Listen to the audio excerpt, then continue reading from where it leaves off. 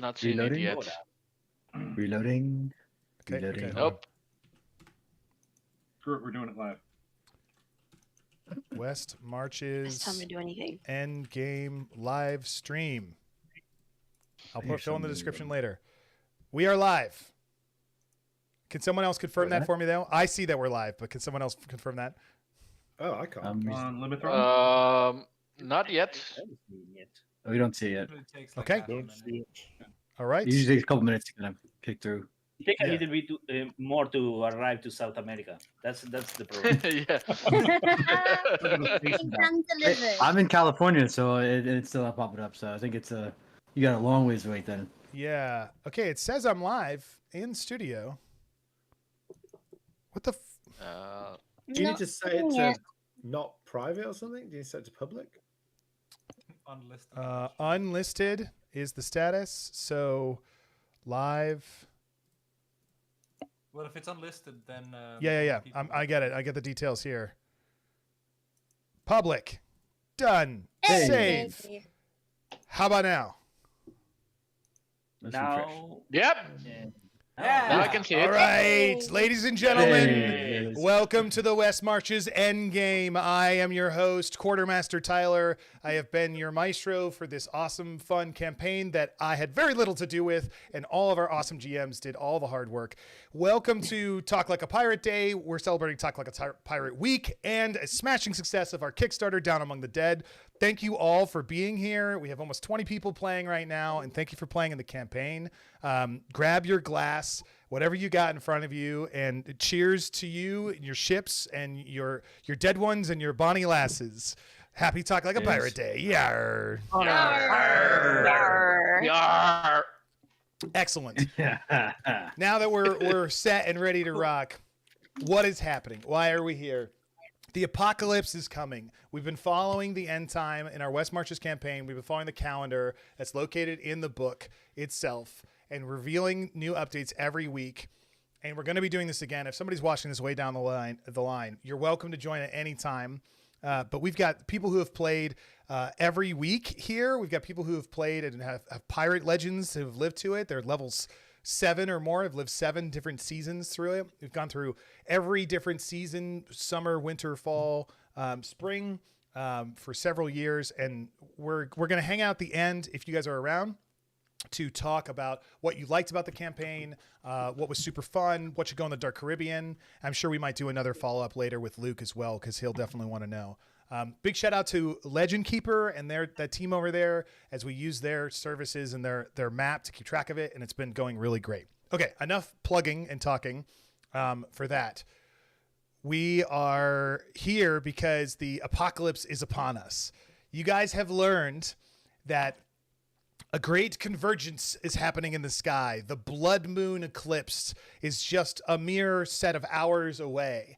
And you know that when that happens, the cosmic forces of the universe will align, and the specific ley lines throughout the world will be more powerful magics than you ever could have possibly have dreamed of. It's been a millennia since this last happened. And the different factions of the world have come to realize that they could use this great magical convergence in order to fuel spells that could never be done otherwise. The Wretched were the first to figure this out, or they believe they were, and they have taken over the Cayman Islands, or at least a portion of it, where the Temple of the Lost Gate is located. A central point that they discovered was actually built on top of one of the main intersections of ley lines there. So, who's my Wretched out there? Give us a shout. Hey. Our Yo. great old ones will save us all. There we go. We've got 4 of us. Boo! Yeah. They are already on the Not island, looking good. and they don't know which, but they have been working for a long time to work on a ritual to summon a great old one to come show them the way to the end times, whatever that is. So they have cultists lined up outside of the temple, ready to give their life in a sacrificial ceremony once the eclipse starts to fuel this ritual, to open the gate to allow a great old one to come through. but who knows what else will come through. It is certainly the end for everyone who does not worship such a god at that time. So Maddie Jeffries and her team of ragtag pirates and nymphs. Am I saying that right? Nymphs? Yeah. Nymphs, yeah. Nymphs. There are 4 nymphs, ancient beings of earth, wind, fire, and water, who were around the last time this all happened, or so they say. And they are trying to get in there and cast their own version of spells in order to close the abyss and stop the undead horde. And they have a few tricks up their sleeve, but will need to be protected along the way. But what undead horde do you ask? Well, of course, the undead horde that's been spilling out of the abyss for months and months now. Captain Morrow has been going around a ship, and he's been singing. I'm sorry. What is the sound? The sound he makes? Have you heard the word? The end is nigh, and you're all gonna die. Gonna die. Die. Heck yeah. So he is leading an army, a fleet, armada of undead, and his strings are even being pulled by greater forces behind him. And their force is unstoppable, unending. You've seen them coming out of the water. There are storms and tornadoes and typhoons and hurricanes happening all over the place. Like, it is not safe anywhere. Everyone is just grabbing and hunkering down. Side note, in Foundry, I'm not going to put on the weather effects just because there's like 20 of us in here and I don't want to slow anybody's computer down. But it is not pristine and clear. It is dark, damp. Nobody has seen the sun in several months at this point, and multiple islands have fallen in the water. So the undead are coming to stop you all, to consume you all, to do their own ritual. You don't really know because none of you work directly for them. And last, but certainly least, there are a few refugees that have not taken a side that live. Where are my refugees at? Yeah, there we go. The wretched have offered food and water and a safety inside of the temple or around the temple to refugees. So there are several hundred refugees also in the space at the Temple of the Lost Gate as well. There, we'll get over to that area for it. So just to set the stage for everybody, we got about 3 hours and 45 minutes for the whole event. I'm hoping to only spend about 30 minutes on the water and really focus more on the key important events at the temple itself. I don't want to take anybody's agency away about what happens with your ship or what goes on there, but so what you decide in the first bit will really decide what ends up happening out there, because the focus is going to be on the island. If you want to stay with your ship, you can, but note that you're probably going to be watching the other kids play a little bit on there, because if your team doesn't stop X ritual or get your own ritual on, you're definitely going to die. So that's as much as you'll be able to come to. So I'm going to flip over now to the Cayman Islands map and show you you're just a few hours out from the Cayman Islands. You guys are either on your island, on your ships, or on your spy glasses, and you're looking at all that is happening. I'm going to activate this page over here. It'll take a few minutes just for it to load up. But if anybody's having any problems seeing, you can check out the stream to see what I'm looking at as well. Now, the stream can also see my hidden tokens. Just everybody ignore that. Okay, we're here about story, not about the mechanics here. You've got the Brethren Court. Well, before we go any further, does anybody have any questions or important comments they want to make? No? I think Hella is tied to a ship that she's not sailing for. Sorry. I'm not sure what that means. You mean like as a token or just in the story? My character is on a ship that is Brethren and she's wretched. Like, that's my boat. Is that where your character wants to be? No. Okay. Then is that ship hers, or has she not just my left? ship. It's someone else's ship. It's Okay, then you're just you caught ship. passage off to the Cayman Islands ahead of time. You knew this was coming. You've got a telepathic message to you, calling all those who are devoted to the hearts of the Great One in the sea and want to see their rise. Come to the Cayman Islands. Come to the Temple of Lost Souls. This happened a few weeks back, so you've beaten the pirates here before they learned about it. They did a fairly good job keeping it secret exactly what they were trying to do, but they've been vocal about inviting people to come here for a while. So the Brethren Court has a fleet of ships here: the Intrepid, the West Wind's Wager, the Sloggy Squid, the Revenant, the Apocalypse, a ship of the line, by the way, Devil's Darling, the Royal Fortune, and the Freedom Fighter are all sailing at full speed. You have your full canvas on. Your crews are working hard. You're overloaded with refugees, but you're also in storms, and the seas are choppy and hard to manage. And this is some of the hardest sailing you've ever had to deal with in your lives. I want you, in a minute, when we're going to break out into separate groups, I want you guys to elect a Grand Admiral to be in charge of the fleet over everybody else. You're all captains, but we need one voice who says distinctly what the group is doing more than you need to elect a pirate king or queen for this time when we break out into groups. Casey Withers. Right away. There goes my vote. Yeah. Okay, well, What, you is guys that can, Anne you'll take a saying vote. We'll break out into groups for 5 minutes in just a few minutes. So you're here and you're coming on your way. You've just entered the North Big Sound, which is actually a real place on the Cayman Islands. It doesn't look anything like this, but it's the main entrance to the bay here to come in into the bay, into the section. And the wind is in your favor. It's traveling directly south here.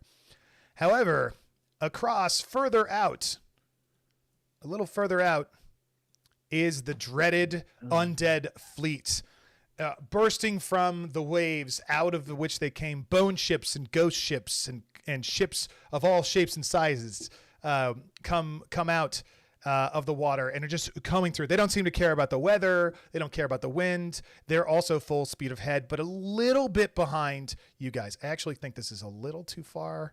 They're probably about here, from behind of the pirates. And stuff. So, and some ships you've never seen going on there, and you can hear the faint, like distant, like drumming, just a drumming and some kind of song. What was that song, Jason? I'm sorry. What can I hear that one more time? Oh, can you hear? Can you hear? The end is nigh, and you're all gonna die. Yeah. So the Wretched knew this was happening. So coming over here, you have the Lamprey and the Marlin and the Sea Witch, the Piranha, and somewhere underwater is the Trident's Mercy, and you're certain at least one Kraken is around as well. So these are hypothetical positions, just FYI, for anyone looking on the stream of what you have. But they are protecting the entrance to the Little Sound. Now, there are other ways to get to the Temple of the Lost Gate, but definitely the fastest way is to sail directly into the bay of the Little Sound Bay, also a real place. Now, I want to point out this map is not to scale. For anybody wondering, it is not 50 feet hexes across or whatever, but it's much more fun to be able to play this way with the size of our ships and see things. If you're interested, you can look up a real picture of the actual Cayman Islands and get an idea of the scale that we're talking about. But being able to run from the shore to the temple is only a matter of a dozen minutes or so rather than hours, because there's been a worn path from all the refugees in there. However, the temple is intentionally guarded by these rocks, and direct fire from cannon fire and broadsides will never be able to strike the temple proper in it. Maybe along the path, but that would be the best as you can. Some of your scouts has returned, though, that the Spanish Inquisition is already making landfall as well. They have chosen to sail from the southern portion, the less protected portion. Their ships are battered and tethered and weathered even more than all the rest of you. They didn't stay on the coastal side of the map, but rather on the open ocean side. But you hear the Grand Inquisitor himself is taking his retinue of conquistadors have just made landfall onto the ocean, and these other ships are here to protect them, to leave it a little bit further out. Longboats have been cast and headed out in it. So in the movie cut version, you're cutting between these different areas, and all the fine folks and all their fine places be talking about what they be doing at this time. I'm going to show you one more place before we break out into groups here, and I'm going to pull you guys over to the Temple of the Lost Gate. Now, again, you may see more information on this map than your characters would be privy to, but you're watching the movie of Pirate Borg here. We're not playing an individual, I didn't know that was going to happen game. Welcome to the temple. Yes. We need sight. Sight. No Thank one you. can see. Yes, it's happening. Configure. Lighting. Global Oh, boy. illumination. Don't need token vision. There you go. There we go. There's only Oh, one entrance. This is yes. the northern entrance into the Temple of Lost Gate for anybody that's watching on my screen, but you can see here. And you can see that it's been barricaded by the wretched have worked hard to barricade their stuff. Now, pirates, you only know tales of this. Maybe one of you have been to this area in it, but you haven't been there in a few weeks. So you only know the idea that it's been barricaded. Just FYI, roleplay that as best you can. The zealots or the wretched have armed this 14-foot tall wall with a 10-foot tall ramparts behind it and built up new fortifications as well. Captain Vela from the Averna is here, help commanding them. So wretched, you can decide where you want to be and what you're guarding. But here is the Temple of the Lost Gate on top of this area in the bottom right-hand corner for anybody who's looking. And you can see inside of the temple, you have the first is on the top, the second is in the medium, and then the bottom floor, the third basement floor, is on the bottom. You have a line of hundreds of cultists who have lined up to sacrifice their lives for the ritual. And the great Sir Tempus Eratinus, sorry, I wrote Tempest. It's actually Tempest. See, I told you guys I was going to mess it up. Tempest is like a title in the Wretched. It's like knight or sir. He has collected all of the pages of the Necronomicon from every Wretched person out there and put them in one book to fuel the spell. So side note, nobody has any pages of the Necronomicon on them. And he is working on this spell down here and sacrificing them to turn these waters into it. So that all being said, at this time, I would like everybody who is aligned with the Wretched to go into the Discord room for Wretched people, which it says West Marches Wretched, and all the pirate players to go into the West Marches pirate players. The GMs who are associated with their specific areas, go to that section. Anybody who doesn't have anything else to do, you're welcome to stay here and hang out with moi. We're going to spend about 5 to 10 minutes talking about what you want to do. We were once the forsaken seafarers, and now we're just the wretched. It's just easier. Max voice players in Pirates chat. Only 4 people can get in. Oh gosh. Okay. Let me fix that. In pirate chat, pirates. There's a channel. Tyler, yeah. I'm working on it. Permissions. Yeah. I'm working on it. The wretched are working against us, Casey Withers. You're playing the whole both time. sides. Yeah. What the Their heck? foul magic does not allow us to communicate with our fellow pirates. It's just the number of people that can join is set to 4. How many people do you need? How many pirates do you need to make a plan? I mean, I could discuss the plan right here. Yeah. Can someone Google it? I don't see any option here. Can you Permissions right-click synced with directly West on Martian the campaign. Wouldn't it be easier to just create a new voice channel? That's literally what I called West did. March?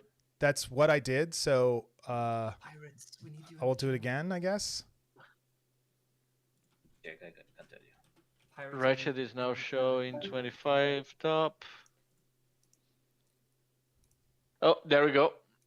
Pirates 2. Yeah, but I don't know why that would be any. Oh, user limit. Okay, wait. No, I'm going to delete that one. Yeah. Oh. Don't go over. Okay. If you go all to the left, it's infinite. Yep. I found it. Yep. Save changes. Okay, there you go. Fixed. Oh, nice. Apologies. All right. Let's go. So, Delete channel.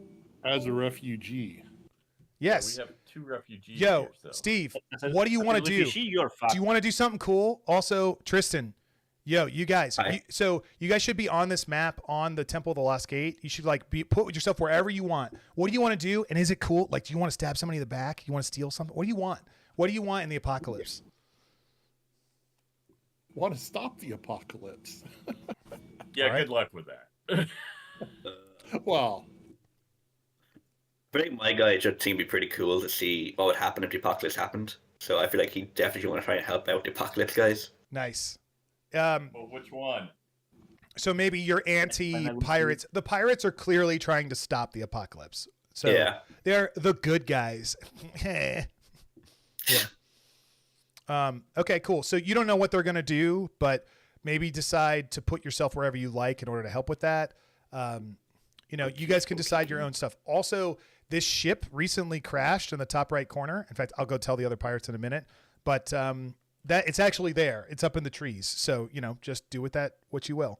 You can go in it. There's an interior as well. I can hop over and tell them if you want. No, I'll go. So I just wanted to check with you guys. Anything you want. The other thing is that the nymphs can teleport a limited number of people inside the fortress immediately. All right. Okay. In order to bring them with them to start getting them up onto the pillars. And from your scouting that there are going to be lots of wretched people inside trying to stop you from getting to those pillars. Cool.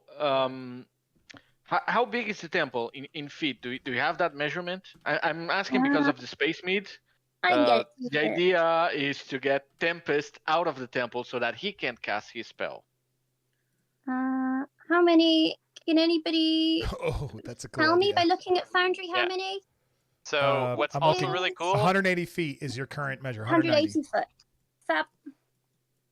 But maybe we take them straight out the back or straight out the side. Who knows? But Yeah, also, we can use it on the nymphs to get them from one place to another really quickly. So we could, for example, You start guys the know ritual that at the air 1. nymph can fly as well. Okay. So We getting can her start up the ritual at 1 and teleport to another so that they waste time. Yeah, we have 5 doses. I have 2. Numerous Guys, times. help me out. I totally forgot. I think we've run into each other before. What was I going to go tell those guys? I completely forgot what I was going to tell them. The ship. About the ship. Yeah. Okay. I'm actually not going to tell them because they don't know that it's there. So, but I'll tell the wretched people. What's this person's name again? Now it says new actor 925. Had a name before. Hey guys, real quick, this ship in the top right corner is actually there. It's been blown there via the storms just yesterday. Just so you know. Yeah, that's working. And you can go inside it. Does it have cannons? It does. Yeah. 2 on each side. It just it's rickety up there, but so okay, I'm done talking. Okay. That's good. Well, James, I think the crew Shoot some cannons from there.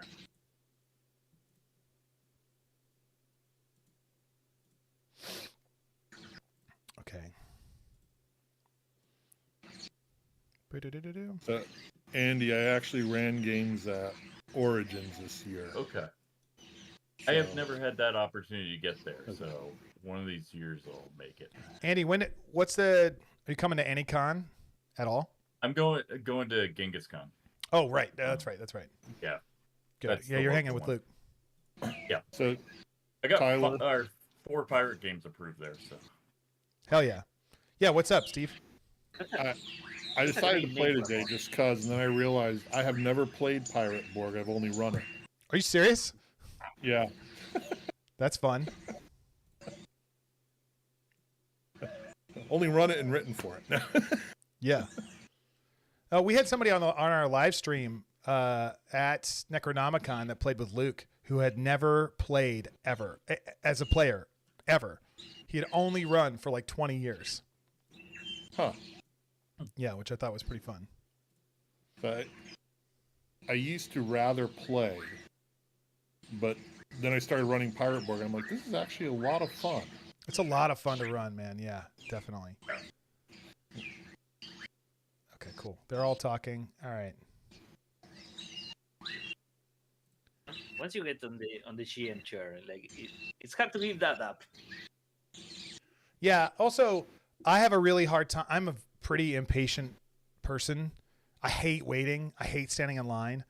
So, I want to maximize my fun and what I'm doing at all times in my life. So when I'm a player and there's a lot of players at the table and it's a long time before I get back to doing anything or saying anything or participating, I have a hard time with that. So running, I'm always involved. Yeah, I get that. I had a similar thing.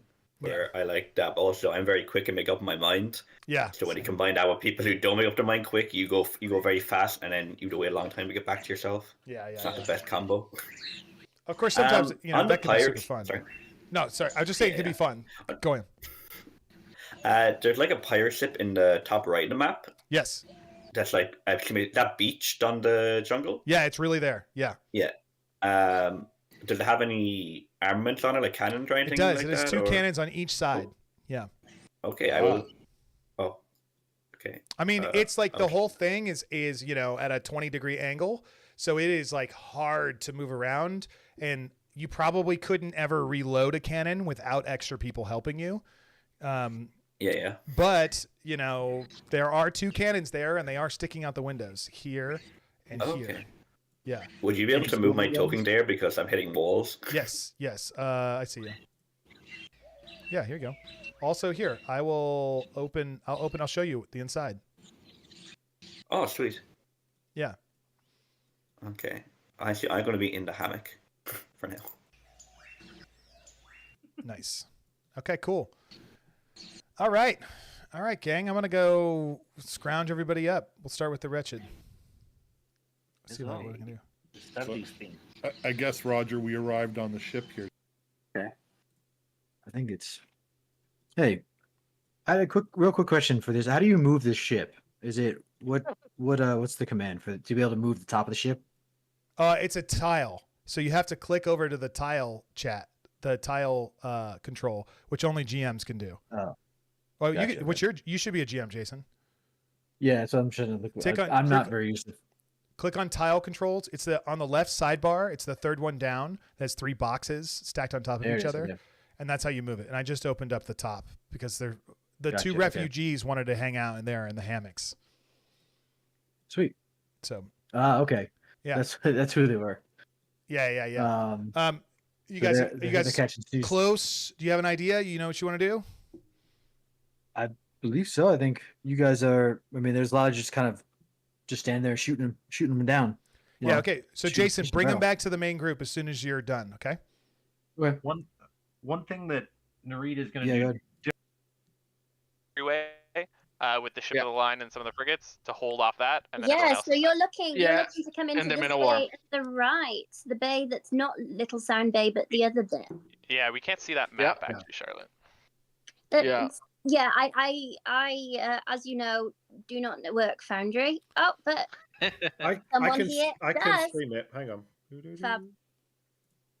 Here, if it helps, I will switch to it on the live stream.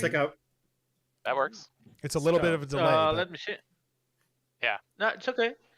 We've got it live from Pete.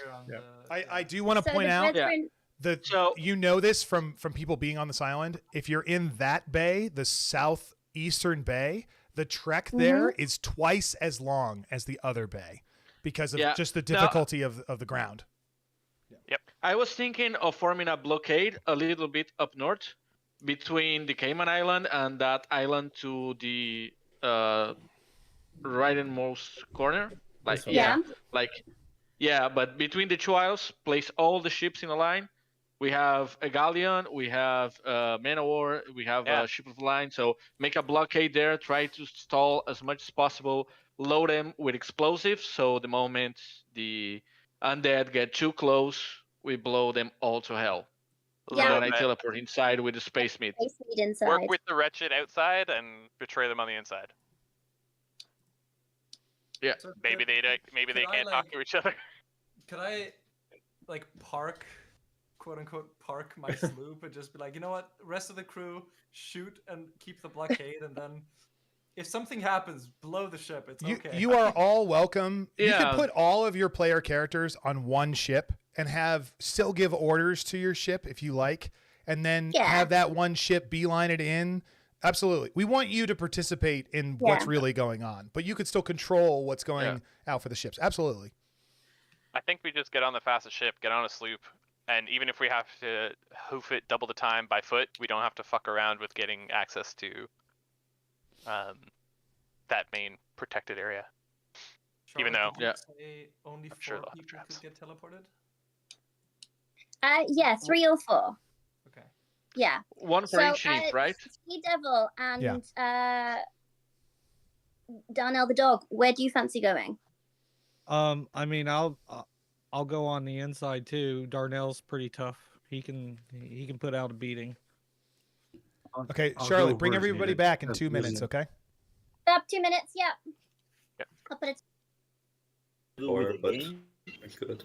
All right, I gave everybody a If you don't 2-minute have warning. any games, Let's get this show on the road. Hey, Tyler, is it possible to turn down the ambient sound a bit? You can, but I will definitely do it. It's not working for me. So. Oh, okay, great. Yeah, it's not working for me either. I cut it in third. This That's should better. be here. Yeah. Okay. Yeah. I'm with you guys. All right. Yo ho, a pirate's life for me. If I may, and I realize I'm on live stream, but at this exact moment, and it's Talk Like a Pirate Day 2020. It's September 19th, 2024 at 1:41 p.m. in California time. But we have raised $456,720 for the Down Among the Dead Kickstarter. And we're only on day 3. Like, we have another 29 days to go. It's just nuts. So I'm pretty sure this Kickstarter will be very life-changing for me. I mean, I know it is for Luke, like he's the main creator, but like he's been on this path for a while.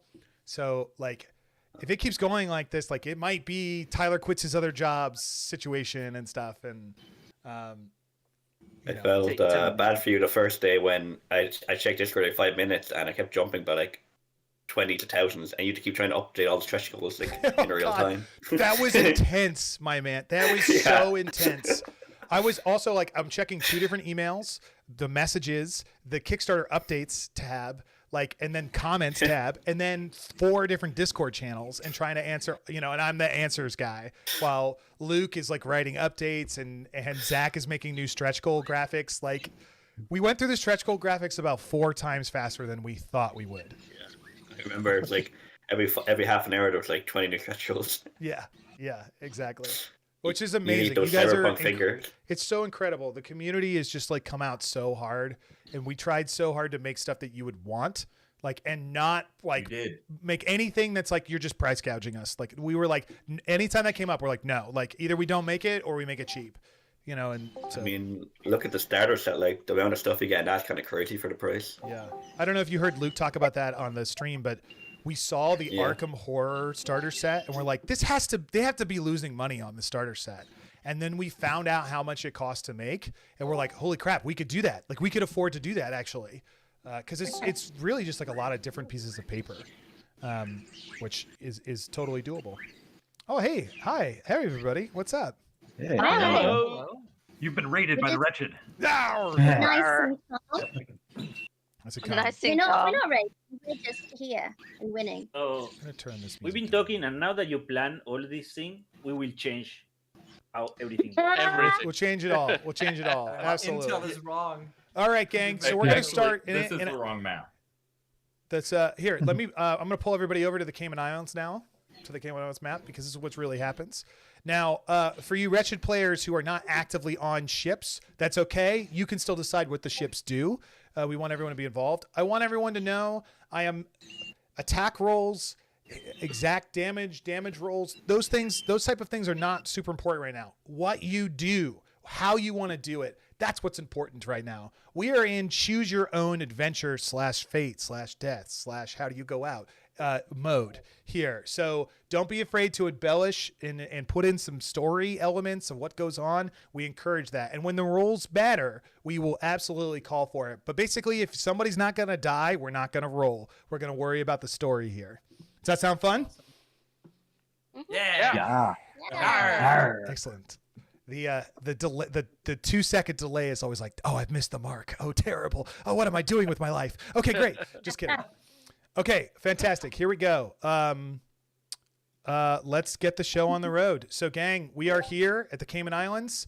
The Spanish have made some landfall over there, and we'll be good to go. So, beginner, you're in the first section. Beginner is going to be in charge with his very sultry, smooth accents. He's going to be in charge of the Spanish Armada here. So why don't you spend a quote unquote turn, placing the ships how you think they would protect their great leader. They just want to make sure that their team is okay. The Wretched have already placed themselves, and again, I just want to state that the exact placement of underwater creatures is TBD. Even if you look at my stream and you see creatures, that does not mean that they are there. So actually, I'm going to move these ones further back to just sort of illustrate that fact. Wretched, since you have the initiative advantage, you knew everyone was coming. You can now, why don't you each take a ship of your choice to command, roughly, and place your ship, anywhere within 6-7 squares of that place. For it. The wind is against you, and you are probably at low to no sails or at anchor. Place your spots. The undead fleet over here is moving further and further as they have their ghostly canvas involved. And let me here. 1, 2. Oh, no, that's rotation. Oh, they're gonna go away. They're leaving. I got it. They're dancing. Let's go. Dancing. There we go. They move closer and closer. Okay, pirates, who have you elected to be your pirate king or queen? Casey Withers. Casey. Motherfucking Withers. Casey Withers. Is that Pete? No. Who is it? No. Who's Casey Withers? Say your name. My name's Justin. Justin, that's right, Justin. All right, Casey, and what ship are you on, Casey? I believe we're on the Intrepid. On the Intrepid. And if did I hear it right? Are all the very important pirates overloaded on the Intrepid right now? Something like that. Yeah. Everybody is loaded up on the Intrepid. The little quick sloop. Fantastic. Okay, you guys, Yeah, it is the pirates' turn. Move yourselves. Let's go like roughly 10 squares. We're going in chunks of time here. This is not turn-based. This is story-based. So everybody pick a ship and move it up roughly 10, where you think it would be over the course of a couple of minutes. Let's make him dance. The enemy of my enemy. We can kill the undead and have an undead civil war afterwards. So you have no way to communicate between the Wretched and yourselves unless you can tell me otherwise. Nope. This way. Right. You said about 10 squares, right? Yeah, roughly 10 squares. Yeah. It's like 2-3 turns of movement. Yeah. I think that's about. That one went way too far. Yeah. Has anyone moved the Intrepid? No. No. I'm trying, but it's not. No. Freedom fighters all swap. With the wind full south. That ship is going nowhere. You are playing in the water. The Spanish making land. Okay. Getting into that forest Move it. and sprinting towards that. Excellent. The pirates. So clearly the pirates have made, the pirate armada has made a clear come about, coming across the wind and sort of tacking across it with very few ships coming directly towards the Wretched. Wretched, this is a, and I want to be clear, it's Bill pointed out, most of you you're about half and half of devotees of the Church of the Forsaken Seafarer and the Wretched, conglomeration of, cultists, deep ones, things from below, barnacle encrusted creatures. You've all joined together in the solidarity of trying to summon the great old one, and you've reached their positions. Andy, your fleet moves another 10 squares closer to the Little Sound, the main entrance to it. So have at it, good sir. And Wretched, you guys hold in your positions or take positions to fire as you please. Go ahead and move if you like, but now the pirate fleet as well, under the command of Pirate King Casey Withers, move another 10 squares forward, or 10 hexes forward in it all. 1, 2, 3. It's like, imagine I'd said move 3 turns worth, or 2 turns worth, 2 turns worth. Yeah. Same thing with beginner. If your fleet is doing anything down there, other than protective duty, have at it. Are doing protecting duty. They send a small sloop to be a watch out, and they are in a protected space in the shore. Nice. And trying to land as many men as they can without interference from any other party and going into the forest. Fantastic. Very good. The goal is fleets a man. move forward. And you guys, as your spyglasses, you were able to see the Spanish Armada come up. By the way, I want to say this slightly decimated, ragtagged, beat up Spanish Armada due to the actions of several pirates who are in here, who shall not be named. So they're choosing to try and not fight as much as they can. Excellent. The undead fleet move another 10. And in about 10 seconds, I'm going to say everybody move another 10 squares again, but just Wretched be ready to move quickest. And then Pirates, you'll move second. The undead Armada moves forward as well. The wind is howling. The rain is picking up. The waves are the largest. I mean, you guys are all like, like your ships are going up and down big time. If you turn too sharply or too hard, you will definitely be running into capsizing issues with this harsh weather. Let's see if I can play a little music. I didn't preload the music. That's fine. So, beginner, is your Spanish fleet out of our cannon's line of sight? Like, are you coming in from a place where we can't shoot at you? We came from the south, and we are at the other side of the island. All right. There's a bunch of land between us and you. Yeah, our cannons are kind of only pointed in one direction, but then we also have this new ship that we're investigating. So I guess my character is mostly just investigating this mysterious ship that you were talking about, Tyler. Oh, yeah, sure. The ghostly one. Yeah. Is there anything suspicious or... Well, you're pretty far away at this point. But anything yes, suspicious there is about a the ghost ship? there is Wow. there is a black aura or tornado or mini hurricane or presence that sort of wisps around it that is almost tangible. It almost seems to reach out and lick at the waves as it crashes through them. And it doesn't really seem to care about these heavy waves. The ones that are too big that might make it like go up and down, it just literally ghost phases right through it. A terrifying presence. In fact, you are struck with the idea that your crew might not stand and fight such a terrifying armada. All ships move another 5 squares. Come about. Form the blockade. Wretched, are you firing upon the pirates? You have the first chance to do so as they enter your envelope of engagement.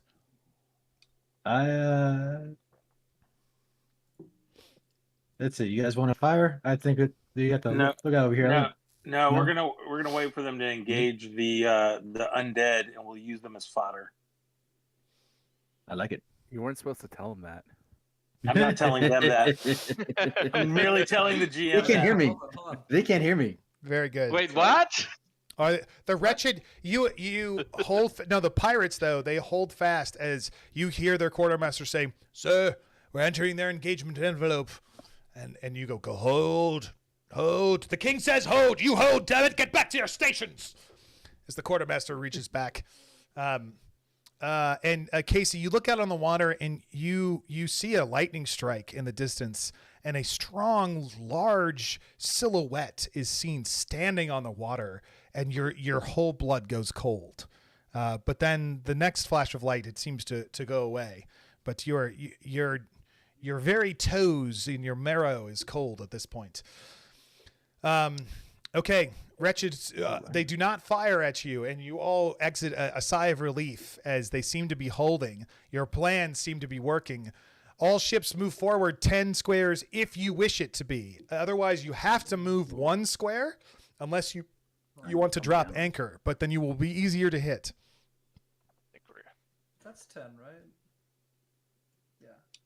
Right. Has the Intrepid hit land now? The Intrepid, you're entering a very choppy bay. In fact, we're going to now name this bay. Who's got a name for the bay?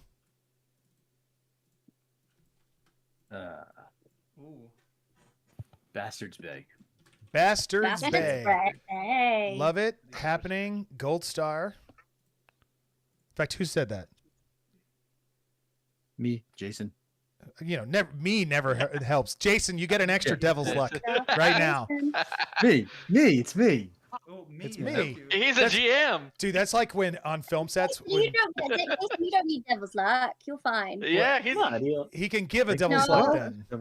Yeah, I can give devil's luck. I think Dan should have there you devil's go. luck. You have it. Whatever. It's fine. Jason said it. So NPCs you can use a are devil's luck for a just bad awesome. guy. Whatever. You have it there. On set, we'll be on radio walkie-talkies, and I'll be like, "Hey, who sees that actor?" And someone will be like, "I do. They're over here." And we're like, "Where the fuck is that, man? Like, you're on a radio. I can't see you." Like, Or my okay. favorite is when they say, "Hey, Anita," and then they cut off the name, and you're like, "Who are you asking for?" A massive Those good fleet times. engages you at this point as the boy. undead armada is bearing down, and the waters themselves seem to come alive with the drowned being dragged behind them through corpses and rope and the lines of intesti that are there. I don't even know if that's the right way that you say it. As you turn and you open fire, everybody who's on a pirate ship. Anybody who's on a pirate ship, roll a d20, and the you deal that much damage to the undead fleet. And Andy, just apply the damage as you see fit to the different ships as they come winding through. And you can hear the drums beating, doom, doom, doom. As you heard, have you heard, the end is nigh, and you're all gonna die. I know that's not the tone that you sing it, but that's anyways. Through it, the wretched, you sit back and you watch everything that's going How on. do I undo? Because I just took out the entire fleet. Good shooting. Hit Control Z. Hit Control Z. Victory for the brethren. Carol. There you go. There you go. Those ships are stacked. We would make you the Pirate King, Casey, if that works. Yeah. I swear to God. That's a hell of a ritual. Concentrate fire on the frigate. I mean, Yeah. we're an elder god. Concentrate all fire on One that of, superpower the, destroyer. one of the ships goes down, but they're just more. It's almost like more are appearing Oop. as. I know. I got you. You Sorry. guys. I want to paint the picture here.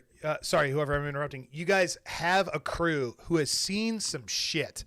You have been through it. If you're alive at this point, even the people who didn't start adventuring until this month, you have seen it. You guys are well-timed. Your quartermasters are seasoned. Your gun crews are ready to go. You guys are pulling in volleys, and you're just nailing your shots left and right as you go through. And you look back at your crews and the pirates that are on the Intrepid, as you guys turn the corner into Bastards Bay, you see just a literal gun line of ships fire in an organized way, in a way that the Caribbean has never seen before from a pirate, at least. Maybe the British Armada or the Spanish, but never like that. It's an impressive feat, just ripping into the bone ships.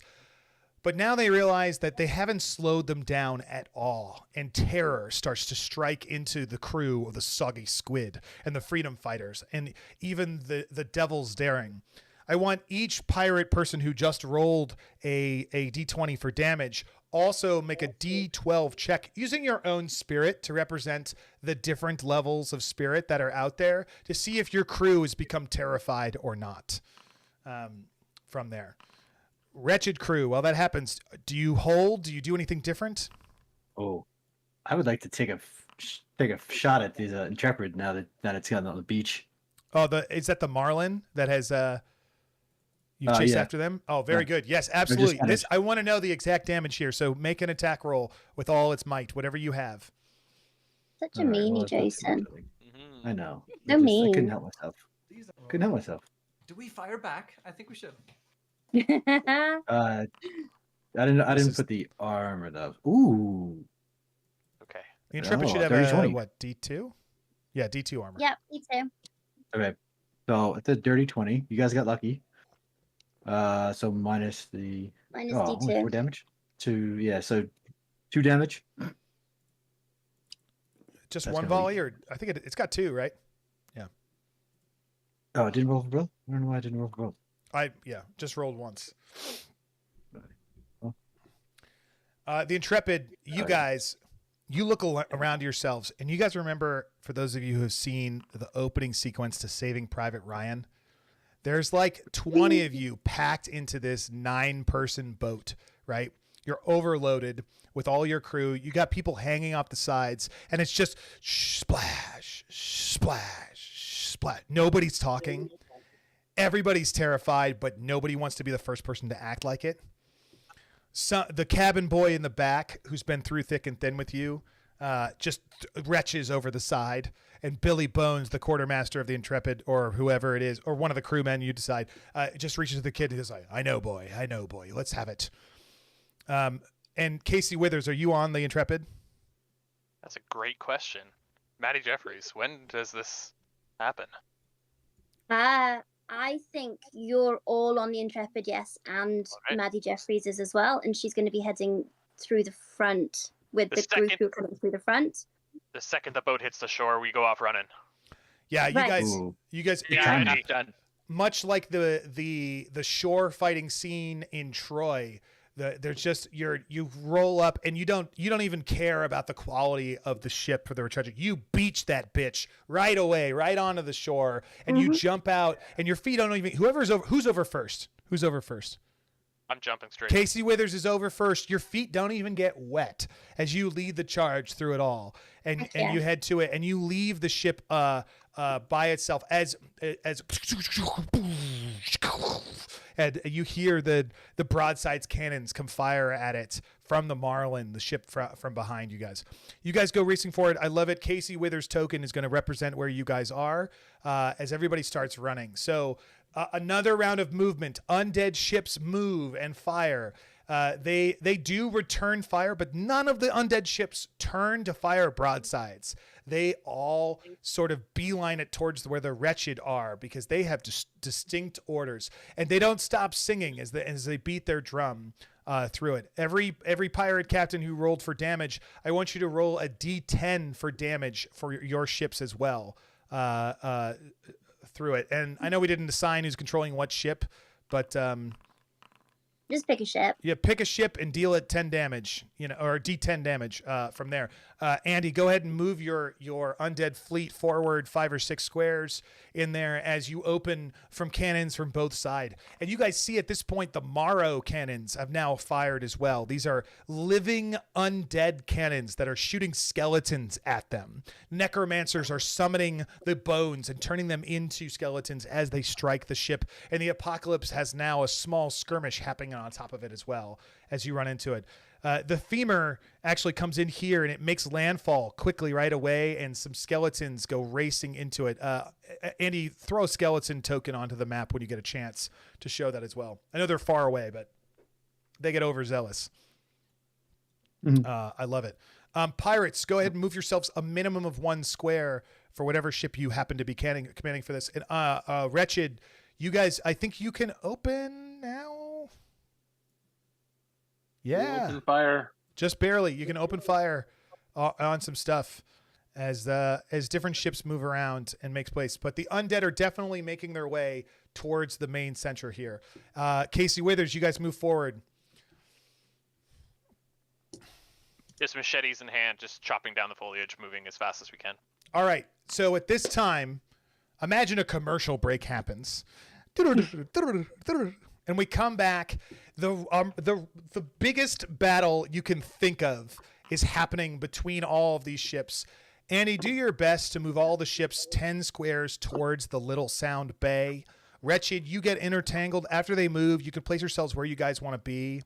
But Casey Withers, at this point, you and your team of around 20 pirates or so are racing towards the way. And we're really just going to cut forward here to the point to get to the real juicy parts. So I want to make sure we have plenty of time to deal with the stuff that really, truly matters.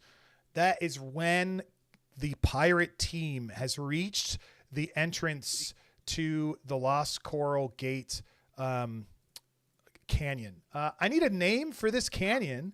Who's got a name for me? What's the name of a canyon? What do you call it? Or gate or entrance? Or Canyon of the Forsaken. Death's Gate. What was that? Death's Gate? What? Death's Gate. Death's Gate. Death's Gate. Oh. The Gaping Maw. Gates. I like it. Was that beginner or was that Armando? No, Armando. Armando, you get a devil's luck. Nice. Beginner's choice was the small canyon. Oh, the small canyon. Yeah, sure. That's not bad, but I like it. You guys have you've deemed it that like we're gonna have to make it through Death's Gate. It's pretty rough through there. And we're gonna jump forward in time. So everybody, move yourself forward. Imagine if I said move 20 or 15 squares, and the amount of time that you run in, and everybody takes another D10 worth of damage across the board for different things.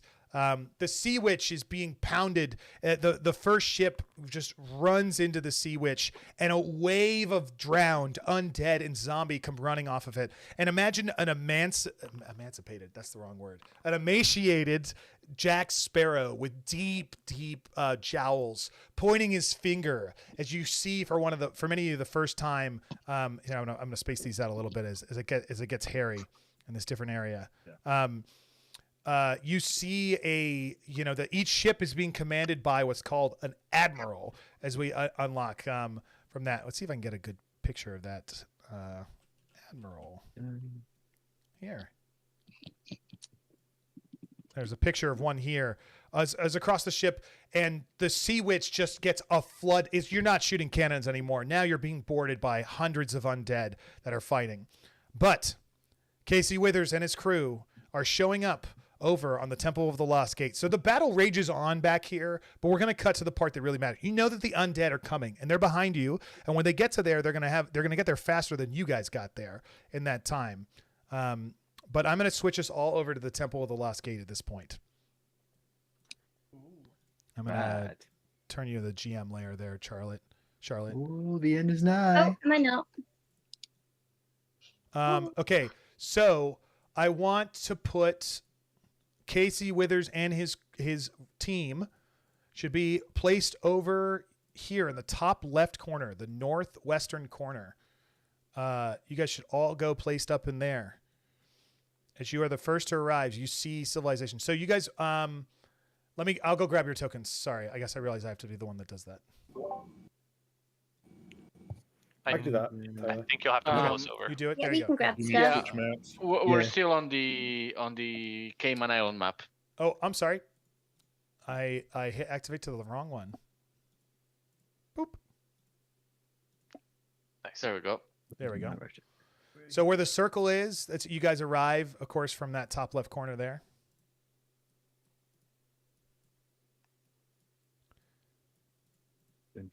And you sort of do one of those, like, again, Saving Private Ryan, you like run up to the giant tree and stop, and you poke over. You can see there's only one way in, and there is a fortress in front of you.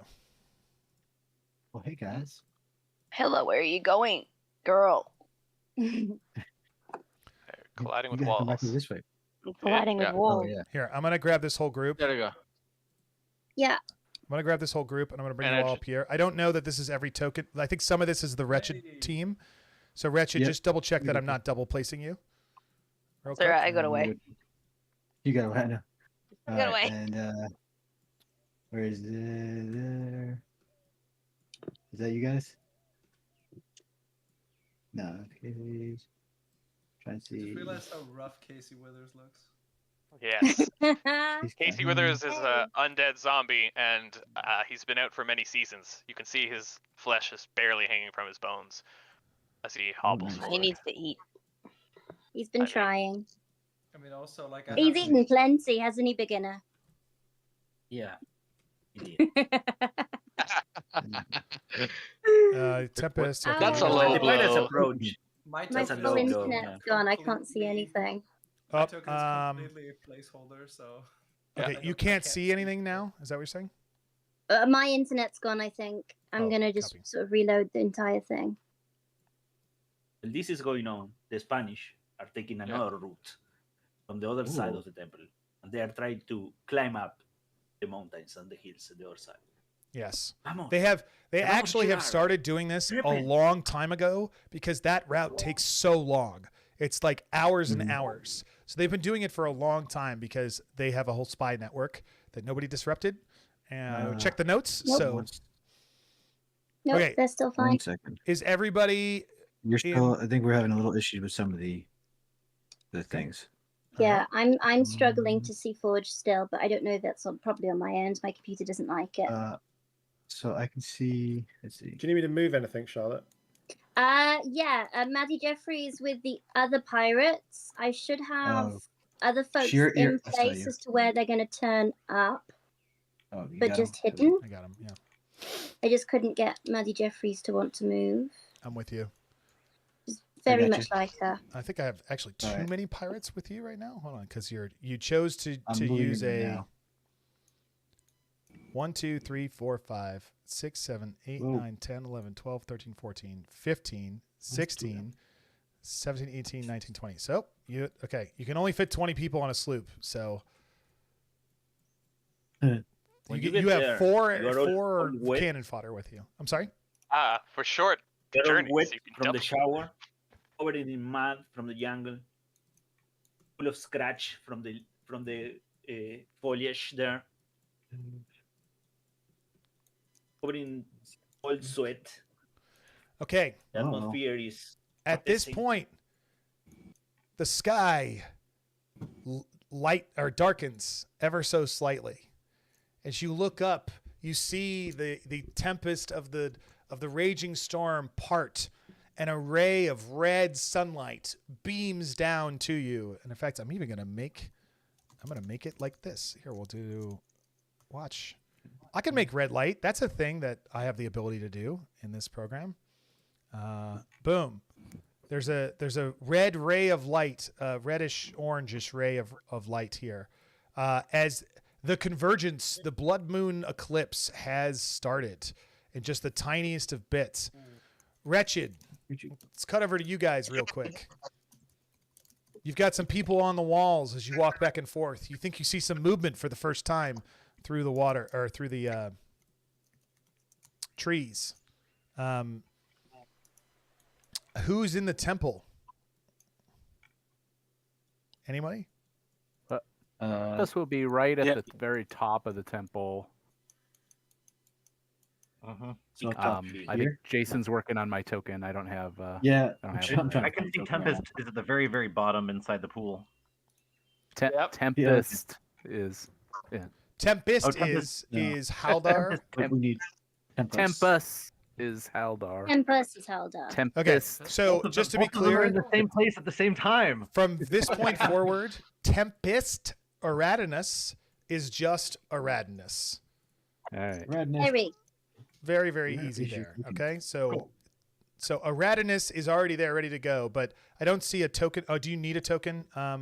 Yeah, I don't Haldar? see his token. I was trying to move it before. I deleted there it. was Sorry. one. He has one in the first page, yeah. I'm getting it. Yeah. This is the and then, Sin, can you move and see your token and stuff? Yeah, I'm here. I'm on the wall. Okay, Hella cool. will be keeping the wall. There you That way go. she can call out. Okay. And I see we got. And then as they approach, I think I might be the first one to fire a shot at them if Turtle doesn't, and I'll fire a warning shot towards the wretched who are coming in through our sacred gates with a cannon. With a cannon. A raging boom fires, and you guys have had time to practice, so you have it marked out. You're not dumb. You've marked out both on the ground with some stones and some white paint, and you have notches for your own. Like you turn this crank to change the elevation of your own guns, so you know exactly where to shoot at which spot. Like, have you ever seen the Kingdom of Heaven? How they like mark out those different spots? You know where to go. So a firing cannon goes and hits one of this areas, so it doesn't hit you guys, but you duck behind the foliage back here. Maddie Jeffries and the nymphs and the other remaining, dozen and a half. So pirates duck back. What do you guys want to do, pirates? Warning shot, by the way. Yes, warning shot. It very clearly does not hit you. Yeah. Maddie Jeffries, it's time. Stick to the plan. Everyone knows what to do. Everyone knows. Are we teleporting? Captain. Yep. Aye. Great. Hold on to your gut. So the nymphs are going to teleport a group of pirates into the fortress. Hell yeah. Charlotte and people being teleported, go ahead and move your tokens to where you want to go. But I want each... I'm currently having tech issues, so Okay. Pete's going to do it for me. each person that is teleporting with the nymph, I want you to make me a toughness check. Let's use a stat that doesn't get used very often to see if you can hold on to your wits while you go through this in your body. Keep it all tucked inside, or where you want to go. Every person make that check, and that's gonna deem how well the nymph does in the teleportation accuracy. Real quick, Haldar. The guts are very, Remember you barely have in there. Devil's Luck? I'm gonna throw you my devil's luck. I'm gonna throw you the devil's luck I got for naming the shit. There you go. Okay, you could do that one because that's a special devil's luck. Devil's luck can only be spent on someone in this whole game. It can only be spent on someone at which you can communicate or which you're within 30 feet of for the rest of the game. So there's so many players and all that. So if you're near each other, you can, and you're within 30 feet, which is a single move action or simple conversation, you can affect their fate. But other than that, you can. This is why. Do I count to be within 30 feet of myself, or is that too much a philosophical question? I'm sorry, you're very quiet. To our teleporting, please put yourselves where you wish to go, and the nymphs will follow. I turned you up too. Essentially, I'm just saying that I'm re-rolling with the devil's luck as well. Oh, very good, very good. Okay, you guys put yourself where you want. Jumping back in now. Real quick, I'm going to cut to Eratinus and Tempest. There's an opening at the top of the temple, much like, clearly I love movies, so I keep quoting this, much like in Raiders of the Lost Ark when the sunlight comes through and hits the blood gem and it comes through. This temple was specifically designed to align with this event. And you know exactly when it has started. And Eratinus pulls out the obsidian dagger in one hand, the Necronomicon in another, and he has the large section of kraken skin with the ritual laid out in front of him and the stones. And he goes, and he looks to you and he makes direct eye contact for the last time ever. And he says, "It has begun." And he slits the throat of the first cultist who falls down into the water, filling the water with blood. But you see, Tempest, Haldar, you see the water shimmer. Like the way, you know how mercury just isn't right? It like shimmers on itself, and it sort of has a viscosity to it that is like otherworldly. And you know right away, with a great relief, it's working. So you have completed one person, 999, or sorry, not 900, 99 more to go. As the next person steps up. Beer on the wall, 99 bottles of beer. Yeah, and the groups of more people show up. So Jason, you just keep this going as we happen. Oh yes. Okay. Very good. I'm very happy to. Okay, pirates, you did your teleport. Casey Withers, where did you teleport to? I want to be somewhere near the ship. Somewhere near the ship. Can you choose where you go, and I'll move a nymph into your vicinity. I think somewhere like down here. Oh, there you are. You want to be down there, okay? Roger, Somewhere not so jolly, Solomon, and you're here. Leo Mimic. You guys are just chilling in your newfound sloop. You know, nobody else has bothered you in here. They've been dealt with the war effort, quote unquote. I want you to name this sloop. You're now the owners of it. What is the name of this sloop? Steve and Theo. Perils. P-E-R-I-L. Darnell and like perilous. Perils. The Perils is here, and as you're chilling in it, you hear a cannon fire go, and you're like, oh, I guess stuff has happened. And at that time, a gust of wind blows, and you hear the sound of a crackling fire not too far. And suddenly, there's a blue-skinned woman and a rugged-looking pirate standing in front of you. It's materialized from an Elsa gust of wind. The other refugees up in this area are all alarmed and then look back at you as they scurry away. Casey Withers, did anybody get below a 12 on their toughness check? Me. Rolled a 2. Sorry, me does not work. A nat 1. Casey Withers. Casey Withers. You rolled a nat 1? And then we re-rolled it into a nat 2. Oh, okay. All right. I won't roll on the fumble table. Okay, you are gonna go. Why do I not have dice in front of me? This is a terrible thing. Nope. Roll D12. Up, you get 12 spaces off. There's 9 squares. You're gonna go a D9, starting at the top left corner. You're gonna go 6. 1, 2, 3, 4, 5, 6. You go this way. You guys go over here. There, you're not on top of the ship. That's just. I'm actually gonna hide it. You materialize over here, and you like are too high, Casey, and you come smashing through several like tree limbs and stuff, and you both take 6 damage on your way down. Okay. As you boom, boom, smash. Sam Bellamy appears standing next to you unharmed and says, "What are y'all doing there?" But the dog and Tom Bottrill, you guys passed your tests? I got a 13. Nice. I think let me look at Darnell. I got an 8. Darnell got an 8. Okay. You got an 8, so it's not quite as bad. So it's going to be a D8 since you got an 8. So you're going to move only 1 square off. You guys just pop. Ooh, let's randomize this. Do you pop up on top of something, or do you pop down below something? 3, 1, 2, 3. You do. You pop up on the top of these stairs in a crackle. Witch of Wellfleet is what? Earth? Yes, she is. She's Earth. You come as if a mason was building Lego blocks on top of each other. It goes, and then it crumbles off of your body as you materialize standing there. And at least one wretched on this watchtower up top notices you at that point. But the dog and Silpha, who is Wind? Yes, she is. Yes. You guys just float into place there. You're a leaf on the wind and everything's great. And you are hidden beneath the spot in that area from that. The rest of the pirate crew that's over, I'm not sure who's in charge of it. With Maddie Jeffrey's crew. You guys are hiding in cover. What do you want to do? Go forward. Charge? Charge. Full speed ahead.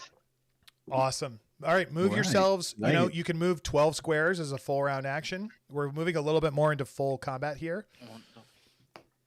In fact, why don't I get a combat, and I will go start an encounter, and I will add Madam Jeffries to the group. I will add the Witch of Wellfleet to the group. I will add Old Turtle is in command of that group. We'll add Tempest to the group. And that's it for now. Tyler, Hilarious Bart teleported with Undine onto the deck of the ship in the tree, and he got a 14 on his toughness. With Hilarious Bart. Oh, that's hilarious. Yes, you did. Oh, you wanted to be on the deck though, not on inside. Yeah. Oh, I'm sorry. I apologize. So you're actually over here. So that's fine. We'll have the decking over here. So Mimic and Not So Jolly, you hear someone sort of land on the deck above you in a splash of water rather than whatever I described before. I don't know if you want to do anything with that. You don't know that someone has teleported there, but that's what you hear. Also, the only wretched that is aware that anything has happened is this single wretched that has saw you teleport in that's on the watchtower, because that was literally his job. Okay, you've moved through. Old Turtle, are you the only one on the line? Oh, no. You and Maddie Blacksmith. You're in command of the wall. What do you wish to do? You are Commander Jon Snow. I command them all to fire. Let nothing living or alive make this wall. Oh, geez. Fantastic. Okay, we're going to go about this. You guys, pirates, they are firing at you with their full might. So let me just check real quick. You're being hit by cannons. So here's what I want everyone to do. I want everybody to make a DC 14 agility check or take D20 damage. Ouch. Holy shit. And now I know you're not rolling here, Old Turtle and Maddie Blacksmith, but you guys have you spent time lining this up. I'm giving you the benefit of the doubt that you've really prepared for this. So you know exactly where to aim in order to hit them right now. Thank you. Ooh. Yeah, it's slash art, Charlotte.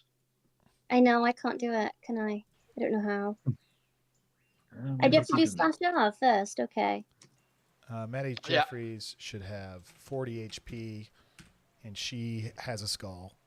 Whatever that, yeah. I'll roll for the other pirates.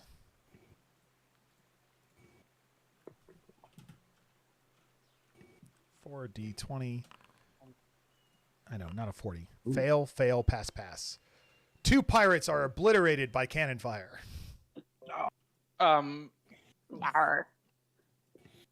You guys can roll your own damage and apply your own damage to your character if you're tracking it that way. If you fail. France, did you make it? France, did you make it? Did you make the pass, the check? Sea Devil? Yeah. Yeah, Sea Devil. Mika has also turned up and is now controlling Jenny Crowley up over here in this pirate group. Welcome, Kim. Still downloading the Welcome. data. Fully fine. Nice. Cool. Yeah, you're all right. You get player over until it works. To keep things moving, the Blind Prophet Nereid on the pirate ship is going to be ordering her pirate crew to attack all of these people who just invaded. So if you want to do the same thing over here, that's going to be what I'm telling them to do next. Northeast corner. I'm sorry, you're talking about the blind and the prophet ship. Nardine. Who is that? Who's controlling that person? That's me, formerly known as Bill. Tiger Eye. Wait, who is Old Turtle? Bill. Bill. Oh no, Old Turtle is James. Is Old Turtle. James is Old Turtle. James. Yeah, Bill is Tiger Eye. Okay, sometimes it's hard to tell your voices apart. Apologies. Oh yeah, no worries. Were you on the deck or were you under the deck? I was commanding the cannon crew. Okay. Which I think is above decks, right? No, it is on this ship. It's below on the decks. gunner deck. It's on the gun deck. So you hear a strange sound above you, Bill, that is suspicious. If you'd like to go investigate, you can, but you currently don't have anybody stationed up there. All right. Everyone above decks, we're being invaded. Okay, a ragtag group of refugees with hardly any weapons comes running upstairs and sees Undine and Bart standing there dripping wet. Bart, you are the wettest you've ever been. You're so wet that your wetness is wet. You just don't get it through there. Casey Withers and Sam Bellany and you've materialized in this, and everything's burnt. Everything that you own and carry, it's now like somebody took a lighter to it and then like burnt it and singed it and then like blew it out. Like that's just how it works in order for the teleport in that way. And you've hit the ground here, but you seem to be alone. Honestly, the smell's probably an upgrade. Am I up in the tree? Because if I am, no, you've fallen down onto the tree. Hence the 6 damage. Yeah. Okay. I want to get up into this ship somehow. Okay, you're gonna have to climb up in there, but you'll be able to do there. You'll be able to get there, next turn, ending your turn there without anything to do.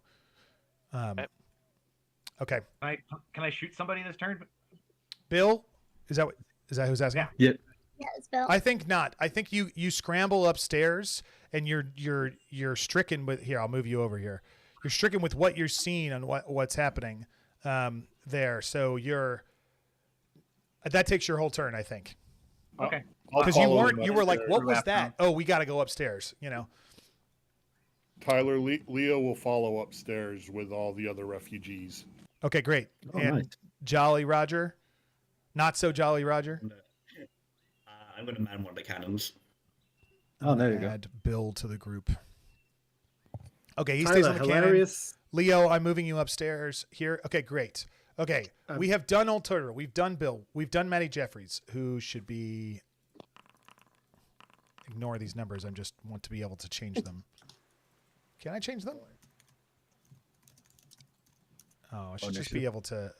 It should definitely be I just drag them motion, but oh well. Okay, well, this is the new round. Actually, I'm going to re-roll everybody, and we're going to roll initiative every round because it keeps it fun. Yay. Maddie Jeffries in your party. It is now your turn. Is it? Did it organize them properly? Because I see over here Old Turtle's got an 8 and everyone else got 6. No. I re-rolled initiative. Yeah, it refreshed and it says okay. It's Oh, okay. I see what you're saying. I put old Can you turtle. see? Well, that's weird. Yeah, I don't think it's arranged itself in chronological Unlink combatants. numerical I order. think you need to click begin combat at the bottom, Tyler. Don't tell me what to do. Maybe that's it. Yeah, Pete. There we go. You in charge. Why can't I reset initiative? Yeah, why can't tracking Yeah, resources? I have this thing says end combat. You want me to hit the end combat? Maybe. No, don't end combat. Yeah. Okay. If you right click on the dice and go to update combatant, it lets you put in a number. Ugh, that's so much work. Let's need to do it. Here we go. Let's All right. Oh, that's worked. All right, that works, but I'm going to do it one more time. This is what stands. Here we go. And it didn't do anything. Reset. And here we go. There you go. Okay. Hey. Okay. Bill, you have seized the initiative. Your little ragtag group of refugees, who are not warriors, mind you, pop up, but you're able to fire. It's your turn in the refugees, and I'm going to include Mimic and Not So Jolly in this group. Nice. Alrighty. So with a group of about 10 NPCs plus myself, we're gonna go after all of these guys, including Salamantha and Undine. Sorry, Charlotte. And No, you do not know that the Salamantha and Undine. No, you do not know that these group are there. No, she's underneath Okay, here. we She's can't not there even see yet. them. You can't even see. They're- Yeah, they're 20 feet below you right now, climbing up a tree. Okay, but they're super sneaky You're right now. Gotcha. Yeah, I mean, Alright, you standing you up. weren't expecting them They've to not done materialize anything. via fire 20 feet below you. You know, you're not looking at that. You're dealing with the woman who just materialized in front of you or Rock on. above you. I'll shoot at the most obvious people with everything we've got. Very good. Prove it. And then Bart and Undine, I want you to take 3 defense rolls for D4 damage each time. Nice. Plus whatever he does. And Mimic, what are you doing? Being the sneaky rapscallion I do not like the wretched and what they are doing. So I am going to attack the ones attacking the pirates. Nice. Ooh. You There right we go. away, you backstab a refugee immediately and kill him. And then there's one less refugee here. I'll see if I can figure out a way to mark that. Was this Leo the Mimic? Yes. Hell no. Okay, I was about to leave. There's Now I now gotta 4. decide. I don't. We're making it say it's I'm combat. I leaving. don't know how I got it back to being me. Hilarious Bart got a nat 20 on his defense, if that means anything. Oh yeah, you cut down a refugee that's attacking you automatically. There's one less. I'm tracking their health, but there's now that you kill a refugee in response to being shot at. Yeah, Undine gets that guy a was 15, so 20 sneaky for that you inches didn't back. realize someone died behind you. Yeah, right. It's just quiet. I'm sorry, what?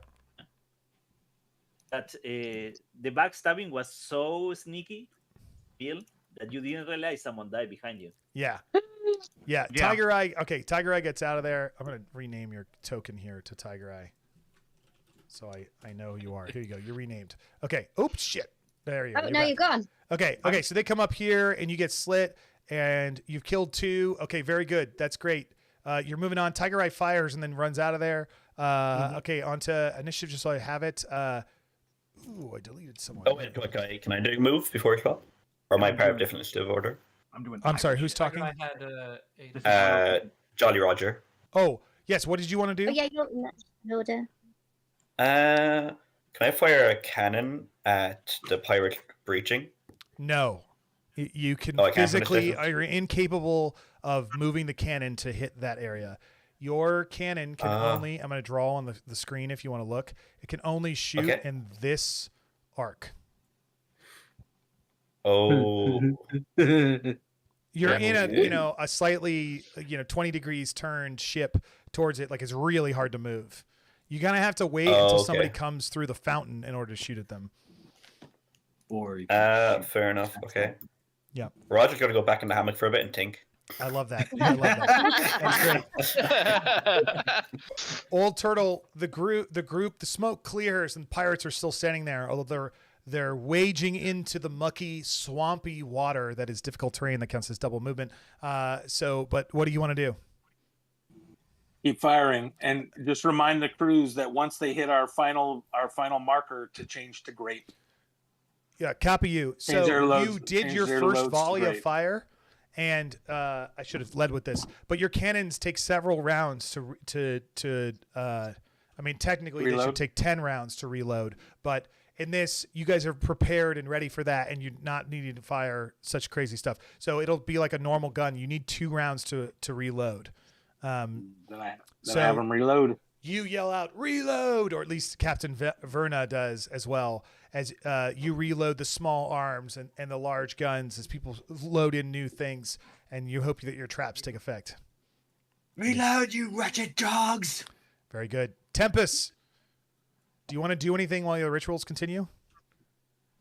I think for right now, we're just, with all the cannon fire, people are probably maybe potentially having some second doubts or whatever. So I'm down here calming people, keeping order, making sure the ritual keeps on going slow and everyone's in the right state of mind. I love it. Give me a presence check solely to see how well you calm the people. You are their leader. Presence board.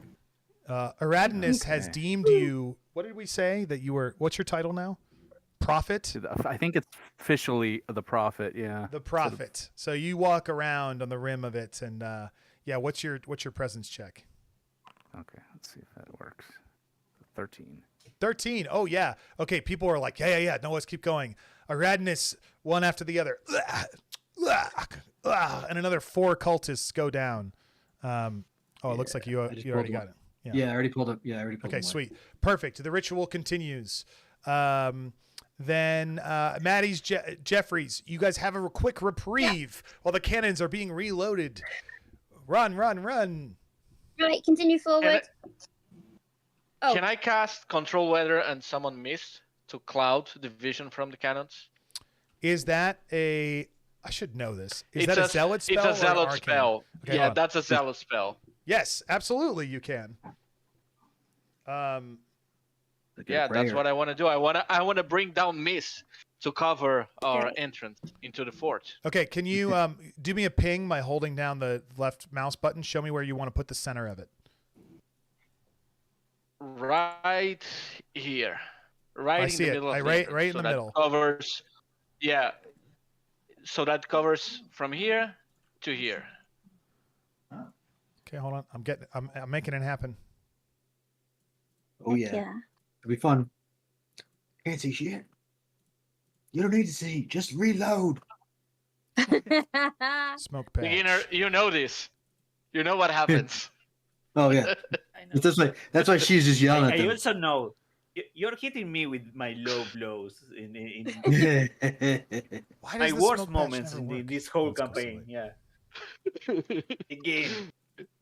You're reliving it again. I guess it needs to be energy field. Let's try this. Yeah. Signature move. Oops. Oh, I'm picking on the wrong one. That's why. All right, let's try this. Center energy field. Nope. The smoke. Something I hate about Foundry. You cannot do just the color black light. It like takes away light from the area rather than just like I just want gray clouds to show up right now. And why won't it do it? Come on. Just they're makes there, but they're very light. It'll only make it. Yeah, we can draw them.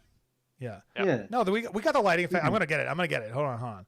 And Same time on the While map. Tyler figured that out. What time figures that out?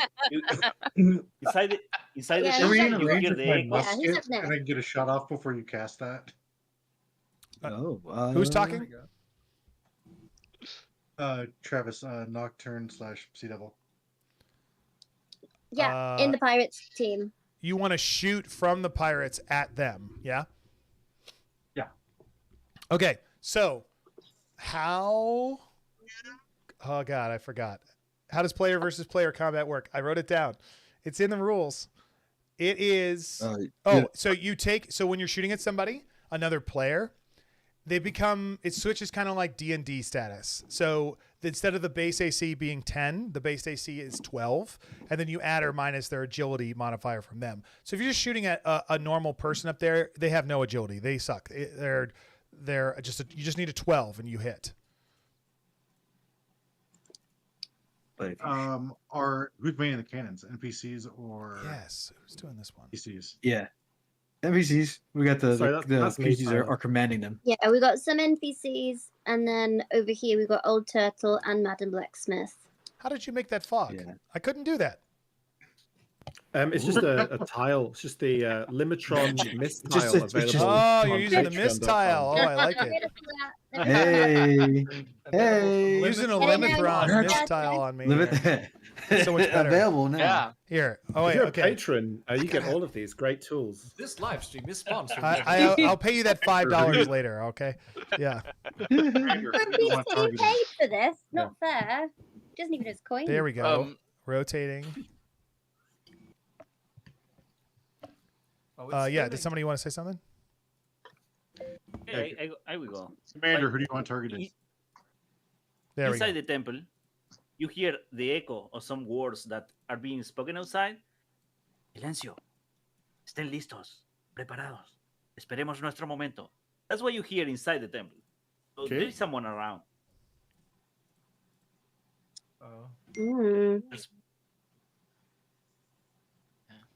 Just for clarification, who hears that inside the temple? Everyone?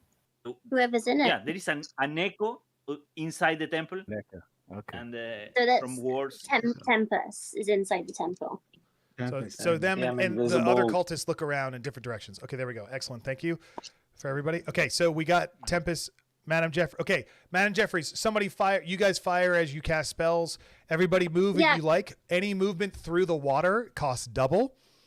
Okay. So we move 5 on the water. Yeah, whatever. You normally move 6 squares. So if you double moving, not taking an action, you move 12 squares, and squares inside the water are double. And at that time, you also, at this point, you hear the like screeching, like terrible noises that you might hear in I Am Legend. Just the like, and the Jumanji, like, doon, doon, doon, doon, doon, doon, doon, doon, doon, from the distance. And you can still hear dozens of cannon fire going off, a mile or so away in the distance as you're sure that the rage on the coast or the battle on the coast is happening. But you're not quite sure who's winning or anything from there. Another eclipse opens up. More eclipse starts to happen as everything moves forward as you reload. This is great. Okay. And then Witch of Wellfleet team. I don't see a roll for your attack. I don't see you attacking. And you wanted to. I didn't get a chance to roll. Yeah, give it a roll. Oh, you're shooting at somebody. Who are you attacking? Yeah, you wanted to shoot at something, didn't you? Yeah, so give it a roll. Yeah. And then while they do that, with Charlie, that's great. All the nymphs and players with nymphs, you guys take your turns at this. It's now your turn. Okay. One clarification. I see the captain of this ship up in the tree here has disappeared. Do I see Tiger Eye run by? I don't know. Tiger Eye, where did you go? In a dramatic fashion, I do some pirate shit and I swing from off of the hook of off of the deck over here with my hook shot. Okay, make me an agility check. You gotta tell us when you do stuff like that. Yeah. I said that last round. Just do stuff. All I heard is that you ran away. I didn't hear that you did anything else. If you don't hear, you gotta say it louder. To clarify, this is the pirate shit that I can do with the base rules. Like I'm a pirate. Yeah, and that's right. We need to know. I understand. I totally understand, Charlotte. I got it. I'm with you. I got it. One voice, guys. Okay. I'm with you. I totally understand. Agility check, please. All right. Me falling on my face here is not particularly interesting, but we'll go with it. I roll a 5. I disagree. I think it's very interesting. I think it's kind of okay. So just so I have it correct, if Armando was there, he was laughing his ass off. Look, okay, cool. So Tiger Eye comes up on deck. He runs up from the base. He takes one look at this water nymph and a dripping Bart, and he says, "Get them!" And he turns and he runs to the front of the bow of the ship and jumps off of it. Is that correct? He has a hook. It's a hook shot. So I'm standing on the deck of the ship. You Batman it. Yeah, but you still jump off and you hook shot. At, like X on the ceiling, right? Yeah. You grab, you hold upon this tree limb right here that I'm dinging at, and you swing down to the ground, but you do not stick the landing, and you go skittering over into this area, and you're going to take D4 damage from not sticking the landing here. So you take 2 damage, Bill. Not affect armor doesn't help you there because it's like bludgeoningness there. But it didn't look graceful, but it did get you to where you wanted to go, which is cool. Can my armor make it worse because I have D6 armor? Yes, absolutely. You take 3 I can roll damage an extra instead. D6. Yeah, okay, yeah, whatever you like. I love that. You clang into it, and in fact, the dog and whatever Tom Bottrill, you guys hear and see Tiger Eyes swing over here and slam into these pillars. And Awesome. Okay, we made it interesting. Yeah, yeah, absolutely, absolutely. I'm not about failing. I'm about making it interesting. So, okay. I like it. That was all really cool. The guns need another round of reloading before they're going to fire. So we're going to do a simultaneous round for this time. So hang on. None of None of us have gone. None of us No, have Nims, gone. go. Sorry. Nims, go. I said Nims, go, but then when I started talking. Yeah, I stole all the spotlight. Okay, Can I do a move to where you want to backflip? go. Can I do a backflip on the mast to activate my Skylarker ability as I throw a grenade at these refugees and Leo? Sorry, I didn't do anything Is to this you. Bart? It's hilarious Bart. Sorry. Sure. Sorry. Yeah. Help you, Bart. Sure. You definitely jump and throw the grenade, and you kill half of them immediately. They are. Oh, nice. Yeah. You. Can I use my Devil's Luck to max that damage to kill them all? I'm gonna want you to roll. I want to see how much damage you deal. Okay. Was it 3d6? Oops, sorry. This is the thanks I get for stabbing someone in the back for you. 7 so far. 7. There's gonna be 3 left, but you take out this group altogether. But they are staggered and they fall backwards. And again, these are not warriors. In fact, they turn and they'll look on their turn. They'll turn and they'll look at the simultaneous round coming up and be like, wait, where did Tiger Eye go? And they're like, fuck this, I'm out. Like, this is not worth 3 dinners and a beer. Like, and they fall back. They're not going to give you any trouble here. They like cower. Like, please, sir, I don't want a more. Like, no, that you're good. And it looks awesome, by the way, Bart. Thank you. Yeah. I'll look at Mimic and I'll say, listen, mate, you've picked the wrong side. You got 2 seconds to pick the right one, or you're going off this ship. I did pick the right one. Didn't you see me stab those guys as they came up? No, I didn't, actually. Sorry. You don't want the wretched to be here. Oh, nice one then. We're all on the same side. Let's get those cannons and shoot that barricade. Sam Bellany, Salamantha, and Casey Winters at that time clamber up over the side from vines and pull themselves up the way Indiana Jones pulls himself up when he goes over the edge in that one movie, Last Crusade. And you see that they've already cleared the deck, but you've now made it. That is your turn. It took the whole turn to get there. The other 2, Witch of Wellfleet and Sophia, move to where you want to go. You are in control of the nymphs. Thanks. Yeah. Tombacho is Which of these is which? I can't see the labels anymore, Tyler. I cannot either because I accidentally deleted them all. Oh, fabulous. Okay, hold on. I will put them back, and I'll make them. I love VTTs, guys. They're so well done. It's my fault though. It's not its fault. I hit like too many. This looks amazing though. That's okay. Yeah, I imagine they're gonna make their way towards whichever one theirs is. Witch of Wellfleet's bottom left-hand corner. I can actually Fire. see them. Fire is over they here. are correct.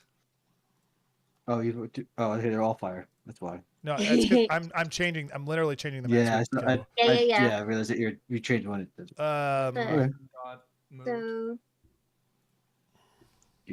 Was that on purpose that my token got moved back, or? well, I moved it back in case you didn't want to go that direction because I don't know where which of us might be wanting to go to the other side. I moved myself. Like we each teleported in on separate sides. I thought we would each go to our own pillar. Yep. Ooh. Which of Wellfleet? He's not a pirate. Ignore what I just said. It's not for Exactly. your ears. Look, water is bottom left. The GMs, the keys are on the map. So, Charlotte, you can dictate them now to your players.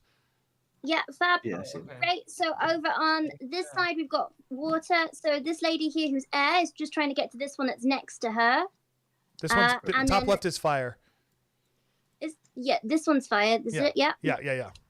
Fab. Yeah, so she's trying to get to air, which is the one that's there. I'm just moving her there to show you. Witch of Wellfleet, Tom Bottrell is going to want to come to this, all the way to this side over here. Yeah, there's lots of things to easily climb on and stuff. Just, climbing is half your speed. So take that into account of how far you move in a given turn. Yeah, so she's going to follow up Darnell the dog. Tom Bottrell, what way do you want to go? Or do you want to tell her to go on her own? No, I'm gonna go with. I'm gonna move down here. Fab. Unless, yeah. I can do You that. climb up on top of the heavier thing, and if you've ever seen a picture of the Colosseum and how it has these pillars that the decking used to be built on, this is a lot like what you look like. Like originally, this used to be a whole decking and stuff on the floor that you're on, but now there's just pillars. It's pretty easy to jump from pillar to pillar, but it is half speed to do so. From all that. Okay, Yeah. At this point now, everybody take your turn at the same time. All the guns on the fortification need to be reloaded, so that'll be easy. But everybody else, remember, keep in mind, any difficult terrain or anything you have to climb over or things to move on, it takes double your speed in order to move across. So go ahead and move everybody across it as the eclipse has more rays of light coming through. Jason, you kill another cultist that goes through there, and the water gets more and more red and bloody. And beginner, you're reading my mind. I am going to go use the little boy's room. All right. Incredible. I wanted to fire my gun, but Tyler progressed the round, so I'm going to fire the gun and then reload my gun on this turn. Yeah, All right, what are you firing at? Where are you firing? I'm firing at the at this lookout up here. Which lookout, sorry? Oh, the only one that can see you guys? Yeah, this guy. Okay. Yeah, he's not in the fog, is he? No. No. He would be Well- inside the fog because the idea of the fog is that it would cover all guns. So it's Yeah, just he's- Okay. He's like if right on in the edge. fog, let's give They're gonna that make it more difficult. yeah, DR, let's go 16. Sure. Because I think Ah, that's a 14 was fumble. mine. Awesome. I'm gonna keep that. Oh. Okay. Yes. Time to look at the rules. You keep that fumble on that gun. Yeah? Ooh, that's a. Okay. I think it's a D6 on the fumble. Yeah, D6. Let's go. Do your Is it your done? fumble. Roll on the fumble table. Fumble table. It breaks and I take damage. Cool. There you go. Oh, that's Roll your perfect. damage and Good thing I was carrying two muskets. be sad about it. Did the gang on the ship get to do anything? Seriously, I have 2 muskets and a pistol. I was just collecting it from leveling up. There you go. It's all good. It's not a problem. That's good. All right, so Do us boat people Uh, get to do anything, Charlotte? Us on the boat? Yeah, you will. The game's currently paused on my end. It's unpaused. Yeah. It's unpaused now. Um, Yeah, because we're all going at the same time. Boat people will also get to do stuff. you Old Turtle is gonna also cast a spell and blow all that mist over onto the ship, using the same thing as Zealot power. Yeah. Love it. Yeah. I love that. Heck yeah. and then Can Hilarious Bart sneak down into the ship? Yes, absolutely. Specifically sneak. I would like to sneak into the ship. To try I and want get you a to good make an angle on agility this. check versus Lovely. Roger's not so jolly presence check. But not so jolly gets a -2 because they're relaxing in a hammock. Cool. Yeah. he's snoring away. I got a guess the 16. reasoning there is Bart. Old Turtle. Yeah, you're fine, Bart. Go where you want. He doesn't poke up or think you're there at all. Can I stab him in the back? Wait, we get 6 of movement. Well, he's sleeping in like hammock. Sleeping, I'm just like laying. Trying to see because the entrance is way over here, but this is Pirate Borg. Yeah, I'm trying to use I'm trying sneaky to do- bastard. Yeah, I'm with Don't you. try to do Pete things in this game. Come on. What's that? He says he agrees with Pete. I think that's what he said. Oh, right. Yeah. No. Yeah. Sure he does. Yeah, you know what? Why not? Because we're all about doing cool stuff. Yes, you can stab him in the back. Cool. So on a success, this does an automatic critical hit. Very good.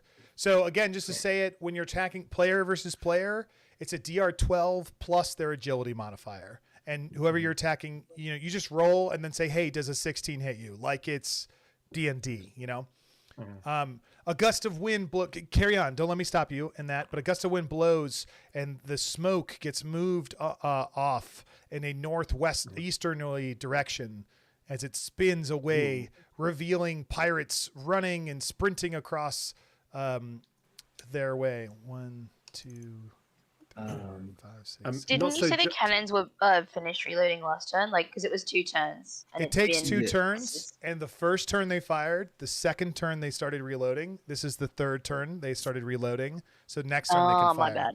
The same as the same as rifles. As that mist comes across, I want to get down on a cannon. Casey wants to get on a cannon and try to shoot a hole in this defense.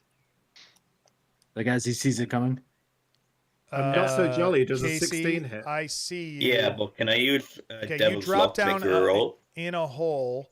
Yeah, I'll move you guys, because I know you can't move yourselves. Hold on. You drop down into the hold, so you're here. Does a 25 hit? You have no idea if the cannon is loaded. Do you want to just try and fire it without checking, or do you want to check? I mean, you can do. I want to try firing. Can I use Devil Luck twice? Is that possible? Yes, you can. What kind of defenders don't load their cannons? Very good. You can roll, but I'm going to say you're going to need a 14. Yeah. What, sorry? It's actually pretty easy. Just make a normal 12. It would be a 10 normally because it's just lined up perfectly, but the fog makes it a 14, so it equalizes to a 12. So just a normal They know 12. we're here. That's why the fog is now here. No, the fog is just blowing out of the way, and it just happenstances to be blowing towards you. But you are honestly unaware if they know that you're here. There is one zealot who is picking up a rifle and looking at everybody else. You can see him like yelling, looking this way. Let's take that shot. What do I need to roll? Sorry. Presence DR12. Presence? Can I ask, DR12. how did Armando Esteban Quinto get so far? I didn't take any action, so I just sprinting forward. Okay, did I you was double? protected by the mid. Yeah, I did double movement. Okay, and it costs double movement to go over these crates. Yeah, I counted that. The I rest had of them have 4 the rest of squares. them- Of Who cast? Yeah, I believe you. You're running in front of the group. You're pulling Achilles in Troy. You're just running in front of everybody here, right? So you guys take some doing cover. a Leroy Jenkins. Leroy Jenkins. Yeah, you're out in front of everyone else for sure. As the zealots reload their devices and back and forth for it, there is one guy right here who's on lookout duty who sees you up front. He's going to take a shot, make a DR12 agility check, or take 2d6 rifle damage. I think he gets shot with a cannon from the ship. Well, if not he him gets specifically, shot- but that does land. You land. Okay. Roll. A cannon is D8 times 5. Roll a D8 for me. Anything over 20 will destroy the. Bless the guidance. So a 5 times 5 is 25 damage. You destroy this thing, and Pete, if you find any graphics that could be destroyed, rubble or wood, throw them in here while we keep working. But this wretched is totally obliterated as a cannon rips through it. This is a classic stunt in the 1990s movies where it like knocks out 2 of the legs and it tumbles, and then smoke and dust just go everywhere. Oh, perfect. Go, Pete. I want you in every game. Whoever did that. This is fantastic. Before this is the guy that I shot at and my rifle exploded in me. So he just survived a shot and then got exploded by cannon. I love it. He's like distracted as he falls down. I think Hilarious Bart's possibly about to kill Roger Not So Jolly. Yeah. All right. How much damage did you deal? That. I haven't rolled it yet because I want to give him a chance to change his mind before I ram my cutlass through his chest. He's having a nap though. You gotta wake him up and just explain the situation. You're gonna fucking die. Not so Roger. Changing sides, boy. Are you devil's lucking anything or? I don't know I fail stuff. Sorry. Roger only. Go ahead. I already put Devil's Luck twice, and both times he rolled better. So yeah, I'm I'm eating it. immediately You're switching eating it. sides. Okay, let's see this. If It he might be lets our me. first player death of the evening. Bart, hilarious Bart. How much damage do you deal? It'll be 2d8 because it's a crit. Let's see it. Boy, I'm 13. How do you kill Roger? Oh. I grab him and put my hand over his mouth and I go, "You shouldn't have shot at my friends, lad." And I'm just going to ram my cutlass straight through his chest and his heart. Terrible at remembering people. He's sleeping down there. And he's like, his eyes are like, it wasn't me. I definitely saw you. Hilarious Bart, you are now dead. You are the first death of the evening. Everybody, let's on 3 give him a walk the plank. 1, 2, 3. Walk the plank. Walk the plank. Yay. Roger, you're now dead. But you know, you can join our side. you can be this pirate over as our first death. This won't always happen, but this pirate that I'm marking with a color, I swear I can mark with colors. Can you mark with colors? No, I don't have that module turned on. But this pirate that has a little health symbol next to him, who has regenerated, you're now him. You have 5 hit points. Well, what side do you want to be on? Join the wretched. Say the brethren, or I'll kill you again.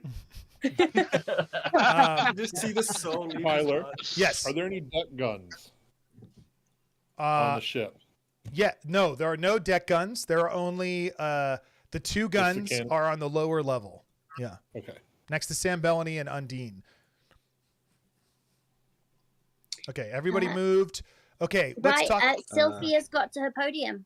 Yes. Yes. Sylphia spends her turn climbing up top of the podium.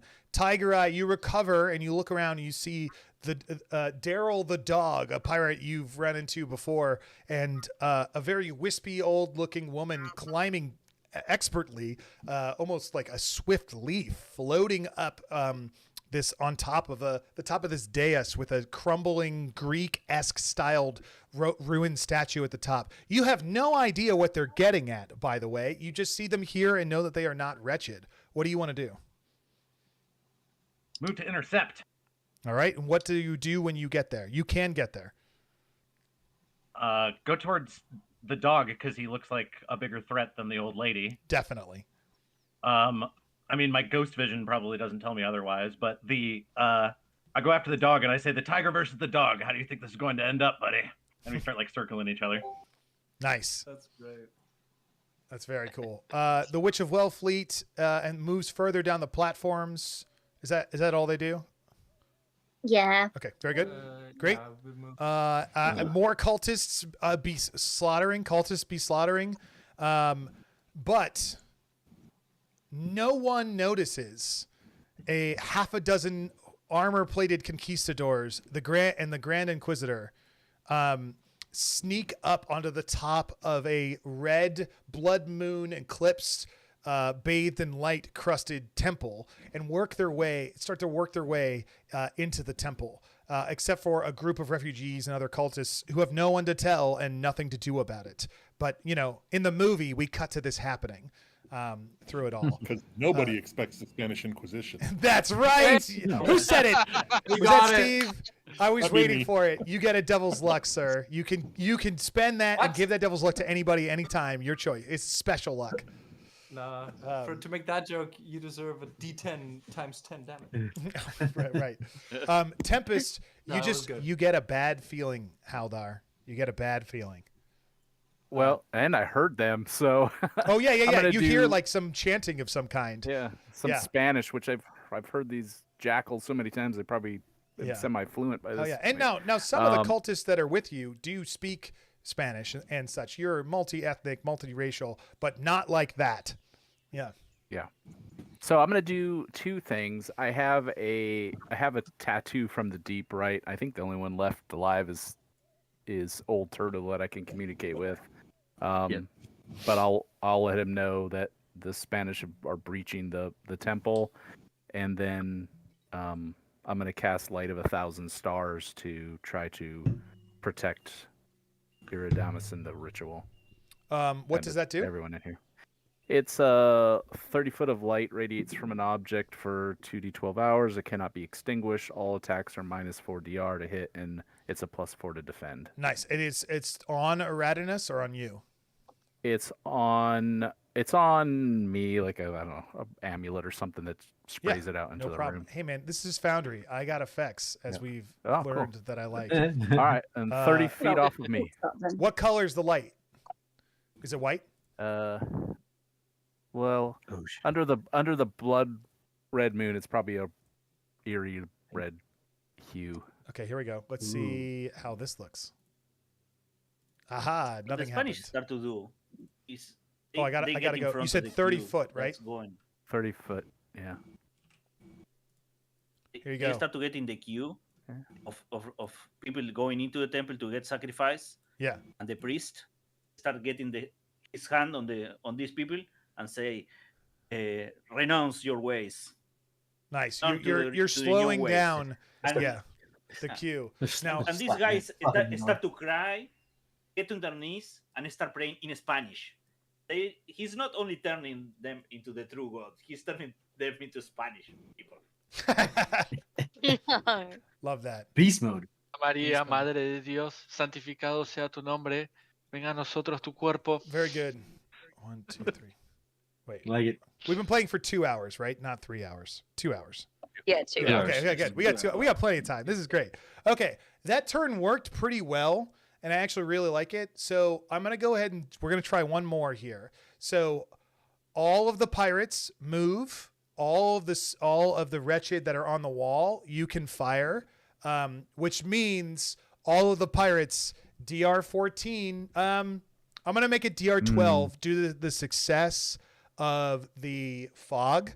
It's like it was hard. They know where to shoot, but the fog, they got a little confused. So DR12, or you're gonna take. Yeah, man. You're running down the barrel of the gauntlet here. So you're going to take D20 damage. Dead. Old Turtle, you guys are doing your thing, but move if you want to. Everybody that's on the ship, move how you like as well. Same things with the remaining NIFs. Then beginner, we'll come to the temple last, just like we did. We'll end with the temple, okay? So go ahead and move yourself, guys. Can this? Yeah, I would like to use one of my relics, the necklace of eyeballs. So basically, it turns me invisible. It's a -6 DR to get hit and +6 to hit. Nice. So basically, you see Armando running down. He takes one eye of the necklace and hits the eye. So he's now invisible. Invisible. Love that. Okay, that happens to you. I'm gonna make. Do I add that +6 to the agility roll or? Yeah, when you well. In this scenario, yes. I mean, it's like we're all doing AC. this So simultaneously. basically, player versus player, it's AC. So it's 12 plus your agility, and then if you have an additional bonus, it's then a plus an additional 6 on top of that. So we gotta hit you. We gotta hit like a 25 to hit you. I got a question real quick. Yeah. Can Oh, Tom I don't know Butchel if we wanna jump roll this gap? Is this a bit too big? Give me 1 second. I just can't. I'm not seeing what you're at. Bill jumped off a ship in a tree, so I think you can jump a gap. Well, he had a hook. Though. He did a swing. He did it right. Yeah. Yeah. Come on now. You can't do it plus guys. Yeah, I'm not even looking. The answer is yes. The answer is yes. Okay, awesome. But Blessed Bison doesn't take an action, so. Oh, that's right. Can Hilarious Bart shoot these cannons at Old Turtle? Hilarious Yeah, Bart there it is. had someone This one. who just fired. Casey Withers fired that cannon. Yes, There you is can another shoot cannon that there. cannon at Old Turtle. Yes, you can. What do I need to roll? You need to get. I'm +7, so.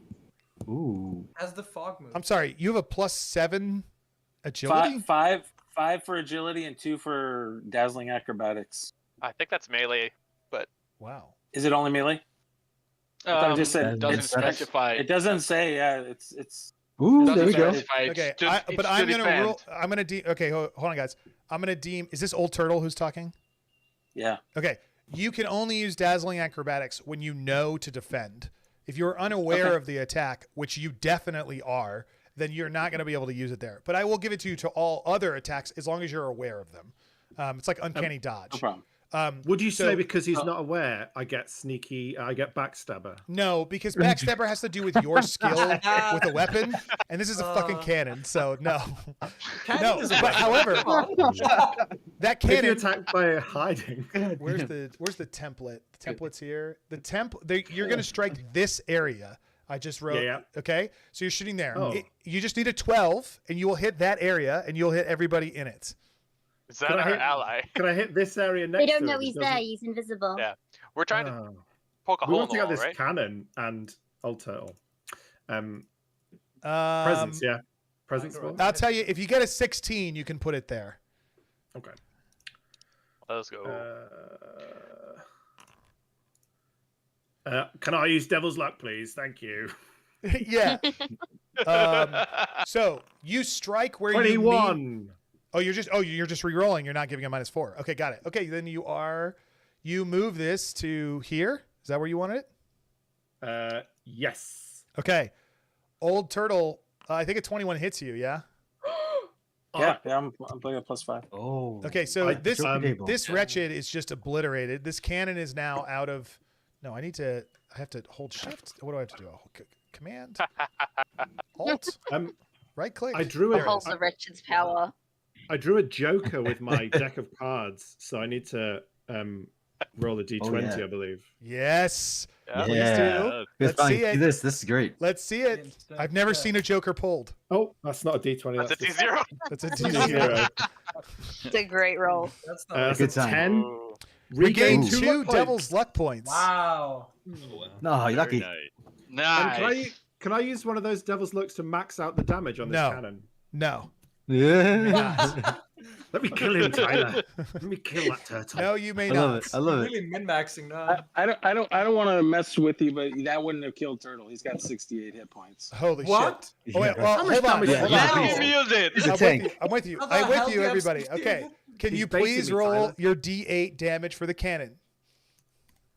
Oh. Reminder, it's times 5. Go. So, Aw. Old Turtle takes 13 damage. Now, if you had other Devil's Luck, I would have let you spend it. But I have other Devil's Luck. If you want to, you can do that. That's fine. Yeah, I want to use my other Devil's Luck. Yeah. Okay, all right. At the last second, you hear a gentle, masculine, a fatherly approval voice whisper in your ear, "A little to the left, lad."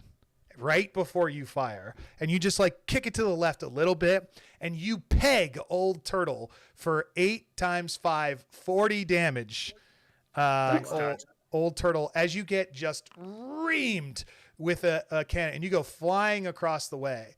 But I'm going to put you all the way over here, and you're down on the ground, leaning against this little statue here, and everybody thinks you're dead. So for what it's worth, on the good side, you have a whole turn where everyone is certain you are dead, and you are not. Finish him off. This cannon here is destroyed, and all of its belongings and everything from there. Add some fire. Hey, can I act as a viewer? What? Yeah, absolutely. Because I feel like she would have watched the shot and stuff. She would see them climbing up into the altar here. That's probably her main focus. Would try to go after the. Does she know it's a nymph, or is it? Can she tell? Like, is it? Are they? I'm gonna say she doesn't know. She doesn't know that it's a nymph, but she does know that whatever they're doing is magical related, and it matters. It's important. So then I was going to cast Summon the Ferryman on what I assume would be a person trying to get up there. Wait, does Captain Verna know that spell? Yeah, I mean, she's with on the undead. Summon the Ferryman. The undead aren't on the side of the ferryman. Yeah, I don't think that Captain Verna knows that spell. Okay. And she's not with the undead. She's with weird into the water. She's a drowned wretched. So she was a captain who died and was brought back from the locker. Oh, okay. And now serves the wretched so and yeah, believes so- in the wretched on their side. So Summon the Ferryman, I think would make a lot of sense. Okay. That's fine. the answer is she does not know that. She does not know any spells, but she is an expert fighter. Okay. So then. And then, she has guns. yeah, She has yeah. multiple guns on her. Oh, The okay, so ferryman then I'm gonna and open fire then. Anna like this. Anna the ferryman. I didn't hear. She has we'll say she has 3 pistols. All right, so I'll open fire. I guess. Yeah. Can I hit that? All right, so come on. Oh. All right. Well, carry on. Keep going. You guys do that. So, did all the pirates move? I want to use the space. Casey wants to use that space mead. I want to try to get Salamandra over to her. Sure. Pedestal. So you move next to Salamandra and you drink space mead and you grab her and you say, "Hold on to your butts." And it takes a turn before it takes effect, is what I've been told. And I tell Bellamy, because Bellamy's just been standing here doing nothing. Same thing as the other nymph, so they should be heading towards their Very good. thing as well. They push the cannon out of the way and they fall to the ground safely. The 2 of them in a splash of water. She makes like a fire hose shooting down. Like, you ever seen one of those like person who's on jets, water jets off their feet? You know, and they land down on the ground and they start moving forward in record speed in this direction. Water is a ways to go. Actually, so they like slide. They're actually going to make it all the way to here in that process. Okay, great. Anybody else not go this round? For the pirate I'm controlling now, I actually don't have access to the token. Okay. Pete, can you give what's your foundry name? Royalty 44. Royalty 44. We'll give you player control to control that pirate. Yeah, so you can still be a part of the fun. Okay, great. Well, Old Turtle didn't actually get to go. I was called by Tempest to go to the temple. I was going to withdraw, but then I got shot with a cannon round. Yeah, I think just initiative wise, you turn to be like, I'm coming, kaboom, and you fly backwards. All right, I have a quick thing. Just Bill, Tiger Eye did where is he going right now? Yeah, so let's talk about that. So real quick, let's go back. I'm gonna roll a d6. Because the initiative matters here. Our 4 plus Tiger Eye goes first. Tiger Eye gets to act first. What do you want to do? I swing at you, and the attack is already in the chat for 5 damage, and it goes through your armor. Why does it go through the armor? I'm using my anchor. Can you just explain it as if no one knows what you're talking about? Ah, yes. So I'm a brute, and my signature weapon is the Deep's Troll, and I brought this thing back from the locker 3 times already, and I'm going to try to drive it straight through your chest. You have been to the locker 3 times? Yeah, once in my backstory, twice in this campaign. Bill, see me after class. Isn't the backstory one in the book? Yeah. I rolled a 20 for my backstory. That's awesome. No, I'm just making a joke. Okay, so you swing at him with this ghost infused thing, and he takes 5 damage. Yeah. Oh yeah, and then I'm trying to charge through you and actually get to the temple, because now that the ritual started, that's where I need to be. Yeah, it's being baked in light there. Okay, as he runs away, the dog, he's moving away from you. What do you want to do? Probably gonna stab me in the butt. I got DR8 to hit. But I'm minus D6 armor. All right, so I want to pull out my my blunderbuss. Oh shit! And while he's in melee, I want to fire the blunderbuss at him. My back! Prove it. Anything over a 16 has extra effects. Oh no! And in fact, I'm just gonna make a blanket statement. Anytime a 16 or better happens, it's good. Anytime it's a 12 to 16, it just happens. Oh my God, that's a nat 20. Yo, I was just rolling this to see what my armor roll was, but I don't even know how this. Very good. This functions. Bill, do you want to use the Devil's Luck to? You can negate. I won't let you re-roll his dice. That's just how we're rolling it. No. But you can negate the critical. Darnell missed. That's not Darnell's roll. Darnell hit. It's an 8. And since it's a boomstick, it's an 8 to hit, and you had a -4, so it's actually a 12. Oh, good point. Yeah, an 8 does hit me. I just said that. So yeah, I get a minus D6 typically, but it is a black powder. Yes. So what's the damage? Let's see, damage. I'm using the macros, which roll to defense. D10. So it doesn't apply in this case. So Yeah, sorry for the D10 noise with damage. that. You get shot, and with a blunderbuss, Tiger Eye, as you're running this direction, you actually get thrown into the cavern down below and hit the wall across the other side, like goose, kaboom, and you fall to the ground. You don't take any extra damage, but you are on the ground now. Okay. Down here. Okay, great. Has anybody not gone this round? The temple people, right? I would just like to. Oh, just one. If I do have line of sight, I would like to shoot at Tiger Eye because I've only moved. I'm sorry. Who's talking? Tom Botchell. Tom Botchell. Yes, we'll shoot at Tiger Eye. Yes, go for it. Let's go. All right. Does a presence? Does a 13 hit you? Oh yeah. Oh, you're totally in. Yep. Oh, cool. Roll damage, 2d6. And it's a musket. Your armor means nothing. That's right. That's a 4. Okay. You get grazed by a shot. You gonna devil's luck me, man? No. Okay, I'm good. fine. I have more important things to use devil's luck on. Yep. You can spend. Just so to be clear, you can spend devil's luck to affect yourself, but you can't spend level like. I deal more damage. I prevent damage to myself. It's fine.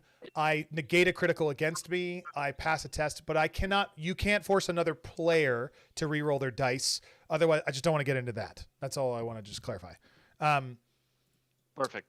You can make NPCs do that all day, though. I don't want to. I'm never about taking away player agency, though. So that's my jam. Oops, don't do that.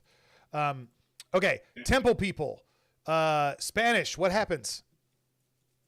The Spanish leave 2 guys in the entrance to stop people coming in, and the rest go inside and start to subdue the people inside, and they convert the ones that are violent, and they just take outside the others. The sacrifice, they are sending them outside, and these guys are efficient and they are mean. They are the best of the best, and they are here because they needed the best of the best, and no NPC guy is going to stop them. But they are trying to not be a murder hobo. They are trying to subdue, convert, and take outside. They are going to clean this room up. Copy that. Tempest, you hear ruckus happening above you and some shouts and yells and more Spanish. Spanish Spanish words being yelled and spoken. In the distance. So go ahead. Oh, go ahead. I'll say 2 things. So first, I'm going to kind of yell up the stairs to that middle level. Everyone. And to be clear, you can see the balcony above you on the level 2 map. The floor is open, so you can literally see people above you. That there's a waterfall there of water strewing into the area. Oh, okay. All right. So then I'll just get it. So here, I'll actually make it more clear. them. It's actually like this. Yeah. I will yell up to them to come down to the bottom level, just pack in for protection, and then I don't know who's up there, so I'm gonna cast Curse to try to do some damage. So I guess I'll just focus on one of the voices that I can hear. Yeah, it'll be a conquistador. Yeah. Okay, great. The converted guys are speaking in Spanish too. So roll a d20. If it's high, you get one of the conquistadors. If it's low, you get one of the converted. No, it's fine. It's a conquistador. People. Just keep going. Yeah. And for some reason, your rolls are set to private rather than to GM or public. So just change that in the bottom right-hand corner. Okay, I got a 12 to hit and 8 damage, and I'll try to figure that out. Okay, a conquistador takes 8 damage. Okay, I'm just going to keep moving everything forward here because we're big picture. Andy, you still with us? Yep. Time to shine, my friend. Take your pick. You describe what happens and put it on the map. All right. For those of you looking back from the wall, all of a sudden you see a horde of undead just starting to crawl forward, moving into the scene. They're just, nothing's really stopping them, but you can see them coming in like that.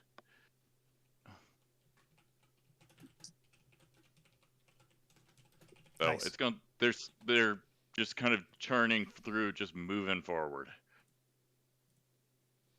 Yeah, totally. You guys get in there, and it's lovely and great, and it's very loud.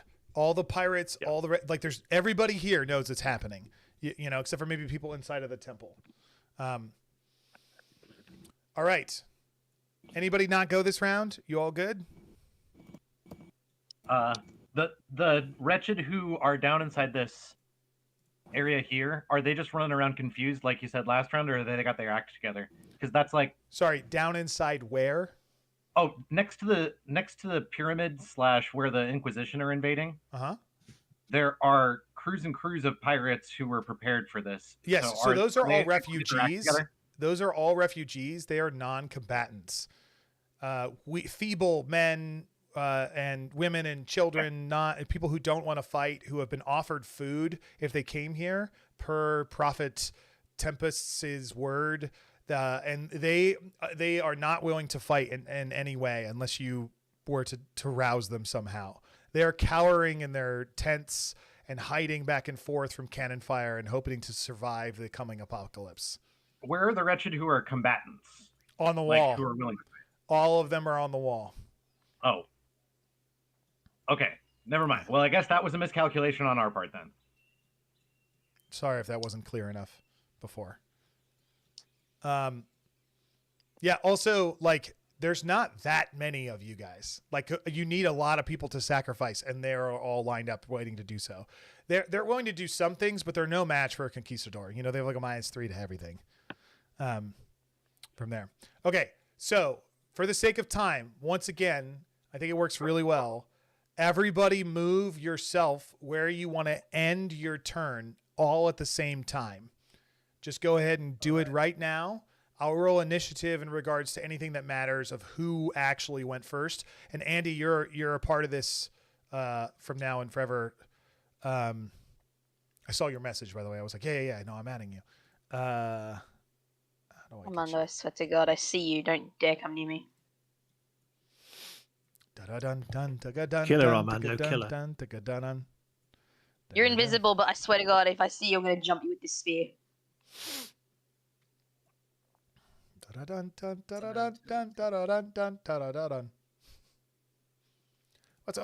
do have some jungle music. Let's see if this... Not eating in the ruins. How about... I can just hear, like, birds chirping.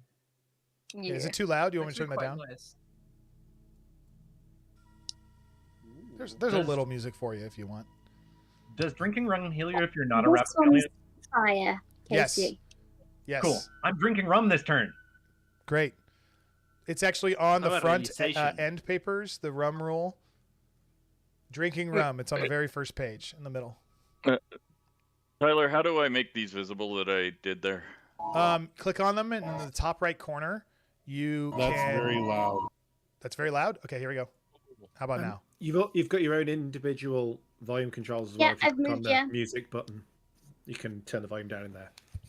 The little thief-looking cowl icon, top right corner, Andy, makes people visible. I'll help you. Yeah, thanks. That doesn't work for me. The little, the personal adjustment. I have it low and it's still. Really? That's super weird. I can hear it through your speakers. It should not be that loud. I can't even hear it on my side. That's how low it is. Yeah. Okay, I'll just stop it. If you check the channel chat, I've sent the screenshot. Sorry. Maybe you didn't click the right thing. All right, Andy's doing his thing. People are moving. People are jumping off of ships. This wind blows. This. Yeah, before you move the mist, I want to bring the mist back, but to cover the nymphs. You would need to cast Gust of Wind a second time in order to do that. Yeah, I have a lot more spells. That's fine. I just want to make sure that's what you're spending your action doing. Yeah. Yeah, I'm spending action. I want to just cover these 2 nymphs over here. Yeah, perfect. Hilarious Bart is using his necklace of eyeballs to go invisible as well. Okay. Let me just cast it. Control there we go. Yeah. We've now got 2 nymphs that have made it on top of their pedestals. So yeah, it takes it takes their turn to climb. Whoa. So Sylphia was already climbed, and Salamantha teleported directly on top. Okay. All right. Yep. Sounds good. So Sylphia has started a ritual. She casts her. She puts her hands together, and the winds and air answer her call. And there is now a beaming light, even through the fog, streaming off of her body, as she is bathed in golden white light that somehow tastes like cookies. Control weather. Did you pass the spirit check on the control weather?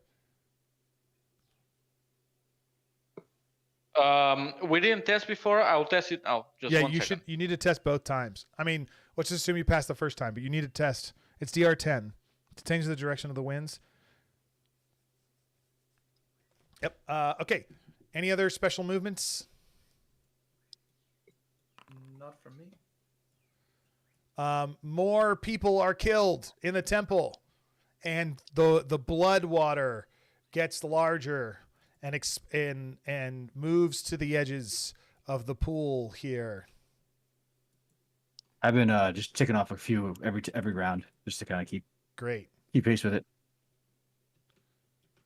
The water starts boiling now. It's not actually hot, but it seems to be boiling with everything going on there. All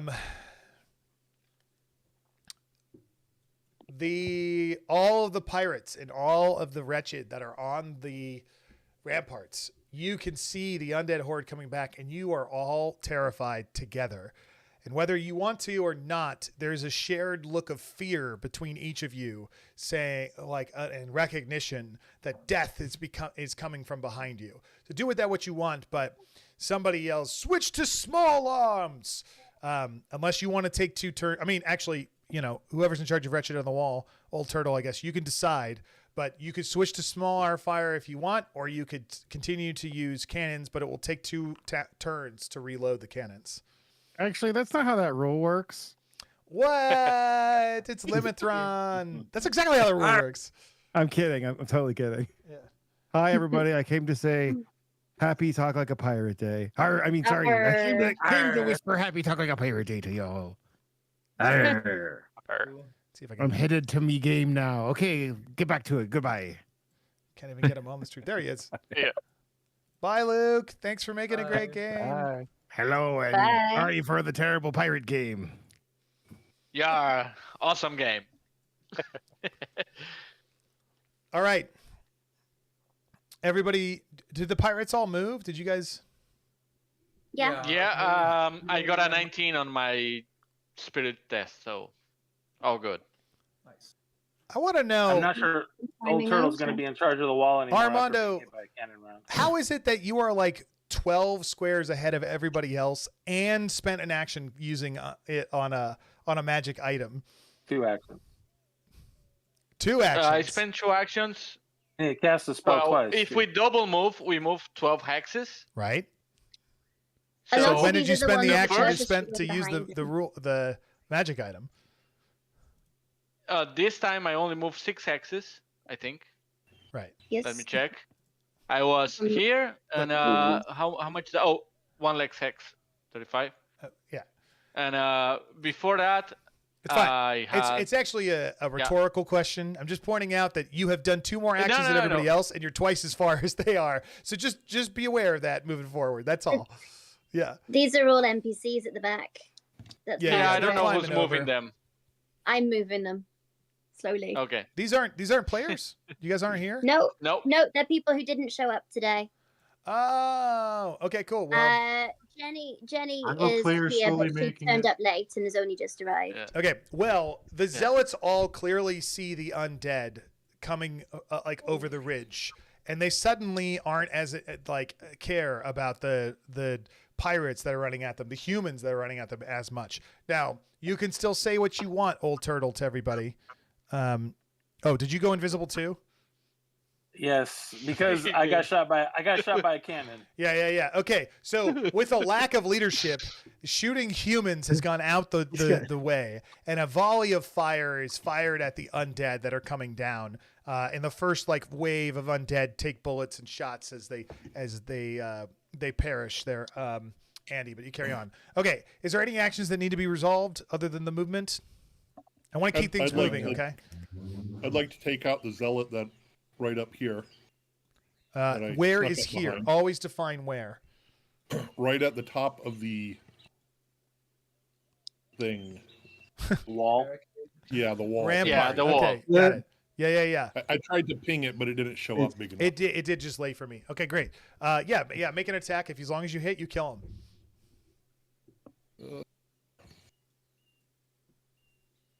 How's backstab work again? If he doesn't know you're there, you deal extra damage, which means you're going to kill him. Okay, attack. That's it. Extra damage and. Nice. No, I've got In the the old distance, you book. still hear the sounds of the naval combat raging in the shores. Ships going down, cannons blowing up, people screaming in fear. It's eerily quiet. Max damage. Yeah. Oh yeah. Oh, I didn't move every Oh, space you I could. backstab Hang on. him so hard. His back is just so stabbed. It's just He's like and he falls down. In fact, he even Wilhelm screams and falls over the wall down on the ground here. Yeah, that's great. All right, what happens with Tiger Eye? He's just running down the cavern and running up the steps. Very good. The Scourge have a knack for showing up Tiger Eye just at the wrong is time. drinking and swearing. Yeah, very And good. She is 6 feet tall in heavy plate armor, so she is looking at the stairs ahead of her He just falls down. with trepidation. But Tom, are you going to shoot at me this turn? It isn't working. You have to reload a blunderbuss. Well, funny thing is, I do have a pistol still because I came with so many weapons. Sure. Too many. Why wouldn't you? Kill him, Yeah. Teo. Kill him. The end of the world.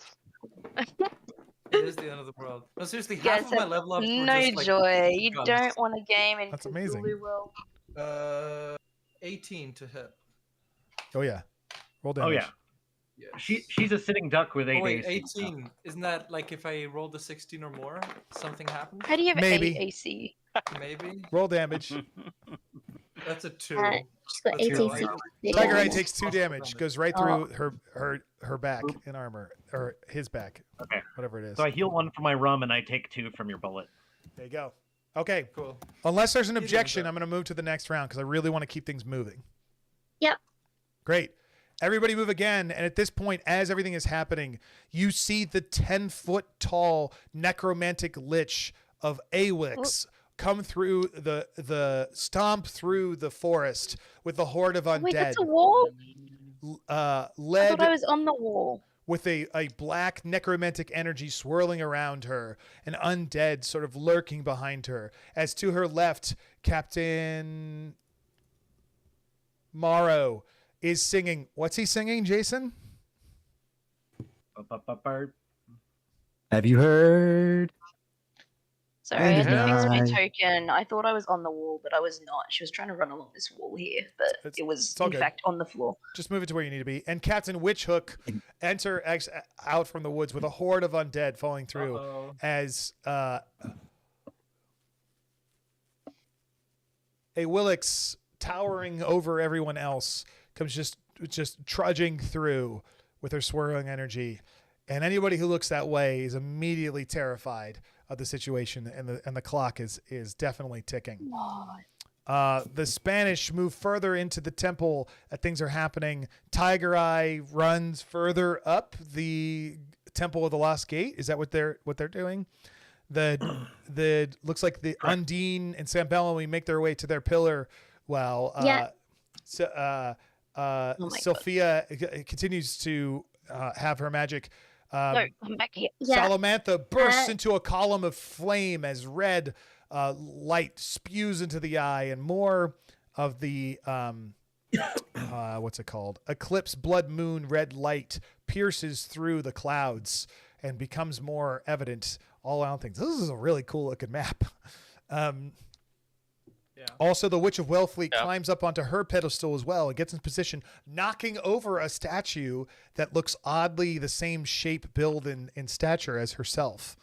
From all of those things, the pirates also seem to run up into the area. Madam Jeffries and them not coming under fire, but as the fire from the zealots seem to have switched their focus from human to undead in the zone. Does anybody have any rolls that specifically need to be made against another person or anything? No, I just want to clarify. I'm taking a dose of the space meat. It's my action. So just that. So yeah. Who used it? Last Somebody turn- used it last turn. Casey. Last yeah. turn I teleported here. Casey Yeah. teleported here. I rolled a nat 20 on the toughness check. Great. Nice. There you go. Do I have 2 rounds of teleportation or 1? 2. You can now teleport again. I mean, this Thank turn you teleported. Next turn you can teleport again. Last turn I teleported. Oh, I'm So I sorry. think Yes. On this turn, I might try to back up these guys down here. Yeah, it takes your action to teleport, but yes. Yeah, I'm gonna teleport forward. To this pedestal here. If someone could move me. Yeah. Can you And not control that? I'll make another check. Yep. Yeah.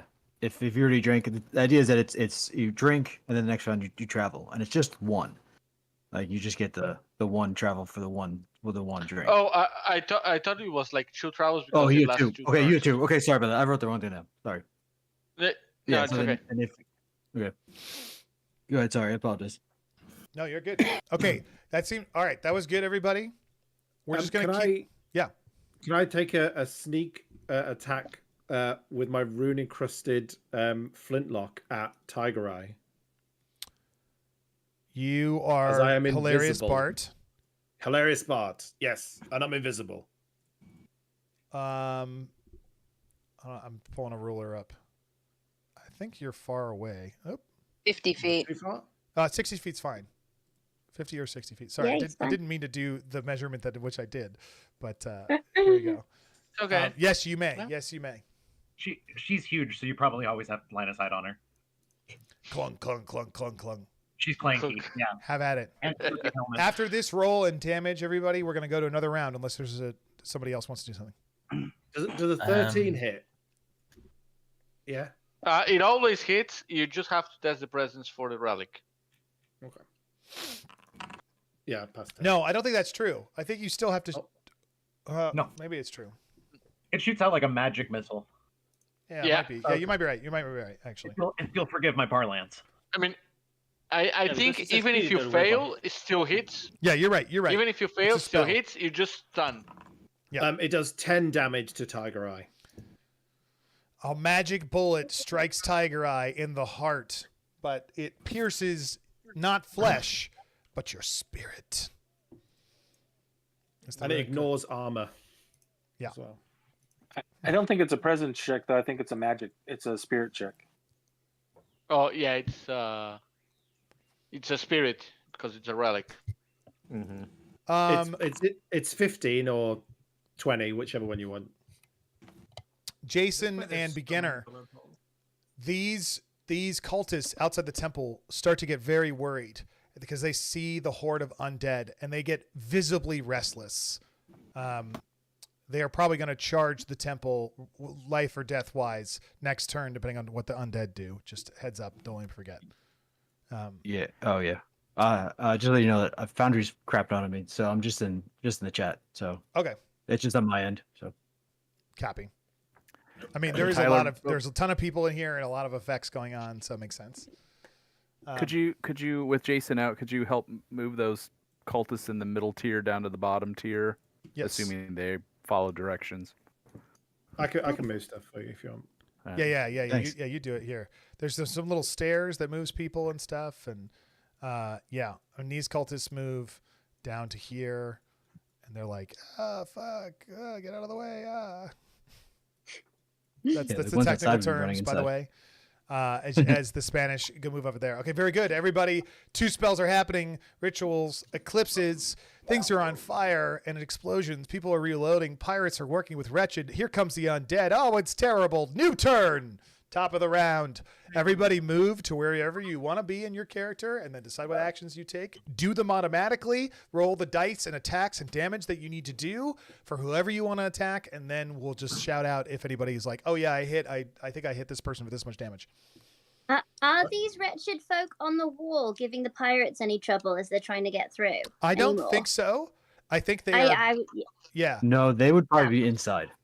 They'd probably be pushing themselves inside. They're trying to make their way inside, aren't Well, they? these ones on the wall, they are like, they just fired last round into the hordes of undead on the ramparts, and now they are like half of them are reloading guns, and the other half of them are grabbing new guns and stockpiles that you'd prepared because you guys spent a lot of time preparing for this. So they're ready. So they can't reload the whole cannons in the seconds it would take, but they can reload, grab different guns and stuff. So they will end up firing, but they don't even have time to deal with the pirates.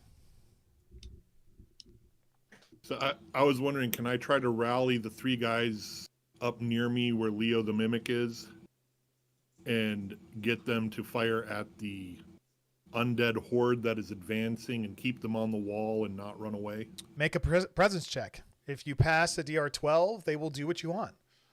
This would be a leadership role in another game. Oh, yeah. Yes, they will do that. They grab fresh guns. They're now under your command, Mimic. You can control. Well, I'll give you control, I guess. I can. And do whatever you want with them. I can't give control, but just tell me what you want them to do. Well, they're just going to reload the cannons and fire again when they can at the undead horde here. Okay, you want all 3 to reload 1 cannon or them to reload 2 cannons? 2 cannons, and I'll help them. Okay, which is what it really takes. So you guys move like this, and you start reloading. This is turn 1 of reloading. Are you loading normal shot or grape shot? There was discussion of that among the Wretched earlier, so they ask. Grape shot. Great. You start pushing in grape shot. Anybody else need to do anything?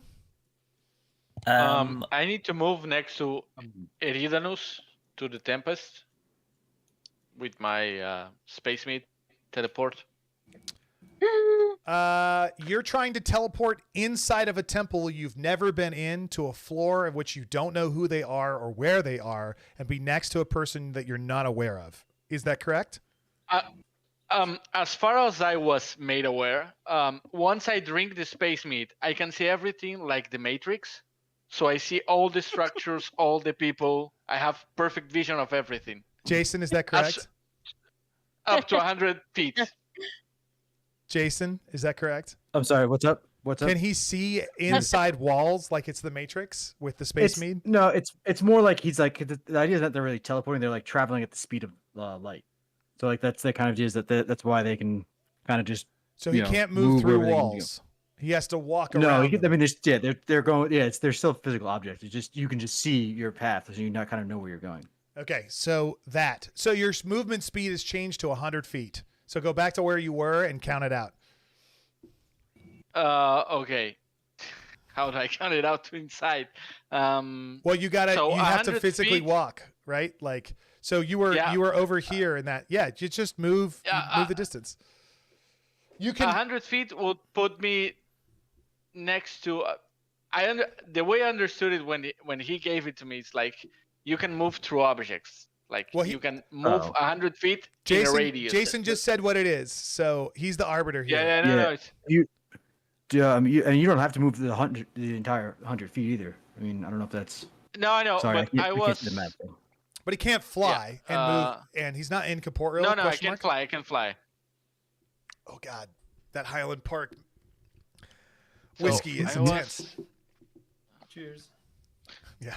It was about here, and so I wouldn't. If I had known, I wouldn't have drank the mead before it, because I have like 200 feet to the staircase. All right, then very quickly, just go back and move yourself 12 squares instead. So I should be about here. on the beginning of this turn. Another 12 hexes. Great. Just keep in mind, drinking mead takes an action. It's in the Yeah, description. I know. Yeah. Okay, very good. I'm not against you being in there, by the way. I just want to follow. No. Yeah. Yeah. It's just the way when he explained it on the session the other day. It's just like the way I understand is like you see the matrix, you can move to that space, you can see everything. I hear you. Different understanding. Yeah. Okay, keep it moving on. Unless there's an objection. Going once. Going twice. New round. Can I take a shot at Hilarious Mark? No, I'm Hilarious Mark. Yes, there's no questions here. The answer is always yes. If you're in range and you think that you could do it in your own game, move, roll damage. Even if you don't know if you hit, do all of these things at once. Don't make me go one at a time. We got 18 players here. I love it. Dog agrees. Yeah, that hits. Tiger Eye is 8 to hit. Oh, is it 8 to hit? Oh, sick. Yeah, Tiger Eye is an 8 to hit because she's in big armor. Can I describe what I'm trying to do as you're shooting at me? Please, go ahead. You're going to take 7 damage. Oh, I love it. You're at 1. You're at 1 hit point. Just this trail of blood is up the stairs behind Tiger Eye. I'm going to pull out this item that I wasn't sure how it was going to be useful, but I grabbed it. The speaking trumpet.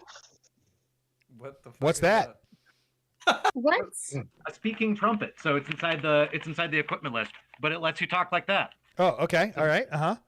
It's a primitive megaphone. Yes. And I'm going to address the room and say, the Inquisition has invaded the temple.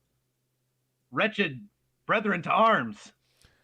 The Imperials have and then I get shot 2 times. I love that. And I deal 10 damage, so. Oh, he's down. Who deals 10 damage? I've still got 10 luck left. Let's see if it saves me. Leo did 10 damage. What's up? Nice. Oh, I'm gonna need that token. Shit. For true. Where's that token? 1 second. We now over take a very short commercial break. Hey, everybody, Oh, go do the Kickstarter.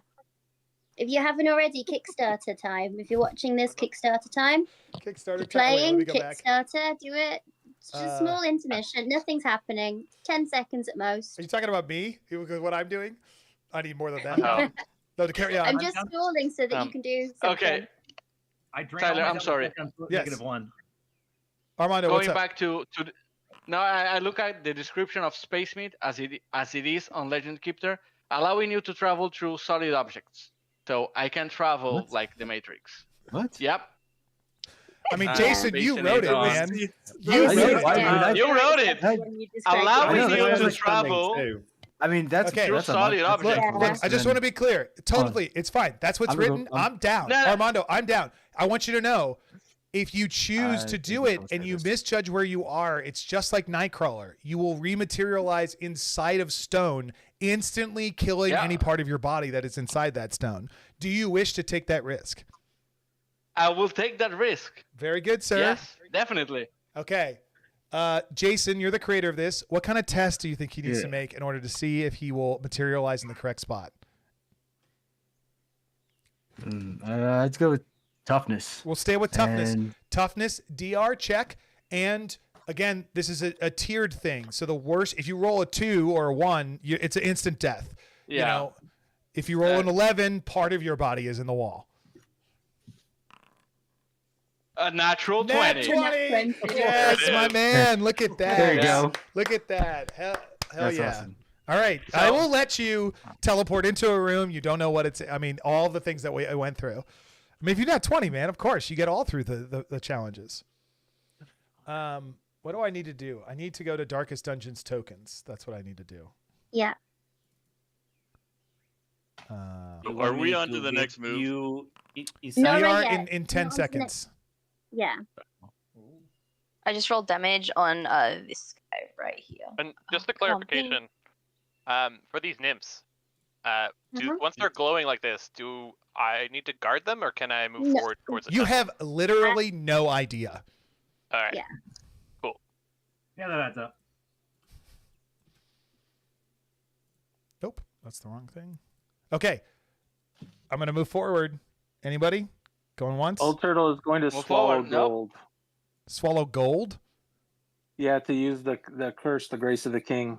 on the next round. Oh, nice. I was gonna say, what are you, a gold pusher or a mistborn or something? All I right, very made good. a toughness check. I got a 15. I love it. I love it. So I don't throw it back up.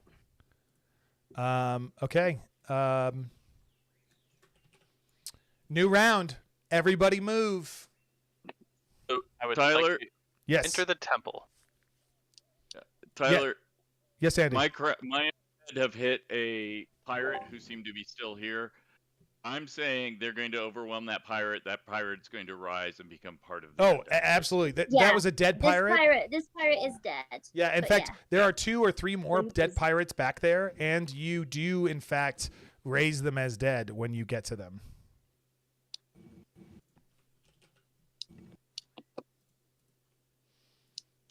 Does a 14 hit a conquistador? I don't know. I've never really fought them. Beginner. What? Yeah. 14 to hit a conquistador. 14 to hit a conquistador? Yes. Yeah, conquistador gets hit with a 14. Very good. Thank you. Some damage. Oh, yes, maxed it. Wow. Okay. Bill, your character says -1. Are you dead? Maybe. I have a special cure on Zobel. Oh, yes. Okay, I'm aware of that. Tiger Eye is shot in the back, not once but twice, and falls to the ground dead. Until further notice, that's what everyone sees. All right, and I'm kind of bleeding out on the stairs for dramatic effect. I Yes. love that. Something is happening to you at this point, Bill. Just don't let me forget at the very end when I say going once, and I'll bring it up. What is dead may never die. Yeah, the dead may never die. Down among the dead, man. Down among the droves. All right. People in watchtowers and streams of light are firing at the undead horde as they come rummaging through. Willix and her captains push through the horde themselves and even move forward faster than the horde as they get in there. And Andy, that looks amazing. Great work. All among that. People were going backwards. I'm also going to say that this, I need a tile control. This is blowing slightly out of the way with all that's going on, but still guarding some different people there. The Witch of Wellfleet bursts into swirling dirt all around her body. And seems to be covered in mud and dirt herself. And electricity is waving through there as green, earthly nature's glow sort of starts beaming out from her body left and right. More cultists are killed and sacrificed into the blood of the temple as the water continues to boil further and further. There's definitely something happening. Effectively, Tempest, where are you? You're in the water? I'm in the water right next to... Erasmus. Eridanus. Seeing Armando. Eridanus. Yeah. No, you cannot see me. I'm invisible. You cannot see me. Okay. No. I'm invisible. You can't get me. I'm just thinking about 2 8-year-olds on the playground. Be like, nuh-uh. The Spanish Inquisition moves further into the room, converting and subduing some cultists as they move towards the area. You can now see the Spanish Inquisition moving from the balcony and the higher levels Tempest. But as you look down into the boiling, bubbling, sludgy water, half a dozen tentacles come sludging their way out and moving their way over the tops of the fountain water basin here, as your spells and magic have turned this pool into some sort of gate to another region, another world. It's working more and more as you've killed 12.5 souls or so into it. The Inquisitor, the main Inquisitor will do something. Let me Yes. check the page here. Go ahead. And will to the priest making the thing, and will stun him for 1 round. Tempest? I'm sorry, Aradness? Yeah.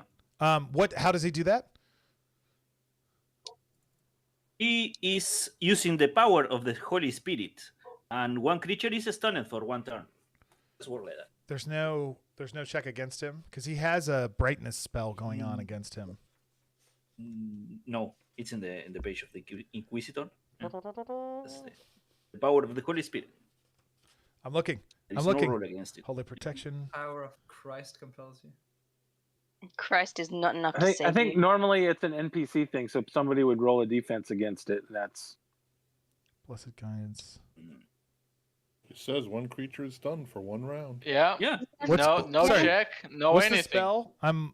What's it called? No, it's on NPC for Inquisitor. It's a Inquisitor NPC. Oh. Page Inquisitor. 111. The power, 111. power of the Thank Holy you. Spirit. Thank you for hitting me with the correct thing. First time I used a Conquistador.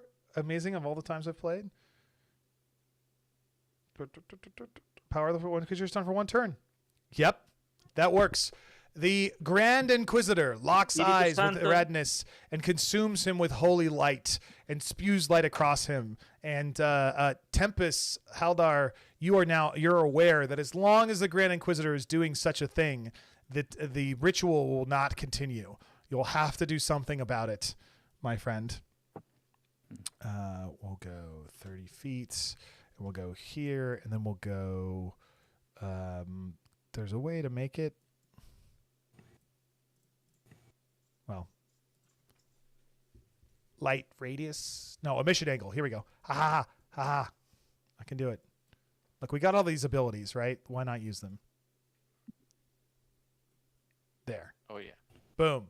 To show he's got the spell happening at him. He's got him locked. He sort of pulls a whatever her name is, the redhead from Stranger Things, and it's like, I'm listening to that cool 80s song. But I can't think of the name of. Running up that hill. Running up the hill. Yeah. That's right. Except in Spanish, Catholic. I apologize to any Catholics. Out there. Yeah. All right, very good. Okay. Any objections to a new round? Nope. Bill? Casey has kicked in Very through the detailed front thing. through the temple. Is there anything on this level of note? How did you get there, Casey? I walked up this way. Through the top. No. There's some subdued cultists left and right that are passed out on the side. A couple praying to a Catholic god in those Latin words left and So left down and is right. this way, right? Yes, that's correct. All right. Yep, you got it. Get in there. Okay, great. Bill. Another question? As I say, well, since Tempest hasn't done anything, can he grab the Necronomicon and the dagger and keep on going? You can certainly try, but you are strucken with the concern that if you do such a thing, it might disrupt the current ritual status. You don't know. I'm not saying it will start over? or it won't. You just you're like you reach for it and then you're thought, I don't know if this will like mess with it. Think another movie reference. What is that movie reference? 20 Spider-Man. The last one where he interrupts Doctor Strange in the middle of the spell. You don't think you'll have to start over, but it could have consequences. Your choice. Yeah, let's keep going. What does that mean? Let's try. I'll try to do the spell because. Okay, you we're grab not, we're the not dagger gonna get anywhere. in the book from him as he holds, and he's Stranger Thingsing it, running up the hill. Make a spirit check for me. 22. Is that a 22? What did you roll? 22. Fuck. 16? Nice. Yeah, actually, you're going to accelerate what I was going to do in 2 turns from now, a whole turn sooner. You kill another cultist. I've dragged it over already, Jason. No, wait. No, I didn't. Here we go. Here we go. Another set of cultists. Oh, I see why. That's the edge of the map. Have been killed as this room is full of cultists, and more step into the bath of it's working. It's working. Armando, you're in the room, and watching this death of quick, he's just like slash the neck. But when the bodies hit the ground in this like less than a foot of water, they seep into it like quicksand and like dissolve / disappear. It's not so much that it's like acid. It's more like they're being pulled into another space altogether. As if it was 30 feet deep or, a deep pool made of gelatin or something like that. And it's disturbing, for sure. Anyone else? Going once? Going twice? Bill. I have a question. Yes. Oh. Go ahead, Tristan. Where I am on the map of the pirate, there's like stairs here. Sorry, I'm not sure how to ping. Oh, here. Yes. These stairs lead down to like here? Oh, no, apparently. I'm sorry. Which character are you? Pirate. I think I'm pinging right now. Those stairs do lead down to this level right here. Yeah, okay. Yes. Perfect. That's correct. Oh, I think there's like it hasn't been like it's tiled off. Would you be able to move me down there? Yeah. Here, I'll move you to here. Yeah. Perfect. Thank you. And because someone gave you that artwork, you have a rifle too. Oh, sweet. Why not? Yeah. Bill. Go ahead. One. How many times are we I going was to going to say, it's Andy. Looks like somebody took a shot at Obelix and got a nat 20. So, nice.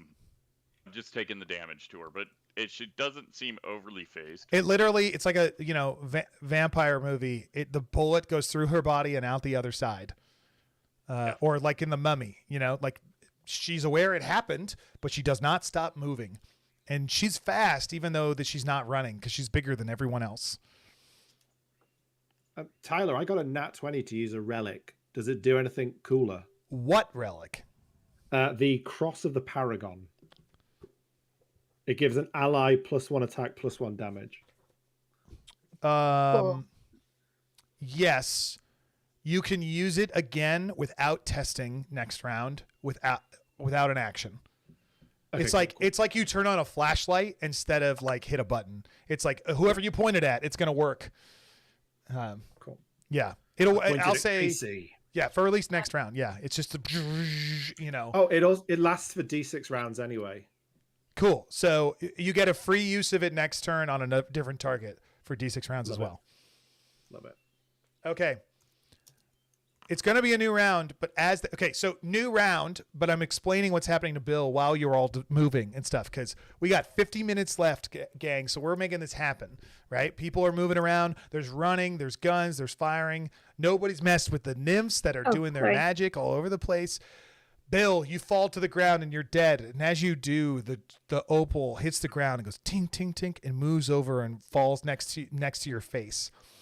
And then it sprouts little tentacle legs and it over and it crawls into your dead, lifeless body's mouth and take roots.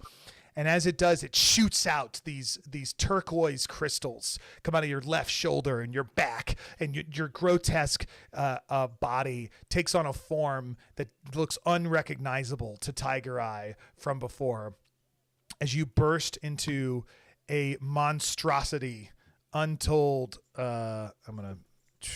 unseen by anyone else. And then just for the sake of being able to show what it really looks like, I'm going to turn off the sunlight real quick. Oh God. From there. So you Nice. amass into this giant creature as this cursed obol has returned life to you, but in the worst monstrosity driven way. You deal double melee damage, whatever you normally dealt before, and you mindlessly attack whatever is the closest thing to you. Okay, this canonically happened before. Tom backs up. You know what? Someone coming back alive as like a eldritch horrific monster was not even on my list. So yeah, Tom is not gonna move closer. So just for the sake, you move to here on the steps, see this happening, go nope, and then you move back. It's okay. I don't need to get any closer. Yeah, the dog, as you move by and you see like him convulsing on the ground, the Tiger Eye, now known as the Thing, has popped up. The Thing. Everybody move to where you need to be. Undine reaches her position with the help of San Bellamy, and he looks to guard her, and she pulls up, she smacks her hands together, pulls them apart, water drips between her fingers as if a stream of gushing water goes through it and envelops the area, gushing forth blue, white magic into the area. And now as it starts to come online, all 4 nymphs, but we'll see what happens this turn. The undead horde starts to reach the walls and slams up against the walls. A bunch of zealots drop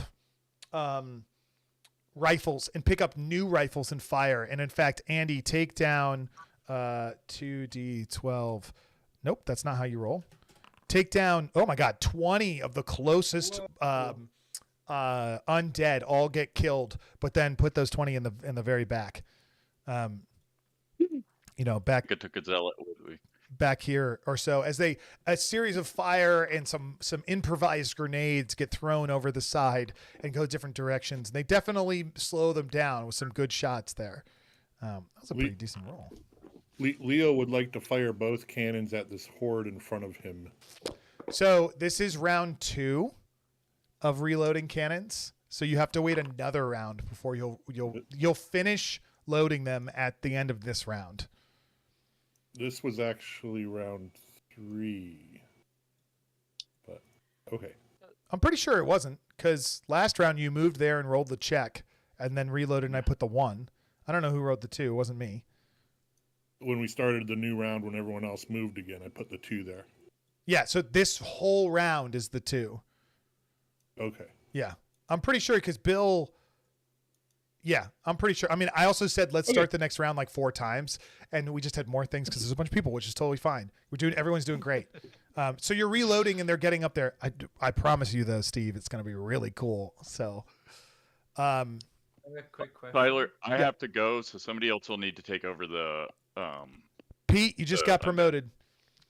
Ahoy!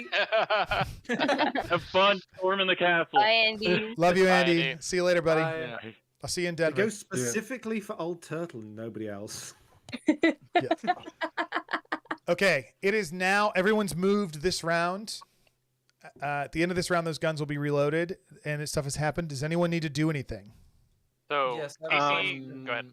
Let's start outside the temple No. first. Outside the temple first. Does the thing have a different DR to hit, or is it still 8? It's huge. It's still an 8. Yeah. Okay, good. In that case, I hit a 24. Not a nat 20, unfortunately. Damage. Everybody always roll your damage at the same time that you do it, or as soon as you roll the hit, Sorry, my then bad. don't wait to ask if it hits. Roll damage. Yes. If we were at the table, I'd make you roll them together. In order to type this, it looks like this: /R space D20. This is how you write it, but without the quotation marks. Okay. Thank you. No problem. Oops, missed. Has Tiger Eye merged with her Kraken armor from before? Oh yeah, it's like baked into her body, but you still have it. A D6. D6 yeah. armor? Yeah. Okay, gnarly.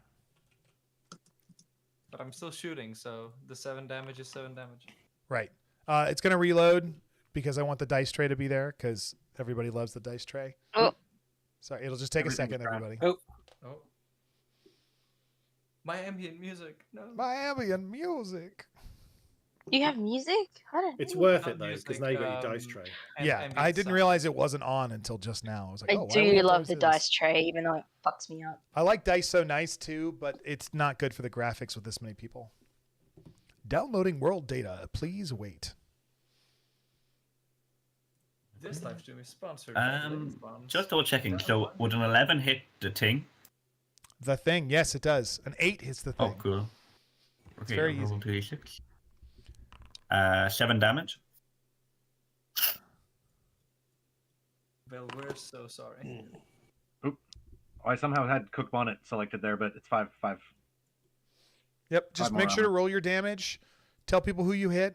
Shit happens. Everybody moves. There's fighting.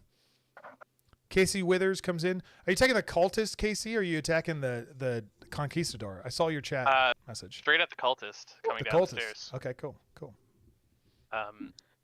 And if this cultist dies, just the brain matter being sputtered on the wall. You see his eyes start to bulge, and he begins to go into a blood frenzy. Nice. Oh yeah, you totally. I mean, did you hit? You totally hit him. I did hit. Oh yeah, For 8 he's damage. so dead. They're just a DR10 to hit, and they die immediately. They're minions. Yeah. Will the conquistadors let the pirates pass? Oh. If we go like, oh, buenos dias, mate. We're here to help. This zombie looking motherfucker. I mean, it's beginner's call, but it's a hard no for me. It's a hard no. You're fucking pirates. You destroy our forts, stole our ships. We won't let you pass. Not me, mate. Oh, I'm just here to stop the ritual. You shall not pass. Look, Just the stab only him, Bart. person they could let pass is a Stick him random between the already plates. there because they are fucking afraid of him. Oh, I'm going to stab the conquistador then. You're lost, mate. Yeah. The conquistador is stabbing back. Oh, I missed. Hella has like does pinned 8 conquistadors to damage. walls with her spear when she gets down here. No. You missed me. Not in this game, I mean in a previous game. As okay, great. Who else needs to go in this round? So, I can wait for everybody else, but Old Turtle is going to cast Grace of the King on Awilix. Or attempt to. It's really hard. Sure, I have no idea what that does, but great. It's the curse that turns their bones into gold. Cool. What? Okay. I've seen that she has bones. Black. Oh, she has. bones, She so- definitely has bones. Yeah. So, I will. I don't know. I'm gonna have to use. I'm gonna have to use a Devil's luck. Devil's Luck. Yeah. I will use another. I have 5 total. Holy shit! It's 3. Devil's luck. There you go.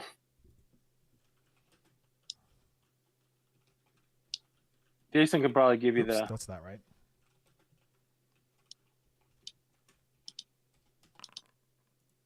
How do I do that again? There's a way to just repeat a roll, isn't there?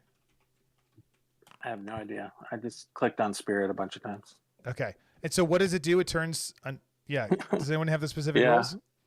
Jason sent it to me. Hold on a second. I think it turns you into the Matrix, and then you fly around. Da-da-dun, da-da-dun, da-da-dun. Jason, you there? Jason's. He's having computer issues. Okay. Yeah. Okay. Something So- happens, but it's a cliffhanger, so we'll come back. Yeah. I got it written down. I'm sorry. Yeah, it's all good. I'd love to read it someplace. You Okay. choose. It's it's in my private chat, but it's so one creature that fails a toughness DR14 test receives the same. It's called lava bones and damage 5 to 8, but they don't burst into flames. Their bones harden into gold.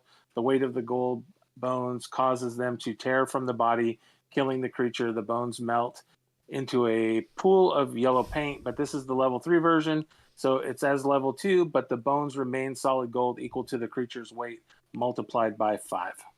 She 100% passed her toughness test. Okay. She's the toughest creature in the entire Dark Caribbean. So, but you cast the spell, and part of her like body, it's like imagine sleet was like freezing part of her body, but the sleet was gold, and it like hits her, and she's like, "Argh!" And she just like breaks through it, and gold flakes come flying off her body. If anyone was able to collect those gold flakes, they would have 200 silver worth of gold afterwards. So it did hit her, it did affect, but she just was too tough and broke straight through it. Because her first check was the 16. But that was really cool. Anybody else this round? I know you guys are fighting the conquistadors in the temple, which is awesome. And is it Madam Blacksmith? That's fighting this one right here. Here, I'll move you to the lower level. So it When makes she sense. when she gets down there, yeah, I didn't have enough space on my turn to get So down there. boom, you pop up. Yeah, great. Yeah. Bard's still invisible, and yeah, what is Armando doing? I'm waiting on Jason of a ruling. I don't know if I have teleport for 1 or 2 turns on the space meat. Because the last 2 turns. I think it's 1 turn, but your plus whatever to spirit is for 2 turns. It's super confusing. One turn. Okay, on 1 turn. How this works, So- even though I've read the written rules. No, I'm not blaming you. I'm taking the second dose I have of this meat, so that's my action this turn. And can I observe who's controlling the ritual right now? Oh yeah, you've been in the room, right? So it's very clear. You see Tempest come over to Aradinus has gone like limp. It's all busy running up the hill and limp, and Tempest takes the ritual from them and then like starts doing it and kills 4 cultists in the process, who are all like literally just lining up to like, it's as fast as you could kill somebody is what's happening right now. Yeah, so I'm just basically standing next to him and just waiting. And as I drink my space meat, the last dose I have. Okay, so you just move over there and you take an action to drink more space meat. Is that correct? Yeah. Okay. Yeah. Got it. That works great. So we're going with it's only 1 teleport per time you drink, period. It doesn't matter what it is behind this. We're just moving forward here. Okay. Mm-hmm. So this is great. This is all. I love this. The Grand Inquisitor has dropped into the room. Beginner, tell us what's going on? Yeah, the Grand Inquisitor went down there and is going towards Tempus that has the book, and we try to place his hand on his head and try to convert him. Try to convert him to the right ways. And snap! I picture a battle of wits ensued there. Make Battle of opposed spirits. spirit checks. I think the Grand Inquisitor probably has a +5. Scanners. Versus Is this a Haldar Tempest. defense roll or just an opposed? No, this check? is an opposed spirit check. It's who can get the higher spirit. If there's a tie, the defender will defend, and that's okay. I'm Who pretty here much seen always going to Scanner? rule that way in opposed checks. So at least the scanner battle. Oh yeah, And beginner. Can we devil's luck? Yes, you may. All right. Can I counter that? He's the Grand Inquisitor. The Grand Inquisitor can use their own Devil's Luck to reroll their own dice roll if you wish, but you cannot force another player to reroll their dice in this game, which I stated earlier. Let's wait No, for the roll. to counter the devil's luck power. No, you can't spend Devil's No, Luck to stop other Devil's Luck. It's just a roll-off challenge. Yeah. Per the rules in the, you know.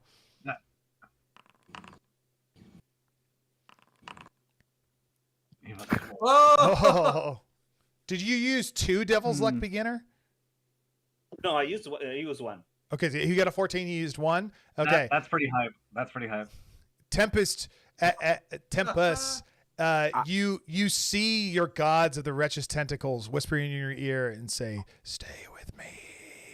But then you see a blinding light from the heavens come down and a booming voice say, "Tempest, Tempest." It's very androgynous voice, by the way, as well, and distinctly un-Caucasian, by the way. And it comes through and it's like, "Tempest, come join the light. Let go of your path." And you let go of the dagger, the ceremonial dagger, and the book of the Necronomicon as it falls into the water, into the bubbly thing. But it And the sits on the tarantula is surface. there. Both items do not float through to the other dimension. They're not meant to do that on purpose. What's that, beginner?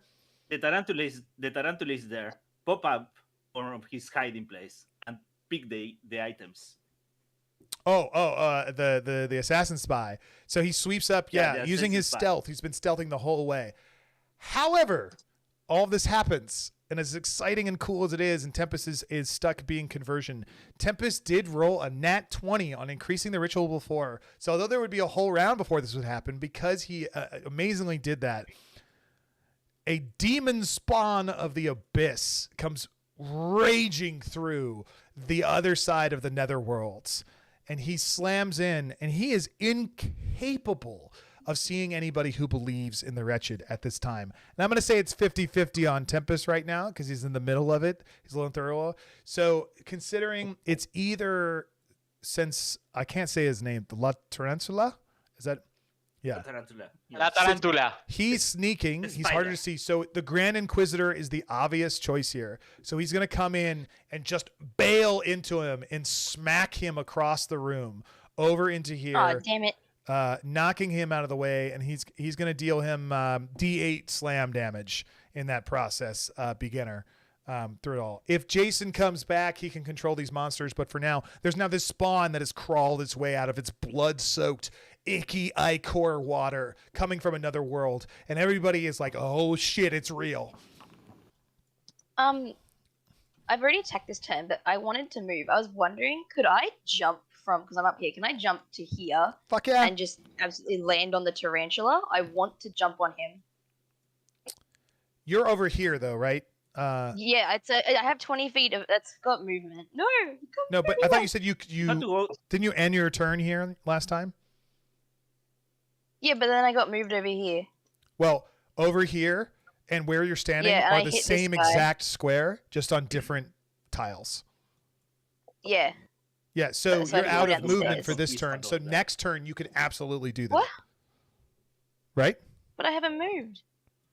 I'm sorry, I thought you came from outside the temple to there, and you said No, so I used a turn before to go from here to get here. I used like all my movement and my turn. And then this is a new turn. So I down the stairs, I hit this guy, and then I wanted to use my movement that I have to jump.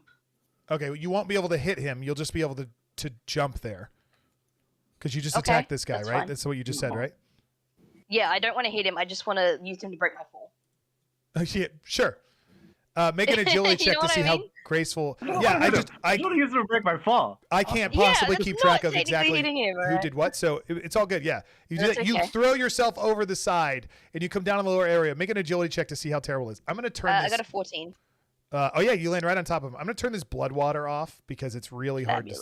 hard to. It's really hard to And I see. want to yell at Tempest, like, don't you dare turn our back on the cause now. You've come this far. You will see it through. Tempest, you're gonna lose your turn because you've been converted, and you'll have to deal with it next turn, unfortunately. Okay. Don't forget Adonis's turn. He was only stunned one round. Yes, so he is unstunned now at this point. And Tempest, I will let you do whatever you want to do with him. He knows every zealot spell. Actually, and he knows every arcane ritual. Wow. Yeah, so okay. he knows Maybe both come of back them. to me. I mean, he's like one of the most Maybe powerful come sorcerers back in the to entire me. world. Yeah. So I don't know. Seems kind of overpowered. And the nymphs aren't. Did beginner make this character? yeah, did beginner make this guy? I was waiting for that joke. Yeah.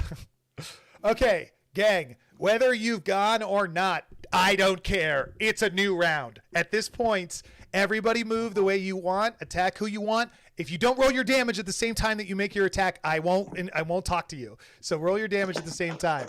Make it happen. While you're all moving, all 4 nymphs have come online and the storm intensifies. It is now raining in a way it was not raining before, and more magic comes out, and water shoots out, fire shoots out, air shoots out in a torrent, and the dirt shoots out and pegs in one area all at the same time. There's now a convergence happening in the middle here where, amazingly, a beam of sunlight from the eclipse also seems to be reaching as the eclipse becomes closer and closer to reaching the center section here. Yeah, Bill, if you want to attack the dog, go for it. The dog, if you want to attack there, whoever you guys want to go. We're keeping things moving. We're in story mode here. I have a conduit. I have a conduit power that summons D6 tentacles, and I deal double damage. Can I summon 2d6 tentacles? You cannot summon more tentacles, but the tentacles deal double damage. The tentacles themselves deal double damage. Yes, okay. everything is twice as strong. Whatever you roll, just double it.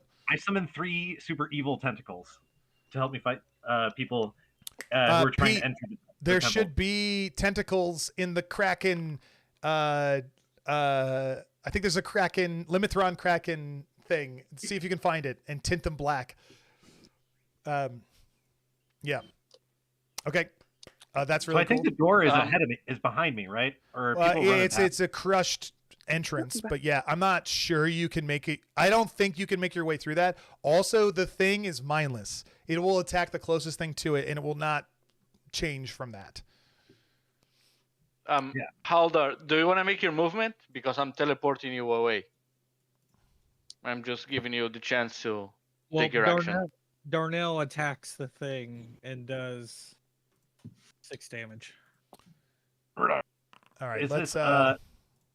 can I use my armor on it? What's the weapon? I'm using my brass axe, which also has the minus DR. Okie dokie. I rolled full damage. I rolled 17 to hit, and then my damage was 6. Rock on. Okay, for three tentacles if sprout it up all matters, around. it's Tempest, then Old Turtle, then Armando, then the Pirates, then the Spawn, then the Witch of Wellfleet and their gang, then the Grand Inquisitor. Sometimes, I mean, here it clearly matters who goes first because there's shit going on. Yeah. But I prefer to just like keep things moving otherwise. Yep. Tyler, I hit the tarantula for like now. 2 damage. Steve, yes. Steve, you have finished reloading Grape Shot. And as people are coming over the walls and zombies grab at one of the zealots next to you and throw them over the walls and they're clawing at you guys, you're able to rip through. You fire both. Do you want to describe what this Grape Shot looks like? It's just the spread that just kind of goes through all of them, just like a. Like in Glory, where the guys are running and all of a sudden all the cannons just fire off and right through them with all the flesh and bones and all that flying. You just rip through these guys with as undead. Everything within up to the wall just get decimated as like 40 undead are just pulp. It's sickening. There wasn't so much shit going on. You would retch right now at how disgusting it is. But there are more undead hordes that come rummaging through, for sure. But that was, amazing. And this cultist is totally dead right here. There is a zombie on the wall and a Hulk that's left, and this bilge rat's making their way over to you. And so there's all that. And this fire is not dangerous. It's just more destroyed in an area. Do any of the pirates that are with any of the nymphs want to do anything? I am all of them. Great. So I've been rolling them in the background. They are all players who have left or didn't show up. Okay, great. So, but they also seem to be unmolested in that way. So they carry on with their journey. Their magic intensifies, which the rain started this turn. So I'll get to what happens next turn. Did the undead move? They did, right, Pete? They did. Excellent. Thank you very much. They come slamming against the walls as the wretched on the walls have now run out of loaded weapons, and they draw swords and prepare for borders. This wretched runs up to the wall and they start falling backwards in different ways. This guy's dead, so he's a zombie. Captain Verna is going to run after and climb up after these guys and start dueling these pirates right here to try and get to the nymph to do something about it. Bill and the dog, did you guys do whatever you're going to do? You did, right? You summoned tentacles? I did my attack, yeah. Yeah. Very good. Okay, inside. Tempest goes first, then Old Turtle. Okay, so off of Iridanis' last turn, right, he was going to cast Dark Delusions on the Grand Inquisitor, giving him the vision that Armando is the one casting the ritual. Mm-hmm. That sounds reasonable. And then Tempest, But I don't know. Armando is invisible. Yeah. Armando's invisible. You don't know he's there. No, he's telling that I can see that he's not longer casting the ritual. Well, okay. That's what I understand. But you're splashing around in a pool and picked up the stuff. Okay, can we? Yeah, wait. Didn't you just do? You haven't done anything yet. You've just stood there. No, he stood there. I just stood there. I drink meat. I agree. He's not. You do not know that he is I'm there. invisible. You're in the. Right. You, It was you're summoning a it was ritual. the- You're fighting conquistadors. There's spawn coming into the world. You're not aware of some splashes in the water. Yeah, you don't know he's there. Yeah. Okay. All right. So then, what does Tempest? Does Tempest try to break out of this conversion? Wait, is La Tarantula the one that has the things? Yeah, no. Tempest, you're back. You're able to do what you want. Your faith is shaken. Play that however you like. There's no mechanical effect. But you are no longer holding the ritual items. La Tarantula is holding the ritual items.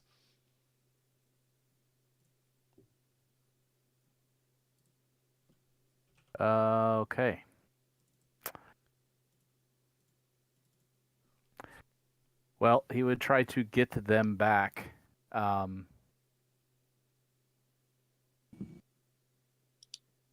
he going to do that?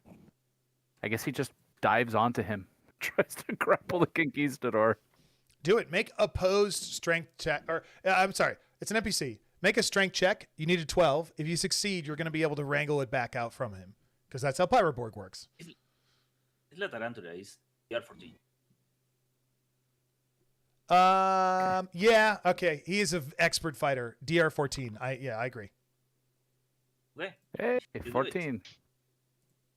Nice. You're All able. Right. You grab him. You wrestle in the water. There's splashes of blood water back and forth, and you shove him down. And you're now holding the dagger and the book in your hand. But it takes your whole turn as you have an epic little wrestling some polar bears there, back and forth. Yeah. Okay, that makes it Old Turtle. Old Turtle. Where is he? Oh, he's on the front line against the undead. Okay, great. Armando? I'm just grabbing whoever has the ritual items, because I've seen this exchange happening. Yes. One grabbing it from the other. Yes. And I'm teleporting 100 feet down into solid rock. This is suicide. Have a bad time. Yeah. Nice. It's worth. I'm just trying to think if there's any reason why this wouldn't work. Well, he's got to. I want you to Probably make. do a strength check, right? I want you to get to him from me. Yeah, so you have to touch. You have to hold on to him. I don't know. Yeah, I have to hold on to it. Yeah, so But you need to the way success. it was, You need to touch him, and he doesn't want you to. Although you don't know he's there. So I am invisible. Yeah. But that doesn't mean auto success, right? It just means No, it's it's really okay. easy. So a DR. They are entangled in a fight, so it's 50-50 chance. Right. It's like not easy. So it's about as easy as it gets. It's a DR8. And I assume you have Devil's Luck, so DR8. I have a ton of it. You have a DR8 check, so don't roll a 1 3 times in a row, and you'll be able to do it. Strength, just to grab him. Yeah, it's a melee attack. You just need to hit him. Yeah. That's a 10. Sorry, is this hitting me? If needed be, I Yes. can bless me and a Devil's Luck, so that's a minimum of 15. Okay. Before you say anything, Haldar, do you want to do anything else, Armando? You cannot decide if you want to change what you do after Haldar says what he does, is what I'm saying. Are you doing anything else at this point, or is that it? I'm teleporting all of us, including the ritual items. Yes. So I'm grabbing for the ritual items, not himself. But I assume that since we're connected, I'm traveling with him. Are you grabbing him or the ritual items? Sorry. The ritual items. I'm going for the ritual items. Okay, then you do need an opposed strength check because it's against another player character who has agency. So you said you're using guidance or not? Yeah, I just need to touch them. I'm invisible, so I have a +6 to it. Right. Okay, so you have a 16. I have a 16 base right now. All right, Haldar, make a strength check, DR 16. Does light up I will 1,000 use- stars or It's just to potentially touch them. Yeah, I know. I'm going to say no. is this The a light of defense 1,000 kind of stars does not help you in the situation because of his advantages. They're offsetting Before- it. Okay. Before I will Armando lose rolls your this- Devil's Luck to make it a 20 for him. So I'm upping my DR by 4. Sure, you're lowering the DR by 4. Sure. You need a 20. Well, I could do that too, but let's. Yes, see what and I dice say. assume you will. Ooh, so close. So, do you want to use the Devil's Luck and make it a 23? No, I would go the other way, right? Well, it's just I'll for the bless sake of this myself discussion, it's a as plus well. 4 to your own roll because it's opposed. It doesn't matter if you Oh, do okay. minus 4 to them Yeah. or plus 4 to yourself. So Gotcha. Yes. So yes, tie goes to me. So I'm gonna use Blessed Guidance to give me a bump. Just to touch it. Save that I'm Devil's using it Guidance. as well. So that's another 3. that's why I was He's not- asking. he's You not guys trying to both need to take it, he's decide that just trying beforehand. to- But yeah. Okay. Okay. Well then, let's see where we're at. You got okay. Haldar has. You need a 4. Okay, so I am at 21. And what are you at, Armando? I'm at 23. Yeah. All right, then I will use Devil's Luck. Can I use another Devil's Luck to make him re-roll it? No, you can't affect other people in this game with rerolls. Okay. What did I roll? I'll re-roll my one. It's okay. It's a D20. Okay. Well, sure. So that's +5 +3. So that's 23, 26. You have to beat. Shit. How long you want to re-roll? Well, can you apply another Devil's Luck for a -4? Because I'm at 20. You already? I'm at 22. I'm at 26 right now. Are you? You rolled a 2 and then a 4. You're at 25. 20. And you downgraded the DR already. Oh yeah. 25. You downgraded the DR already with your Devil's Luck. And you're. I had to re-roll it. Yeah. With my Devil's Luck. Okay. Take the L, Haldar. You lost. Well, this is I the can give him one of my luck. You can re-roll it. Everything I I can got. give him one of my luck. We're nearby. Re-roll it. I can give him my luck too. I have another Devil's Luck. my I just want to know what I can do with it. That's what I'm asking. You can only reduce the DR or re-roll, but you've already reduced the DR, so you can't do that again. So you have then another we gotta DR, roll a Devil's Luck. You can try and roll again, but I don't know if you're gonna get better than. Oh, you roll a 2. I don't know what you. You'd need a nat 22. Well, there's not other bonuses. Okay.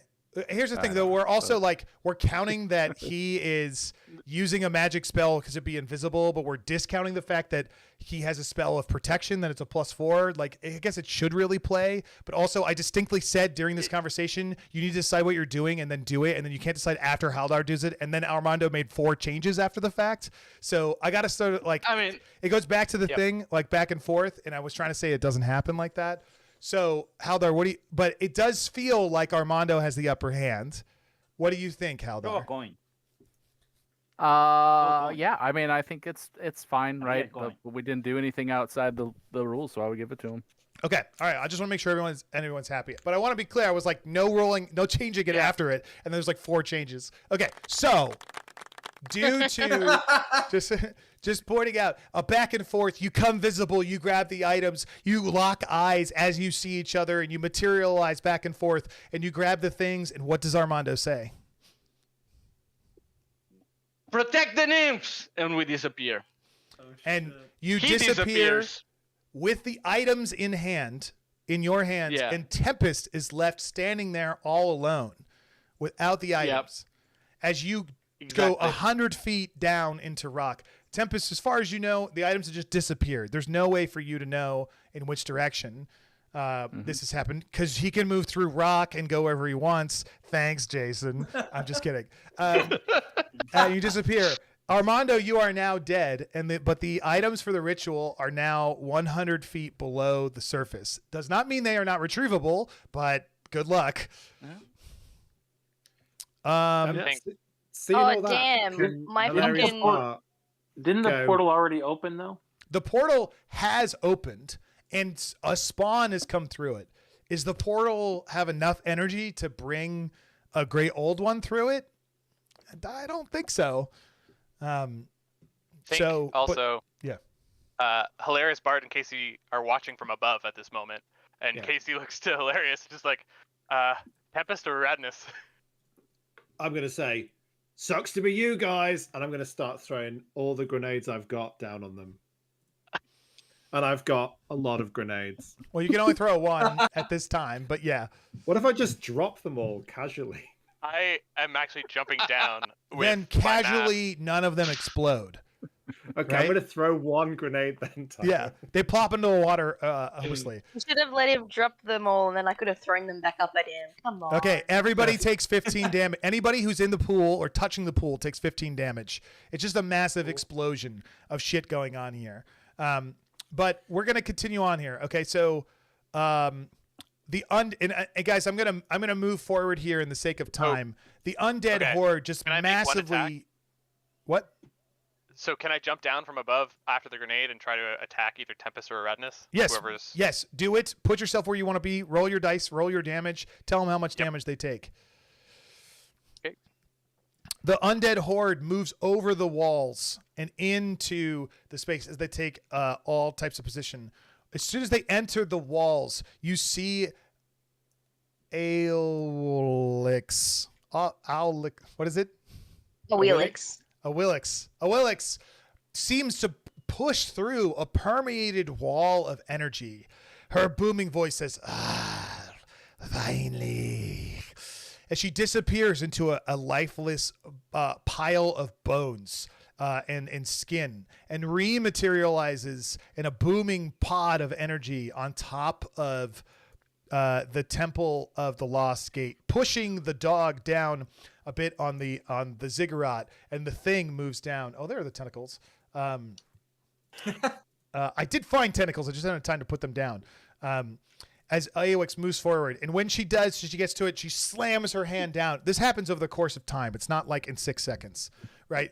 She slams her hand down on the altar, and the altar all the grime and dirt gets cleaned off of it, and it's turned to its pristine state as a vortex of purple energy shoots up into the sky. Anyone who has done a lot of ash, I believe, that's Jason. Okay, none of the players declared on your survey that you have done ash every damn day, except for some of the wretched inside the temple. Their flesh melts from their bones as they are immediately consumed from the inside out, what's that? When they prune people in the time variants, the TVA, they prune people. Yeah. They turn out with the flesh being eaten off your bones, while dozens of wretched all around the place, all around the temple, turn into zombies and skeletons, and they're left just standing with skeletons only. There are now skeletons inside. Pete and Jason, if you can, change half of the wretched inside the temple into skeletons, if you have that, if you can figure that out. And she's using her own ritual through this whole process.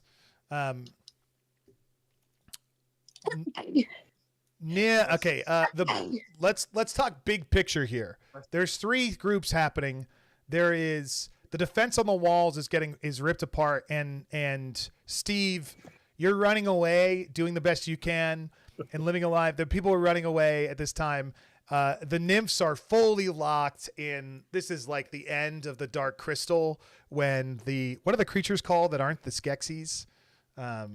Whatever they are and converging with each other and stuff. Like there's major magic happening here, and nobody's messed with them at all. So they're pretty far along in that process. Is anyone doing anything other than fight in the temple? Well, Tempest is going to try his Hail Mary. So he's had the majority of the Necronomicon pages, and he spent 9 months in the locker, where all he did was recite the Necronomicon. So he's going to try to do it from memory. All right. And I have an obsidian dagger. It's not the other obsidian dagger. We're just going to give it a try. See what happens. Pete, your microphone is crackling. What does that mean, Haldar? Can keep trying to sacrifice people. Okay. So with a Necronomicon from memory and an obsidian dagger from my personal collection. Make a spirit check. If he's memorized it and not gone insane by this point, that's pretty good progress. Well, I was dead, so I don't know. He was dead. There's a whole thing. How much do you remember from that? There's a whole argument to be made that when you come back from the locker, you don't remember any of it. Remember what? 17 is pretty good though. You cut down 4 more dudes, and the ritual continues, much to everyone else's surprise, as a demonic creature rips out under Casey Withers with its tentacles. It just slams you into the ceiling, the waterfall section over here, just slightly to the right. And now you're engaged into heavy combat with this demonic tentacle spawn. I mean, this picture doesn't even do it justice. It's like literally made of tentacles through the whole thing. Also, Eratinus just starts like slinging spells left and right at conquistadors, and Armando is gone, so let's get rid of him. Yeah. R.I.P. Very cool, Casey, though. what's your DR? One can +7 try. with Dazzling Acrobat.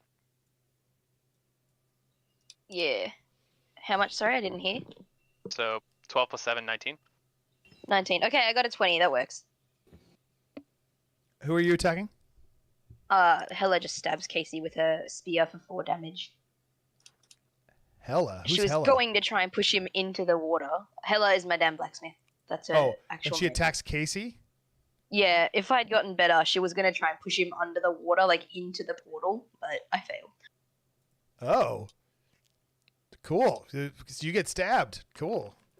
How much? Where's the damage? Sorry, I can't see it. There's so I'm many sorry, rolls. 4. I got 4. Cool. Okay.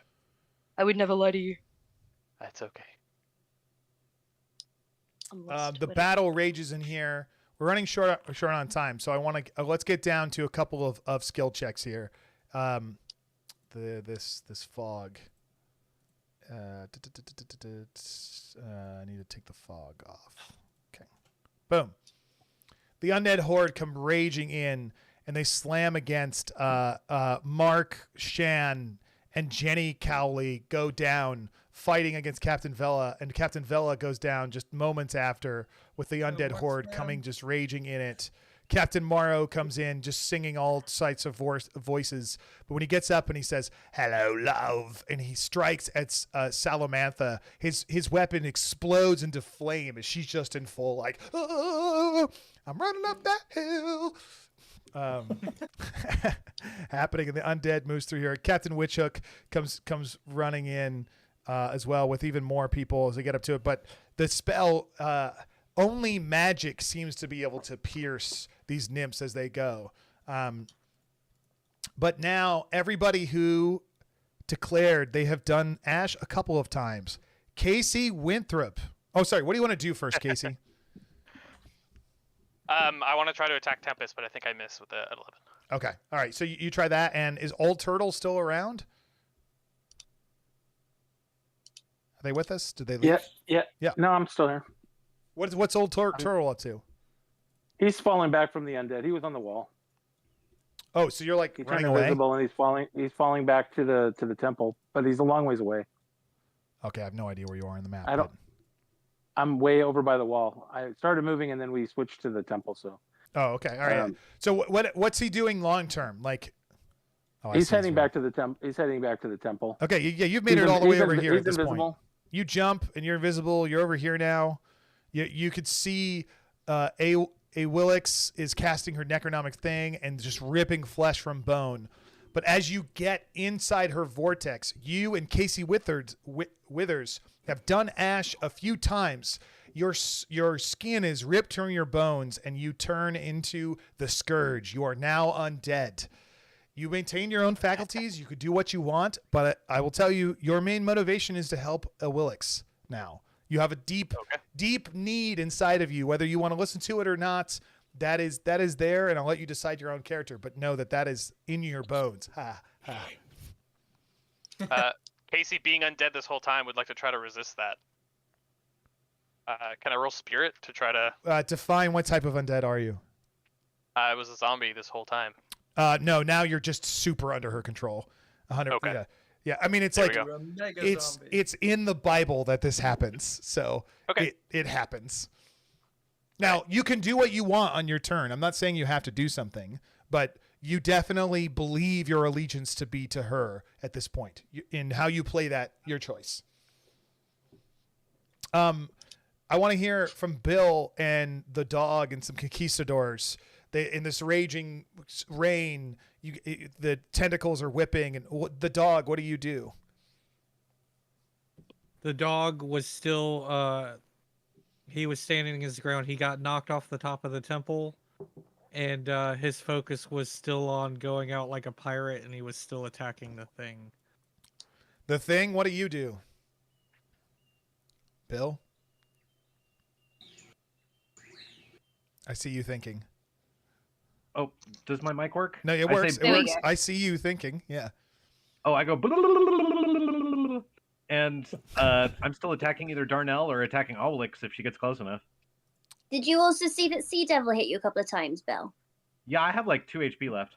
4 Well, HP. just checking. Nice. Half of all the Would I be able to reach him from here? Undead's With happening. a musket fire? Oh, here we go.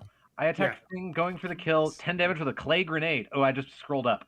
Thank you, Steve, for that gift. So you throw a clay grenade down my throat and I'm toast. But you may have to make some agility checks before you kill me. Maddie Jeffries and Tom, carry on, you guys. Maddie Jeffries and Tom Bottrill and the royalty pirates walk up the stairs and stand up 1 foot up, 1 foot down, weapons drawn, with Willix's back to you while she casts the thing. There's no one else close to you, and it seems like her Maddie magic. Jeffries has become Scourge. Madam Jeffries has become Scourge. Yeah, she's done Ash in my sessions before. Okay, excellent. You turn up the top of it as the three of you are ready to confront the demon that is controlling all the undead and the source of the scourge in the area. When Tom Bottrill, you see Madam Jeffries turn around and look at you at undead eyes as her skin falls off her. And what does Madam Jeffries say, undead version, Charlotte? She says, I will protect the Willix. For the scourge is truly the way of life.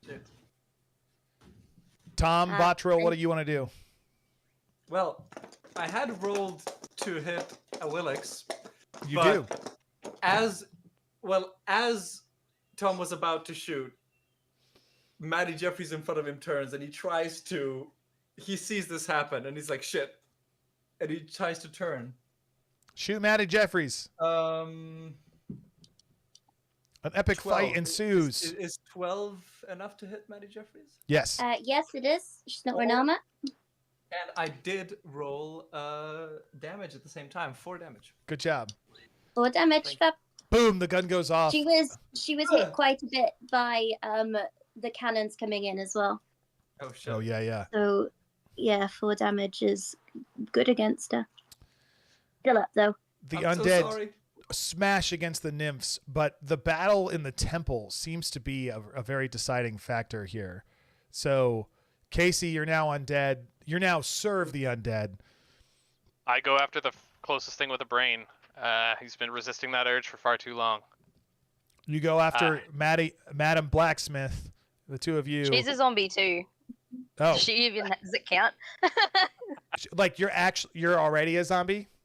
Yeah. Oh yeah, she definitely. died and came At back this as a zombie. range. That's why one of her eyes is fucked up. Yeah, you're now also you serve the undead. Yes. What? But I haven't taken Ash though. So he's like going towards her, grabs her shoulder, right. and then she turns around and she's a fucking zombie. All right, I will give you a spirit check. Only a DR8 because you haven't done any Ash. But if you fail it, you're under her control. Okay, I got a 15. Okay, you remain true. You can do whatever you want. However, this giant goblin jumps on top of the La Chalantula and says, "I'll show you what 8 legs means." This demon spawn smashes into these creatures and this undead, and just whipping people back left and right, just ripping. It's taking damage a ton while this is happening. Between the dead body, The conquistadors are trying to fight it off. All but one that died and one that took so much they were not so pious after all and turned into a zombie. But they are trying to fight those monsters off. Nice. Tempest, it looks like you ran away. Is that right? No, I don't. I didn't intend to. I don't know where my you're cog over here. is. Your shining light Yeah. is still bathing the room. Oh yeah. Yeah. No, he's still keeping the going with the Make another spirit ritual. check. If it's working, it's gonna do it. Make with the stabby.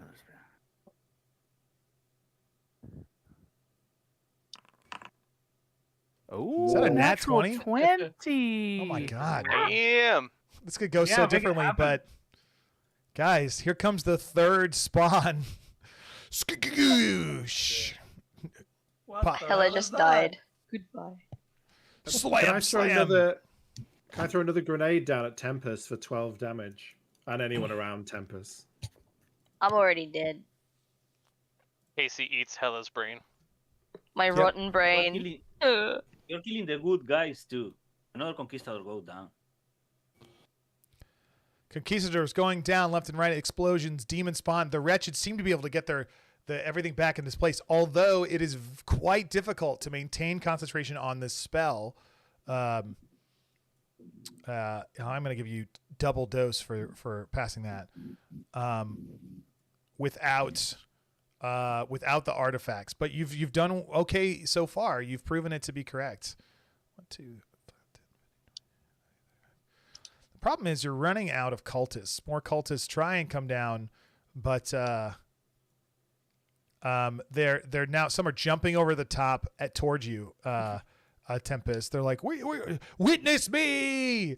But the undead that are around are now fighting each other and fighting people and fighting the Grand Inquisitor is here.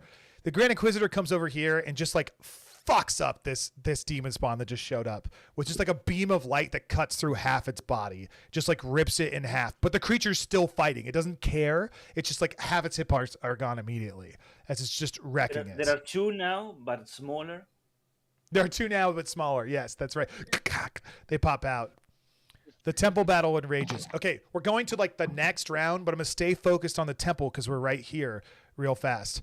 So the La Tarantula is in battle with this guy over here. Did you say you're dead now, Maddie Blacksmith? I'm supposed to be. I forgot. You can use Devil's Luck, though, to reduce damage. I could reduce it. Yeah. And still be alive. Do it. That's what it's for. Yeah. Casey, what are you doing? A D4. I think my D6, prey is still actually. alive. But a 4 is fine. I'm still alive. You bite my spear instead. How's that sound? Casey, attack the spawn. Tell me how much damage you deal. 8 damage?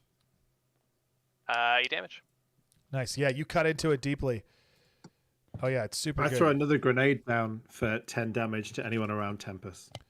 Tempest, take another damage. Aradinus jumps over to the side now and looks around and is worried for all that is happening, but he commands the different creatures. He's going to spend his turn commanding this tentacle spawn to stop eating the La Tarantula and move upstairs to deal with this bomb problem. So it doesn't get to attack you, Bart, but it does like as it comes up like right up into your face.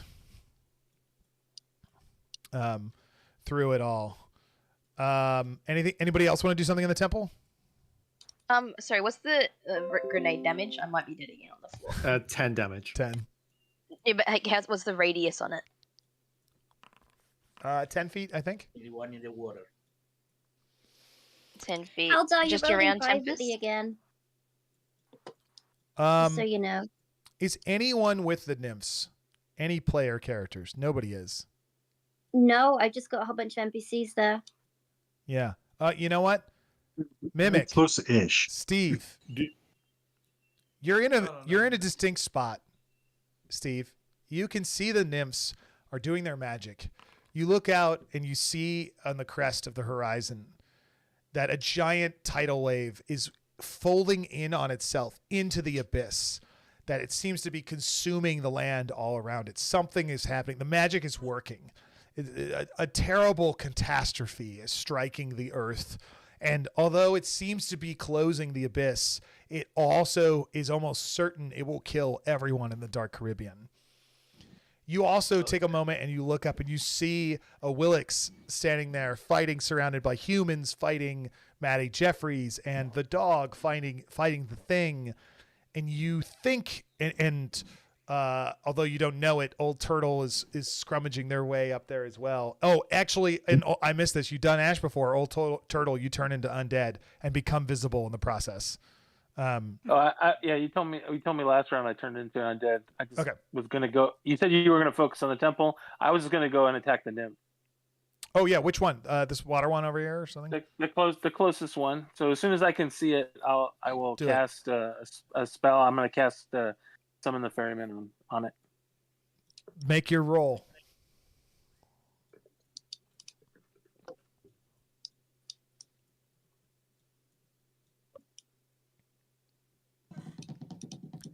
I'm going to say there's no devil's luck on this roll. Okay, I just saw it, but the roll of this it was whether or not you pierce it. But you got an 18, right? Yes.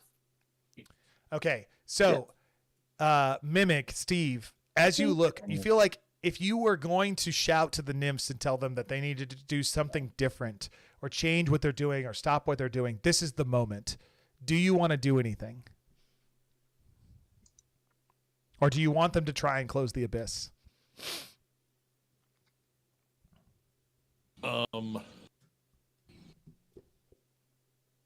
So I think if the abyss closes, everything dies. We're all hosed. If they don't stop, we're still all hosed. So A lose-lose scenario. Make the right choice, laddie. Yeah. Do you want to do anything? And I'm not suggesting you do, but do something. Being that I'm enjoying my life and I like my life, I will say, stop! You're gonna destroy everything! Whether they respond to me or not. Yeah. The ferryman, Charon, rises out of the ground in a pool of water. It strikes his scythe against Undine. He's like, fucking Anne, always, and then always calling me places. And then disappears, and Undine, the water spirit, takes some damage, and she's hurt, but it's not enough to take her down before the ferryman will disappear again. But good job, old turtle. The group, everybody else is raging and fighting, and you're locked in your fights as the thing goes down, and conquistadors go down, and explosions happen in the center here. Tempest, big picture, you're continuing with the ritual. Yes? Is that what you want to do? Yes. Make me 3 spirit checks. Casey Withers, you are fighting I conquistadors? am trying to eat all the cultists. You're trying to eat cultists. Make me 3 melee attacks. Bart, make me 2 defense rolls and 1 attack roll. I only care at the end of this of if you succeed, the number of times you succeeded.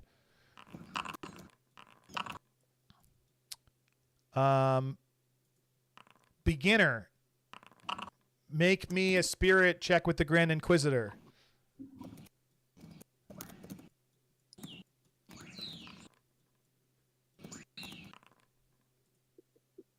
Oops.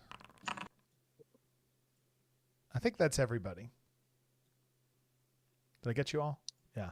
Oh my god, this is so epic. I got 3 successes.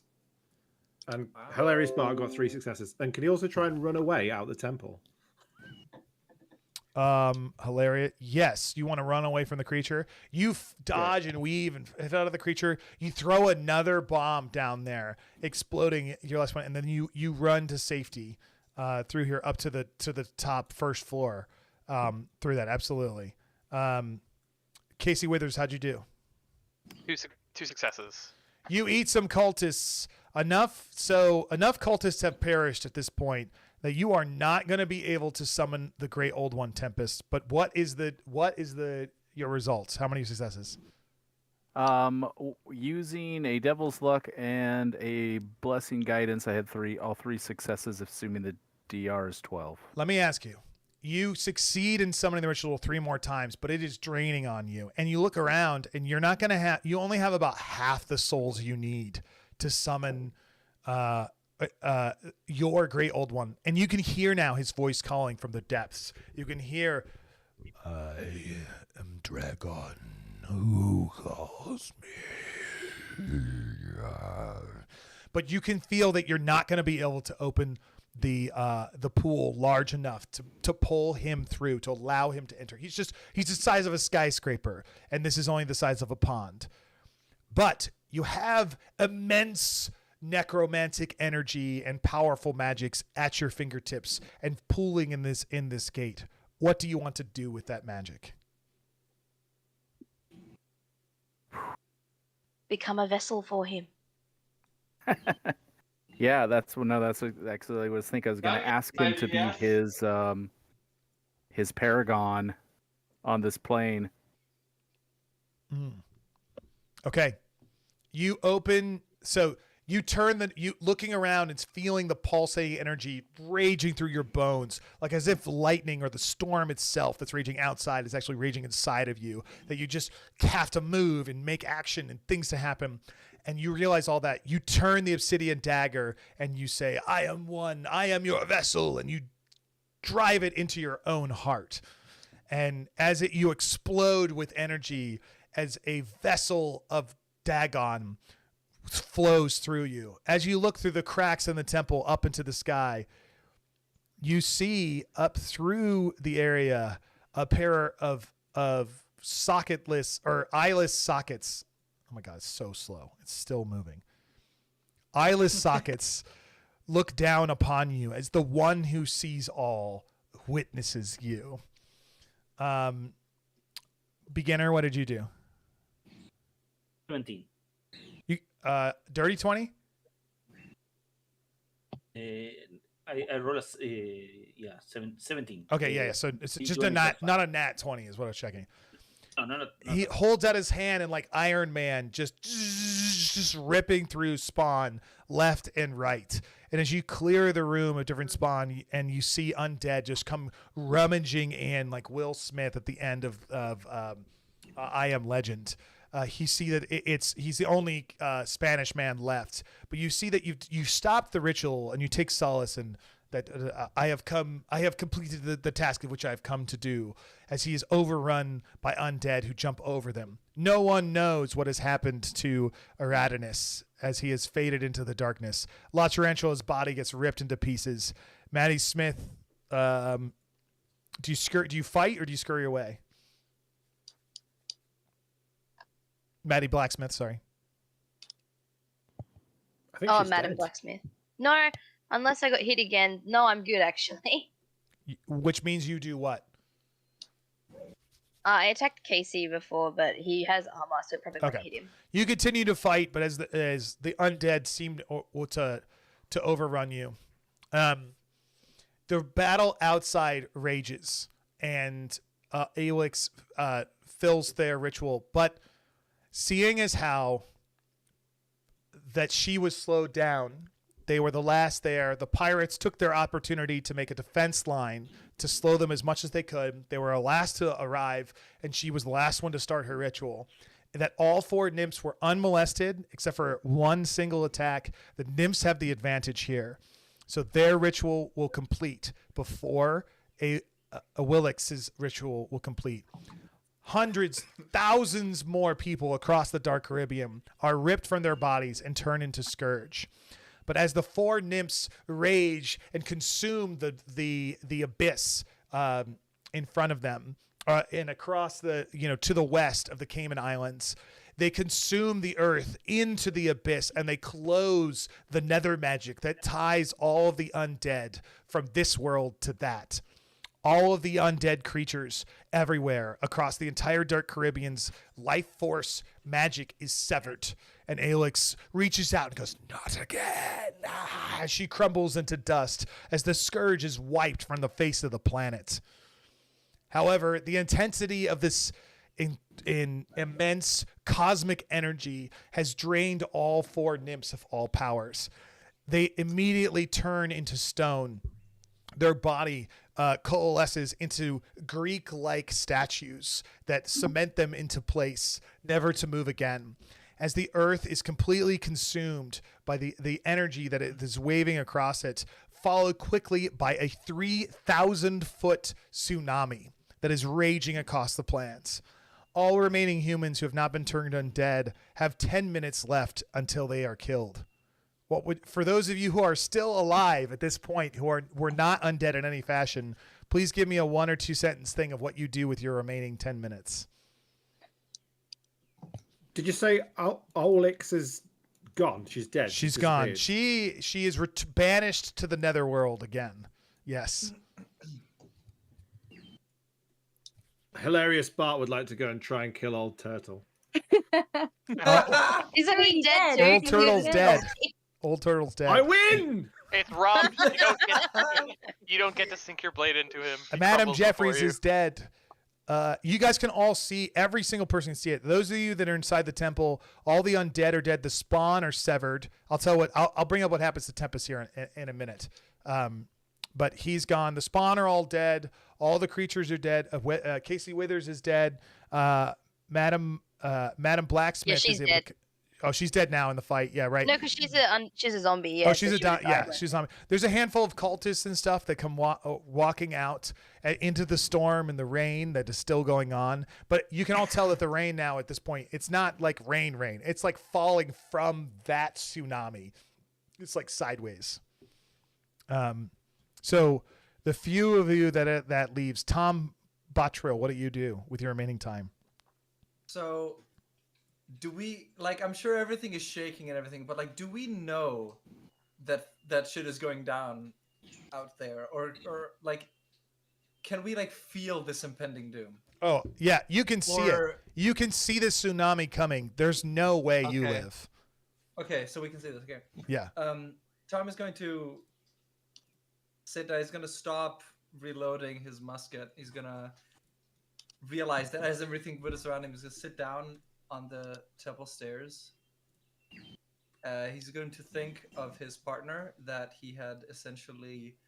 He was still thinking of them, that maybe they're alive. He never knew, and he never found out, but now he realizes that it doesn't matter anymore. He's just going to sit and accept his fate.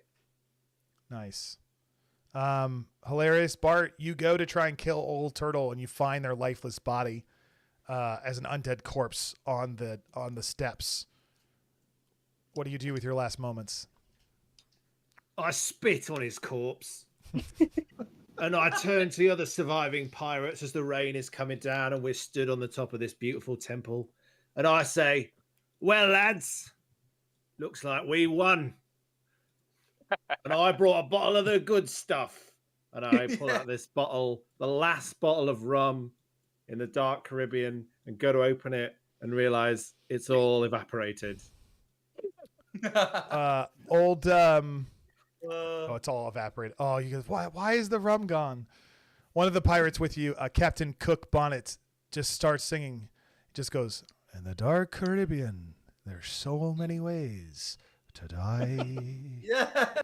As the tsunami rages into your island and kills every last creature here, you are now all dead and lost to the locker forever, as all of the dark Caribbean is consumed by the intense magic and after effects of what it takes in order to close this.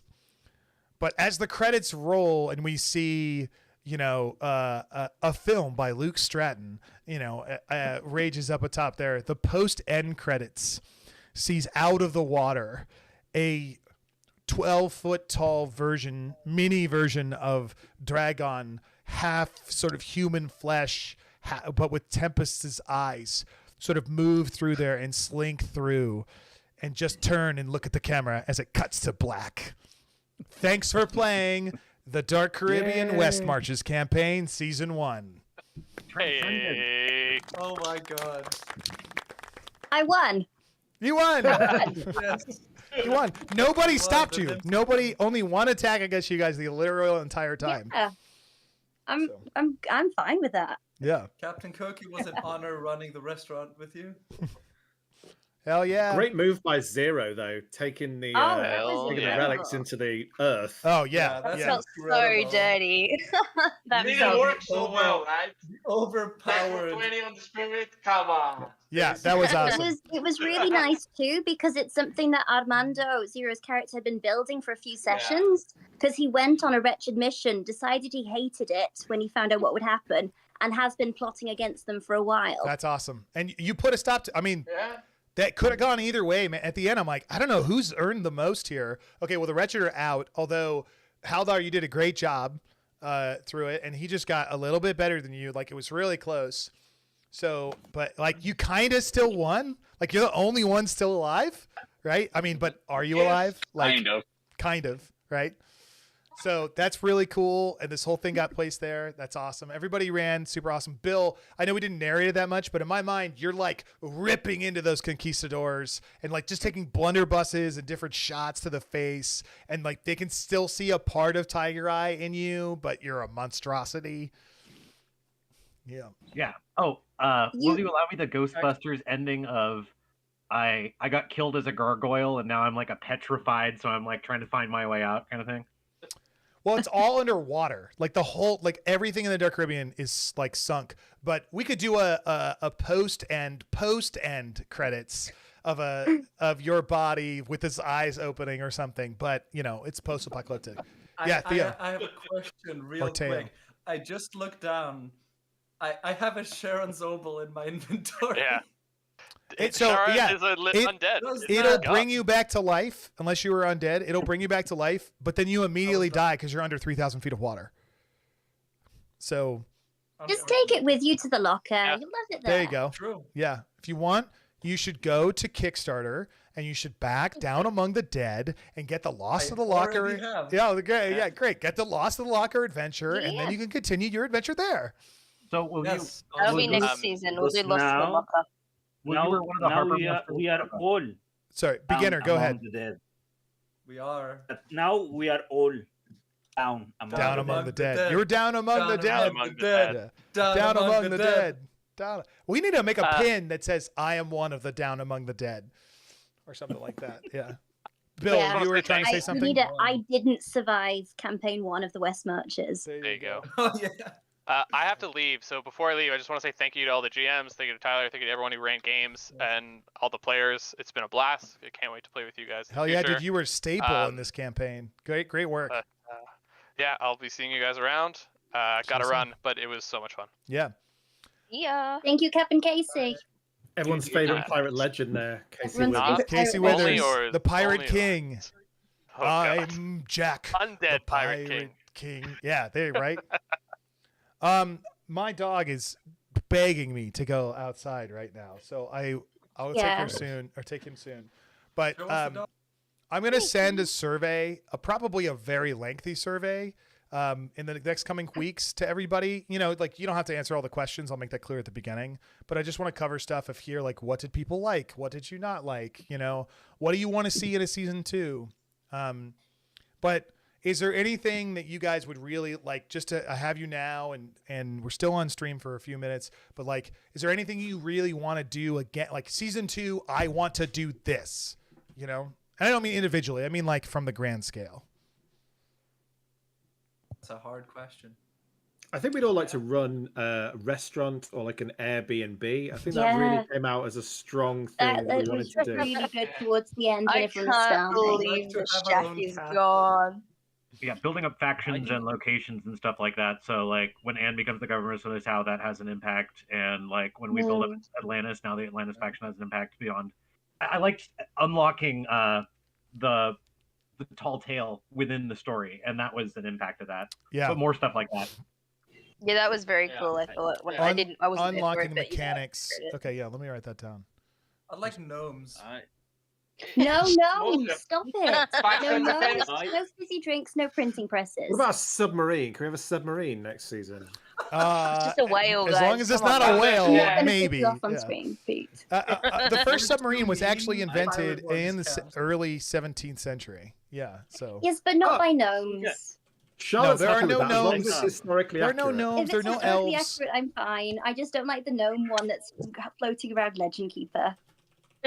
If I have one thing to change about this, it was great. They had a blast. I ran every week for the whole. Hell yeah! Campaign. And I play a couple of games. And if I had one thing to change, is I would have a narrow set of options for the background plots. Like there were too many things to do. Like, we went with the 5. Like, fewer factions we can focus on. 2-3 things that runs in the background, so we can focus more on those and get a better build up to this kind of stuff. Yeah, my instinct says it's a great note. My instinct says to make the time frame shorter like not the campaign shorter, but the time for the calendar shorter. You know, we've already talked about increase the amount of time between level ups or season changes to 2 weeks. And then also maybe focus on a region of the Dark Caribbean a little bit more and pre-publish a couple of battle maps that are like, this is Havana. This is the governor's mansion. This, you know, and people can see it ahead of time and be like, yo, these are the things, especially Limithron maps. Like obviously we're a Mac making company. So like focusing on that, I would definitely lean into that. I think that's a great idea. Like, I think we did the right thing for season 1, but I think that's a great idea for season 2. Oh, for a first experiment, this was great. It was the best West Marcher campaign I have played on. I've been part of in years, and I've been playing West Marches for 10 years now, and this was great. The community that build around, the GMs, how they build on top of each other, how you roll ideas and pick things from one way to another, and the overall feeling of the game was the same game to game. With rare exceptions, right, Pete? You have to someone's got to rein beginner in. Shit, Someone's really got to tell this guy what's what. Ship of the line, beginner. A ship of the line. Oh, we want it.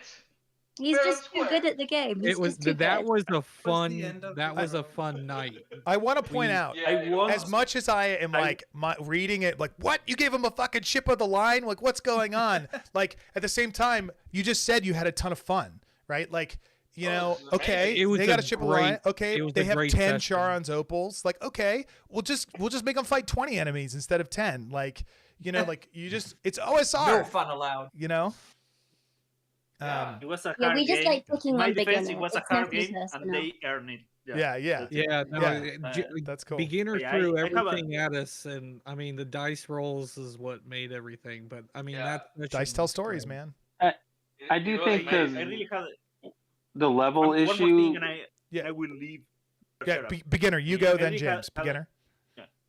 I really had a blast, and I love the work you did, Taylor, with the update every week and the poster for summer with the updates of what things were going on, and how you keep the theme flowing and all of us kind of in the same page. That was great, and I think what is going so far and with such a big compromise on the player side too. That we have a constant amount of game through the whole 3 months. That was important to keep that up.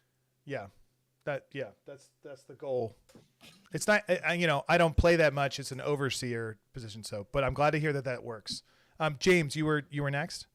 I was just going to say that, you know, you said you were talking about just throw 20 enemies at him. I do think if we do a better job of controlling how levels, and I'm the worst one out of the bunch, but every time after the last 8 weeks, basically everyone who played with me died. Inconsistent, because they were doing this, what you just said. Oh, well, okay, so Old Turtle's got a lot of hit points, whatever. We'll throw this many more guys at him, or this much tougher guys, and then the only people who really paid the price is everyone who played with me died consistently for like 4 or 5 weeks in a row. Yeah, it's a larger issue of like. Yeah, 14. we don't have level caps like you're not playing D&D where everyone's level 5, right? And you only play with level 5 characters, right? We're playing with level 0s and level 7s in the same game. Yeah. I felt terrible because every time I wanted to play, so I was like, okay, well, people will play with me still, but they probably shouldn't.